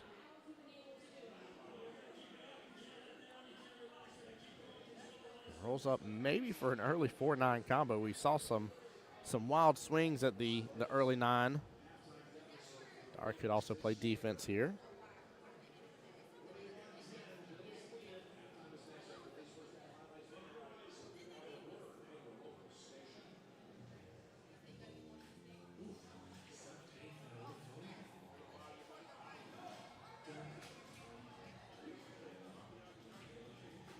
Yeah, Dar's looking at the early 4-9 combo.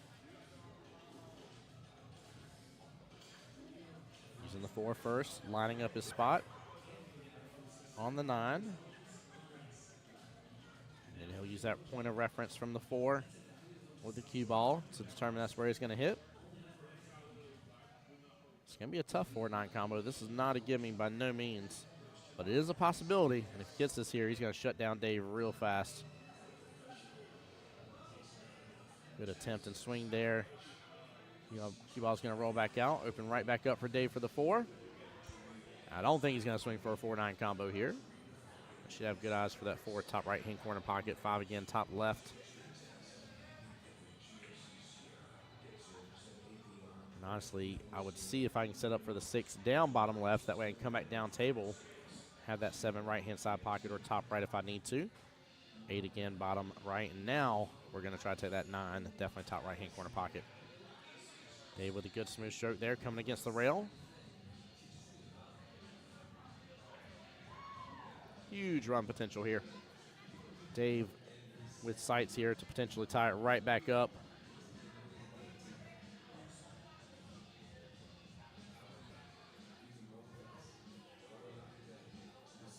Uh-oh. Why'd I lose the internet? Oh, there we go. May have had a little blip there, guys. Should be back.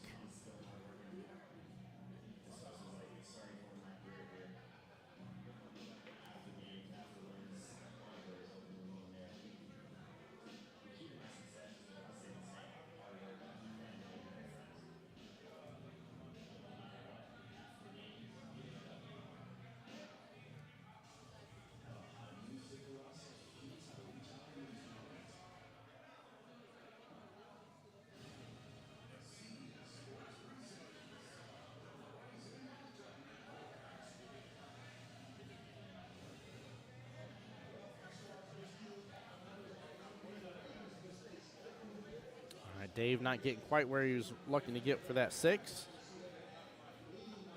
Still with a cut option here.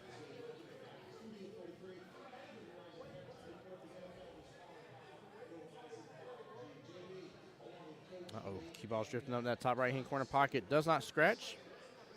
We'll open up the opportunity right back to Dar, but good try. Dave trying to use some English here, manipulate that 6 to stick against that left-hand long rail to guarantee it and also guarantee avoiding the scratch between the side pockets.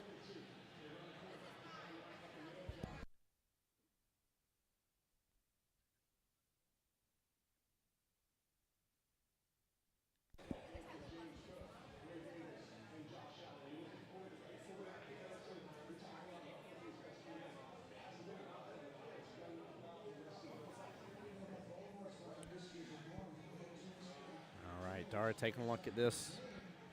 Seeing how he can work with the 7. As long as 7 has room to go past 8, he's fine. But if not, he's definitely going to want to be on the right-hand side of it. I think he might have overshot that, though. I feel like that 7 had room to go past the 8.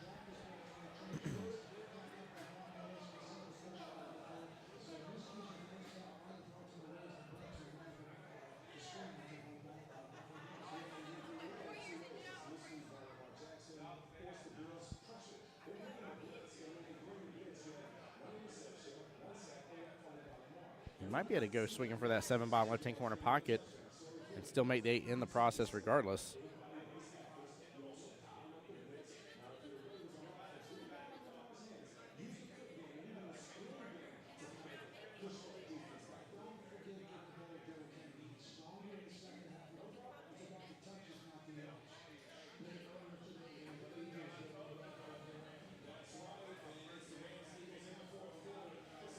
Good smooth stroke here.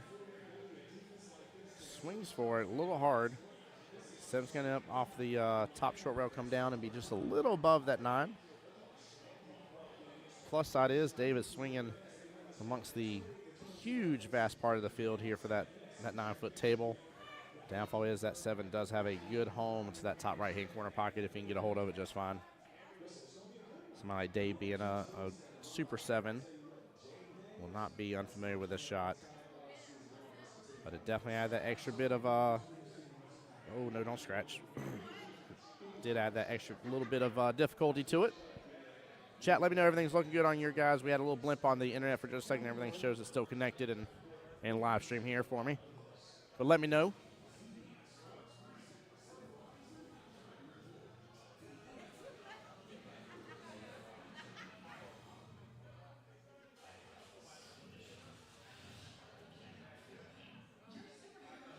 This is a tough matchup for Dara. If he gets a second win against Dave, this is gonna really bode well for strokers overall.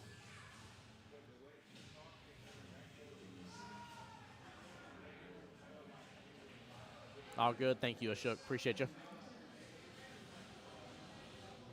Good try. Oh, I take back my good try. Getting a little love there, left-hand side pocket. Not love on the leave, though. A ball in a bit of a predicament. You can go for the back cut, bottom left. Go for the regular bank, or the back bank, I'm sorry, bottom left. The regular bank, left-hand side pocket. You go for the defense here.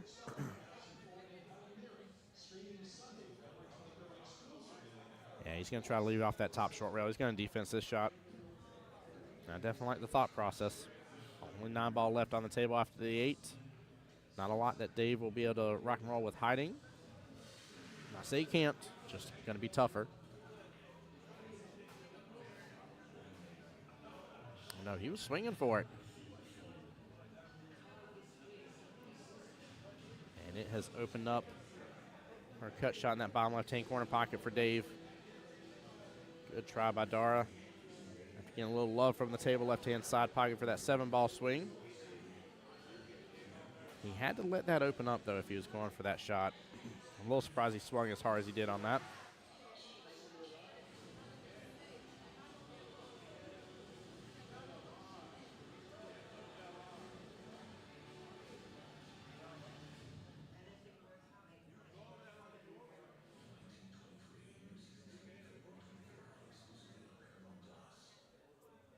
Dave with a nice cut there. Key ball's going to just ride in between the 2 long rails, drift on back over. And he's going to give himself his best opportunity on this 9. Sink this, and we're back to a tied race, 3-3. Come down to potentially 3 more matchups here. We could see a hill thriller.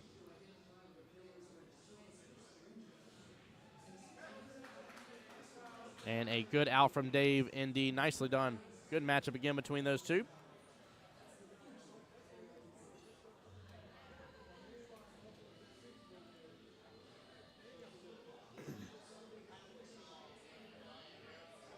All right, Carla and Dee Dee coming back to the live stream for one last matchup between these 2 ladies.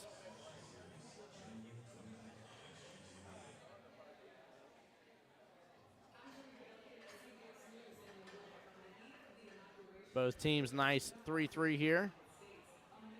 Even matchup into the finals of the 2025 Southern Shindig.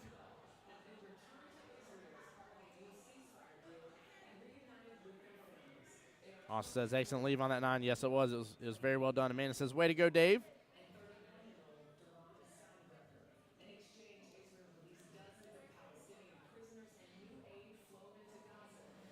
Yeah, very well done overall.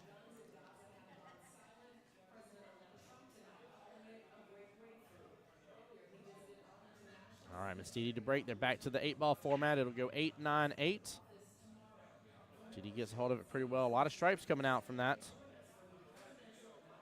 Few solids here closer towards the key ball, and then a pretty significant cluster again around the 8-ball. 3 stripes, 2 solids, and then 3-ball on the kind of outer edge of that cluster. Carla will have her pickings. Nothing was dropped, so nothing's locked in yet.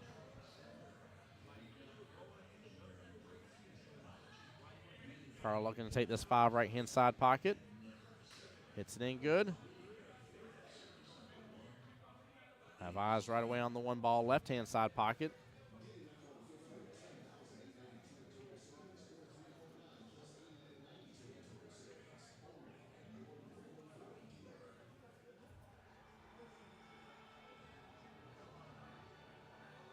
Oh, good try from Carla. Off just a little bit.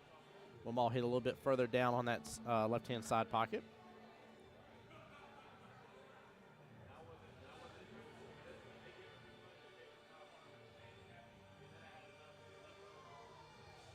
plus side with this of where the cue ball is left, Dee Dee's going to be able to start working on these stripes immediately here that are part of the cluster.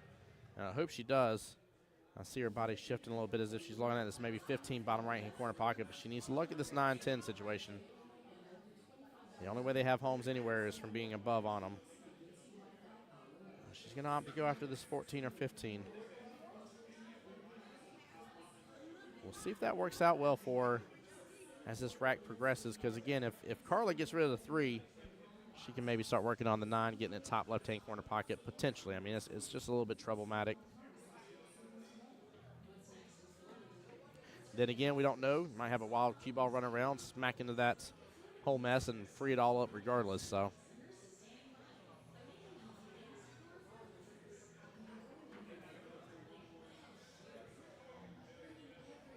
Carla with a nice smooth shot there, top left-hand corner pocket. Good eyes on the 3 next.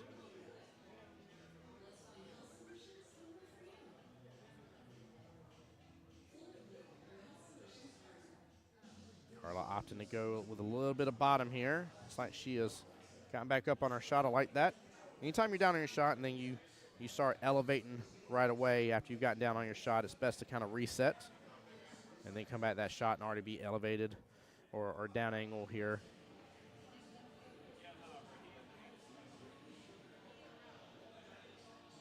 Thought she was about to get a little love in that left-hand side pocket. Good eyes for Dee Dee on that right-hand side pocket. A little back and forth between the two ladies. It's been, like I said, a great battle amongst these two teams. Both teams have fought all weekend long to get to this point. Been on these 9-foot tables for, 6 matchups now, if I remember correctly.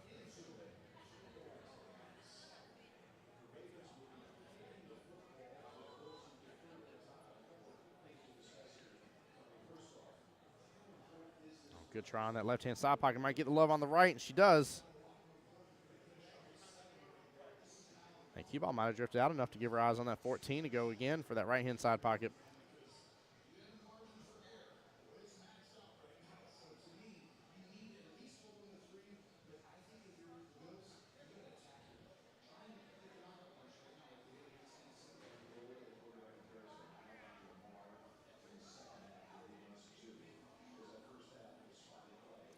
Good try. She does swing at the whole cluster there. It was top middle.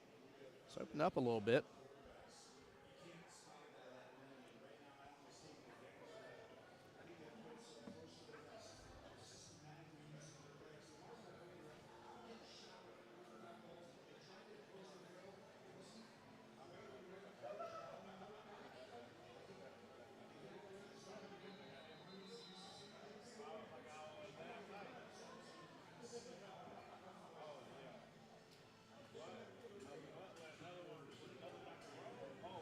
Carla going to come all the way down.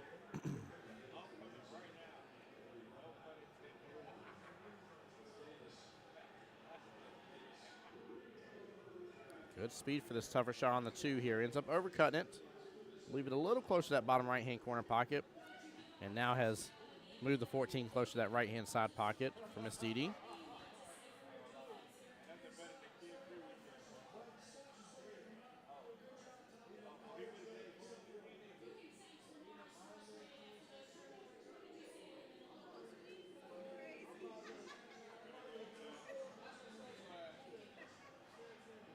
Nice shot from Dee Dee, letting the cue ball drift on down. Giving her better eyes on that 12 ball here. If it would have drifted a little bit further, she'd have an easier shot on that left-hand side pocket. She can still go for that if she wants to, but just tougher cut is all. Has to, again, let it smooth on in. But I don't think she's going to have a lot of good eyes on the other stripes here without doing a one-rail kick, so 12 is going to be the better call between the options.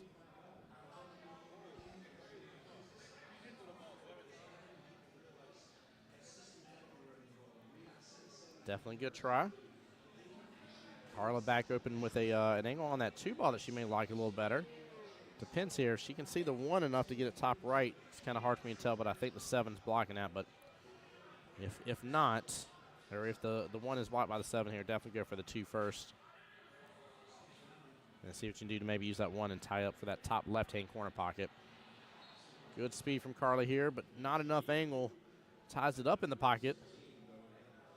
She may seem disappointed for now on that shot, but honestly, again, we talked about it time and time again. 8-ball is about taking stuff over, act like it's the game of Monopoly. Start buying up all the land that you can. Nice little one-rail kick here. Might get the love. Good try there by Miss Dee.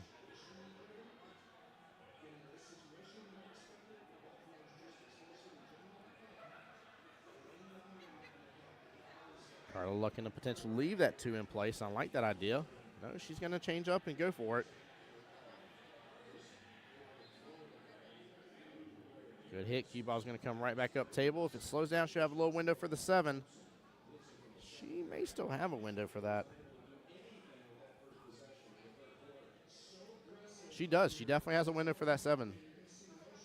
Absolutely in that, from this point of view, top right-hand corner pocket. From our main view, it would be the top left-hand corner pocket.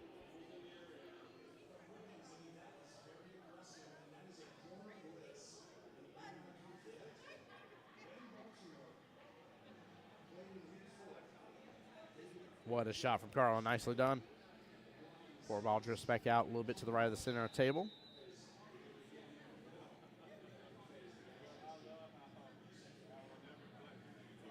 So you're going to have to go for a 3, bottom left-hand corner pocket. She ends up hitting it kind of full, so it doesn't open up on the angle for the bottom left-hand corner pocket. I don't know if she was doing that on purpose and trying to play defense there.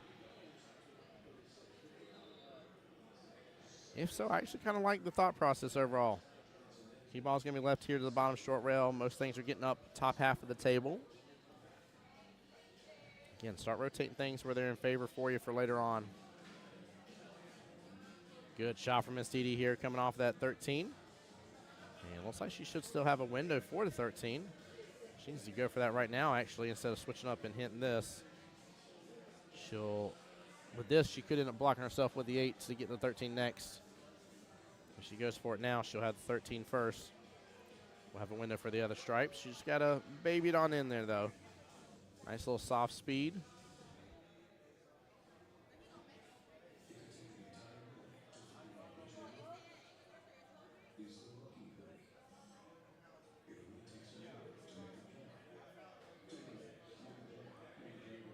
She overhits it just a little bit, but I think she got back in a window by getting back downfield a little bit.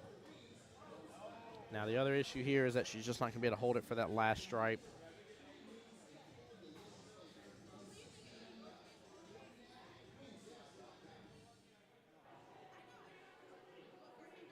She had to probably hit that last shot, maybe a little less than half that amount of speed.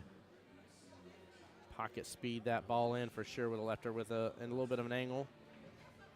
She is shooting good, though.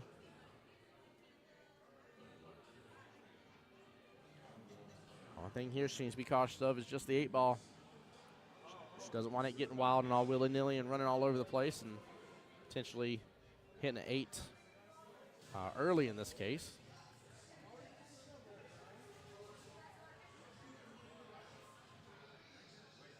Looks like she does pretty good with keeping the bridge down. She's going to go for the defense. Leave the cue ball right there off the top short rail. Not a bad decision at all. Very well played for a skill level 3. She is playing super smart. Huge shout out to whoever her captain is as well on that. And I don't mean that sarcastically. It clearly means that they're building a good rapport and relationship with her, showing her what's options there, really trying to start nailing down defensive shots here. Once you get going from a 3 to a 4 and you get in that 5-6 range, you got to start being able to land your defensive shots. Know when it's time to hit pause on things. Don't go swinging wildly on stuff. So it's very clear there's some good development there. And she's taking really good advantage of it. So I'm interested to know how many nights a week she plays pool because she is definitely on her way. And it's awesome to see, to say the least. Carla says, Tim, I want to comment, too, about playing defensive shots, and she'll get it as well. What a beautiful defense. One ball in the way of a regular shot there on the last stripe. Brilliant to see between these two ladies. I mean, this is, you really couldn't ask for more in a finals match. After a long weekend of play, this is good. Chaz says she plays 2 nights a week. Just please don't take it as sarcasm. I do mean it wholeheartedly. Give her coach, whoever it is that she's taking timeouts and advice from, give them props.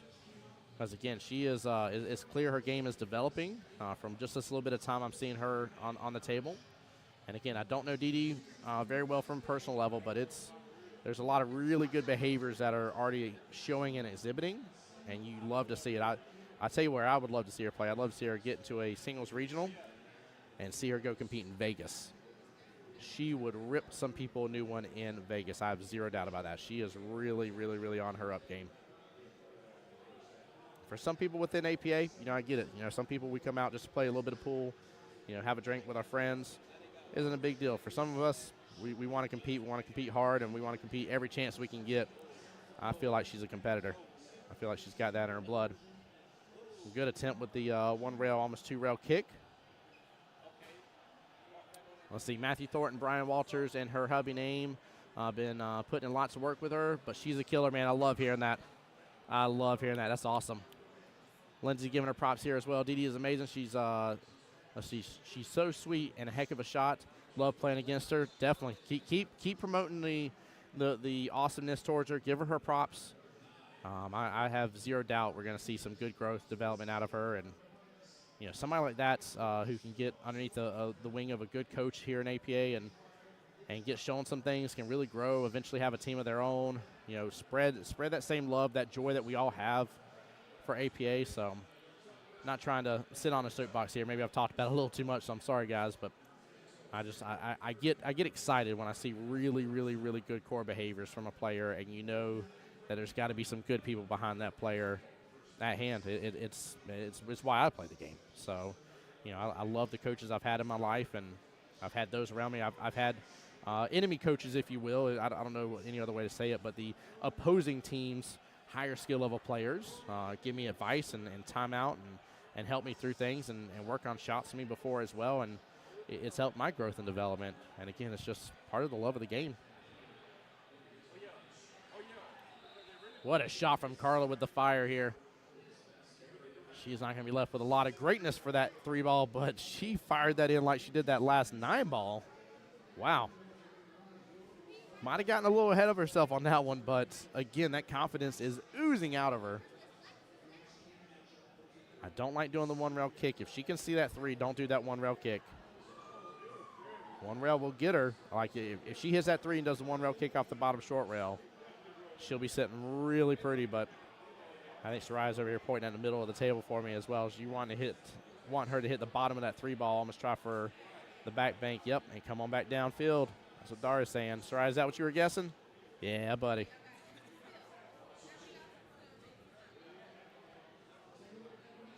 Soraya over here, I think, to keep the nerves from looking on to the team, has been watching the match eagerly over here via the monitor.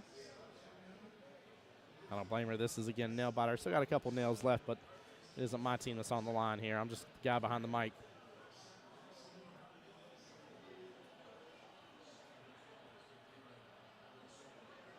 Nice back bank. Slow down, cue ball. Don't scratch in the process. Oh, look at where the 3-ball's left. I ain't saying you want to scratch there, but that's not a bad place to have scratched. That is not a bad, wow. That is a good spot for that 3 to be. The only reason I feel bad for Carla, obviously I'm Team Jacksonville. Again, I'm not going to lie to you guys. But the only reason I feel bad for Carla is that is another timeout in which a scratch has happened that was, I wouldn't say as likely, at least on this one. The other one was definitely a freak situation. It was just a wild one, but now what he's going to tell her to do here, this is really smart. What he's going to tell her to do is try to nudge, and he's trying to get her to hit the 3. Her object ball is going to hit that short rail again. And hopefully the cue ball and the stripe stay close up to each other and force Carla into a position of having to kick at the 3 of some sort, potentially giving Miss Dee Dee ball in hand here. But at this point, both ladies, they're on their own. No more timeouts this rack, and we will not see them back at this table.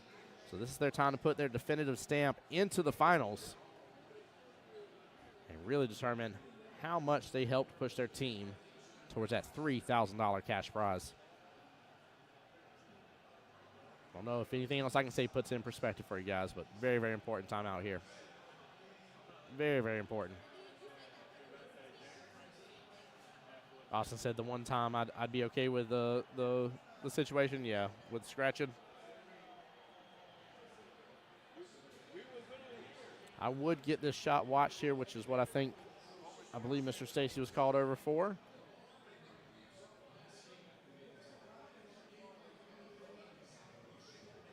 And that is going to be a good hit. There was absolute contact with her object ball first, absolute contact with the rail afterwards from any ball, which was her object ball, and a great, great lead. Very smart play.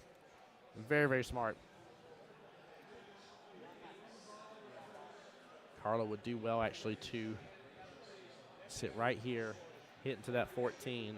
She's going to have to just nudge it forward and get it to pair back up with the 3 ball.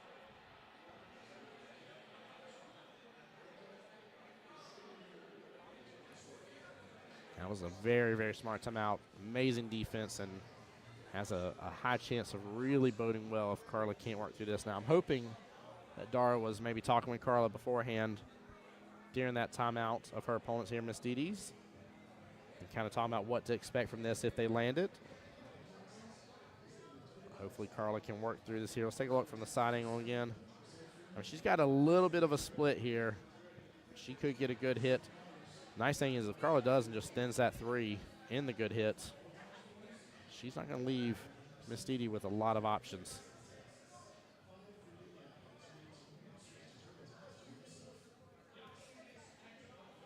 This matchup right here could come down to this shot here. I like the speed.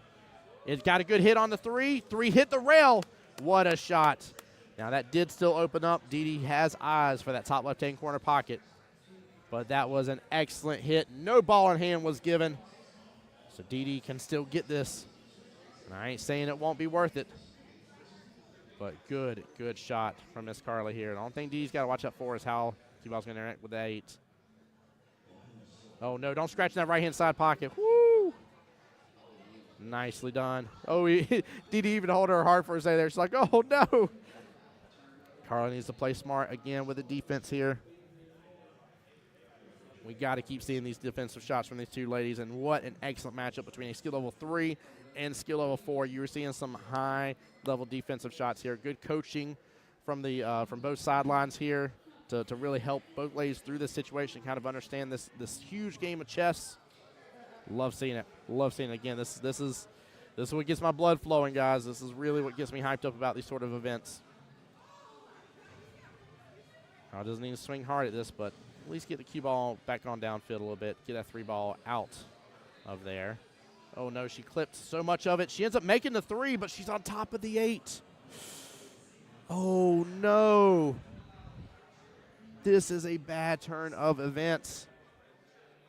Very bad turn of events. She is on top of the 8. Is there any breathing room between it? There is not. Oh, my Lanta. She moved the last stripe for Miss Didi there, close to that top left-hand corner pocket. Carla is in a predicament. I think her only choice here maybe is to swing and swing hard. Now, if they're frozen, she can push this. That's the real question. Are they frozen? I don't know if they are. I'm trying to see if I can get a different view. If they're frozen, she can actually push into this. It will be a legal hit. Oh, my gosh. I don't know if she knows this.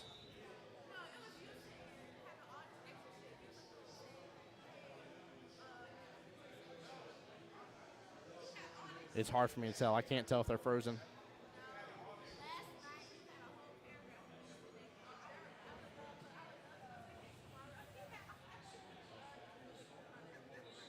I do not wish this for either lady. This is Problemville.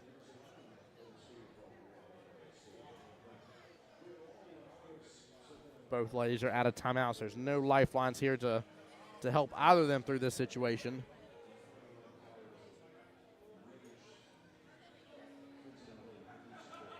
Carla going for the bank here.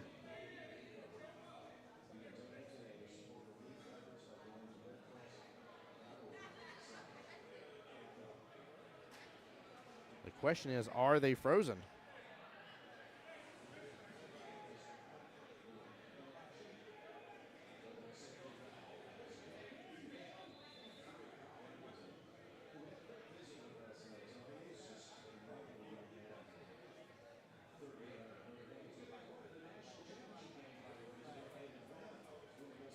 Carl with a good hit there. Nicely done. And honestly, got the cue ball back over to that left-hand side. Not a bad hit at all. Very well done.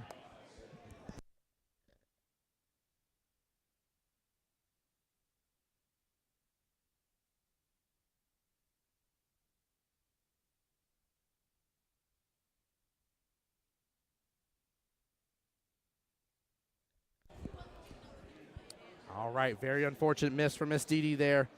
Carla double checking so we don't have an issue. Ball in hand. This has the ability to give strokers their hill point. And if that case here, Alex and Mr. Neem will be back up for one last battle on the table.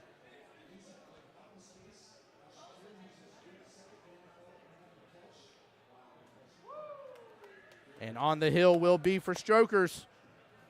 Races 1 to 2 left in this battle.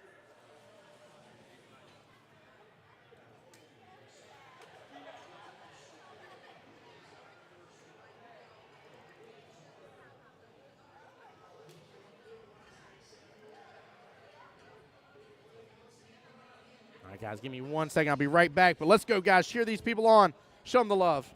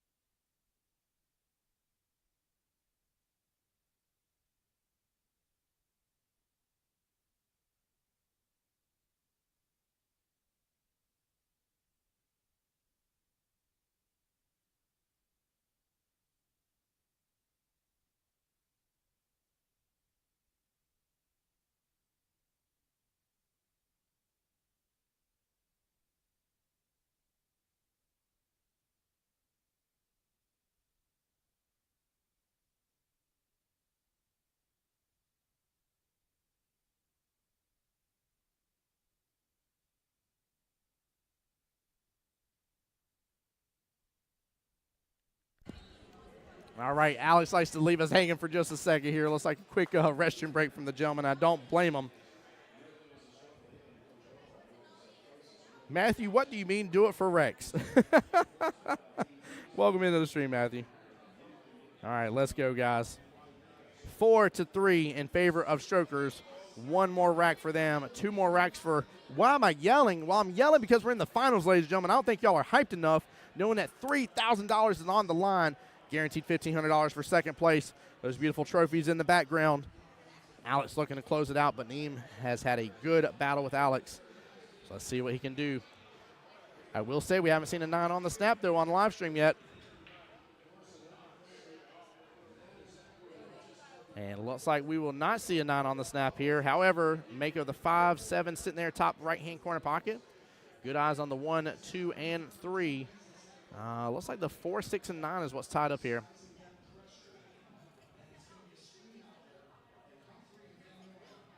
Austin comparing Mr. Neem to a different social media guys. That's funny.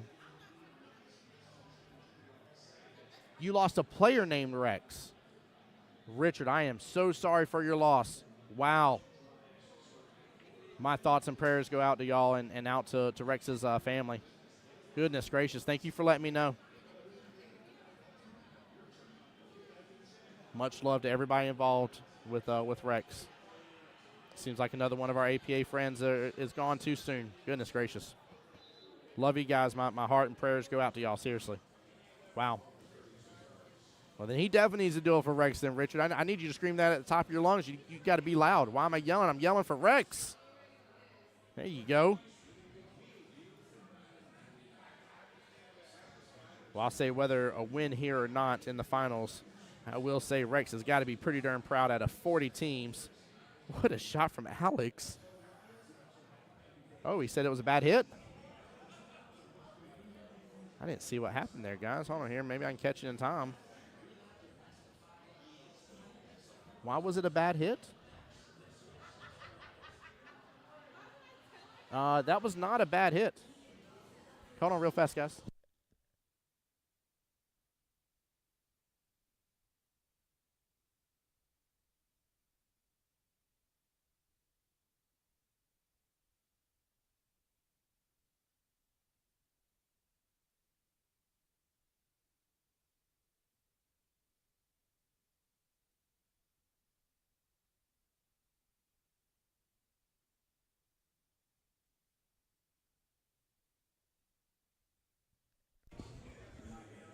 All right. So to explain what happened, Alex accidentally hit his cue into the 7. He made a good hit with the 2, but thought it was ball in hand because the 7 dropped with his cue. It does not. The 7 gets spotted right back where it was. That's what happens. That is not a foul in this league here. We don't play all ball fouls. We play cue ball fouls. Unfortunately, though, he did touch the cue ball afterwards, and because he touched the cue ball, that is now ball in hand. Naeem is going to take good advantage of it, and he should. He looks like he may be swinging for that 3-9, and he is. I don't blame him. He should swing for this all day long, get his team to the hill. Yeah, very unfortunate here, guys. I would encourage each and every single one of y'all to know your APA rulebook. It's digital, lives on your phone. We'll give you good little tidbits about this kind of stuff. Cue ball fouls, not all ball fouls. Guys, there's 57 of y'all watching the live stream right now total between Facebook and YouTube. Please hit that subscribe button on my Facebook and YouTube. Would mean a lot to me. Good attempt from Naeem here. He goes right on past the 9 ball, but I like the fact he's swinging. Raj, after the shot was made, Alex tapped the cue ball because he thought it was a foul. And so you know how you normally tap the cue ball to indicate, it's ball in hand. Alex moved the cue ball with his cue after everything was said and done, because that is then a foul and a ball in hand to his opponent.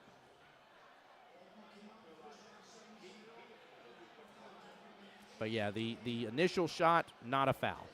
Alex's misunderstanding of the situation is what caused it then to be a foul.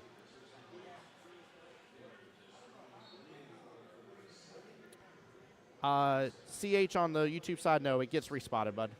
When it's rack space like that, it's not a dead ball because it's not point space, it's rack spaced. You would be right under regular 9-ball stuff. It would be a dead ball.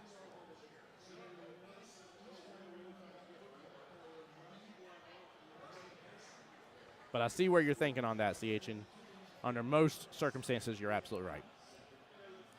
Good little defense from Naeem here.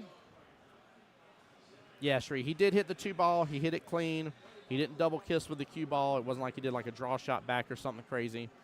Again, it's just Alex's misunderstanding of the situation was the why behind it.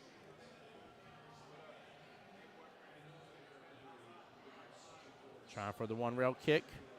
We'll see if Alex can shake this off. He's got to let go of what happened.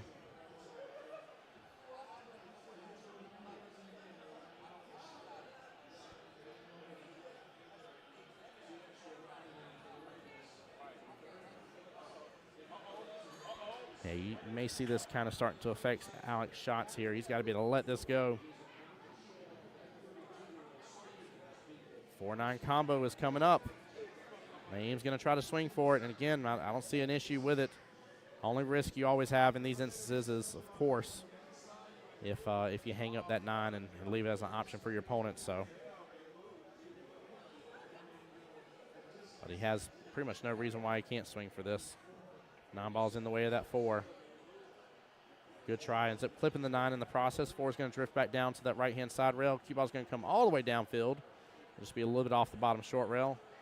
4-7 combos lined up for Alex.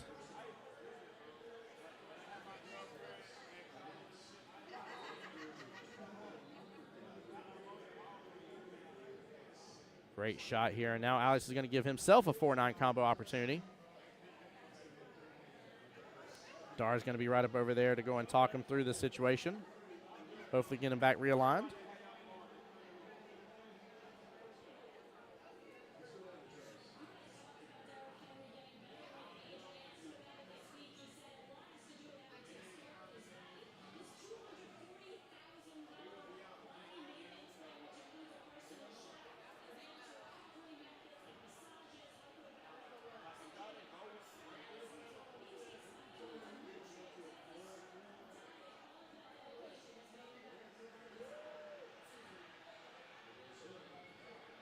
He's looking at that right now.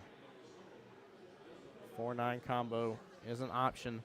Naeem tried to swing at it. He's tried to swing at it twice at least. Neither gentleman have been successful in that moment, but that 9 is a little bit closer. And he is. That is it, ladies and gentlemen. The Strokers, Jacksonville APA in the house, baby, getting the win. Woo! Let's go. Let's go. Sam, don't you cheeseburgers that one. I see you. I see you. I'm assuming a cheeseburger is kind of like a dragon claw and something like that. Big congratulations. We see the great sportsmanship from both teams coming in. All right, guys, give me 1 second here. I'll close out the live stream. But big congratulations. Strokers leading with $3,000 in pocket. Team, why am I yelling? Well, I'm yelling because the finals are over. However, they're going to leave with $1,500 in their pocket. Big congratulations to both teams. What a wonderful weekend. 40 teams entered. The winners being Strokers from Jacksonville APA. What a win. Big congratulations, guys. Give me one moment here.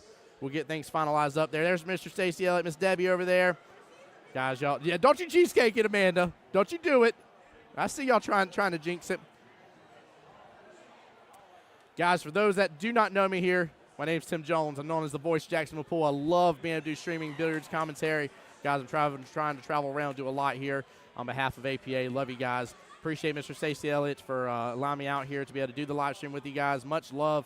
Again, really enjoyed the Southern Shindig. It's been a blast here at Zingales. Huge shout out to Michael Zingale and the staff over there as well. Great job. Pub sub. Stop it, Austin. I love it. Jacksonville APA in the house, baby, getting the win. Guys, as always, take care. Be blessed. Get some rest. Of course, I want to be the one that gets you to enjoy watching billiards again. Guys, get the likes, the shares out. Make sure you're following my The Voice of Jacksonville Pool account. Follow me on YouTube as well. Appreciate you guys so much. But way to go, though. Big shout out to both teams. Good sportsmanship, good heart from both here. Appreciate you guys. I'll see y'all on the next one. Have a good, wonderful night. Safe travels to everybody back home.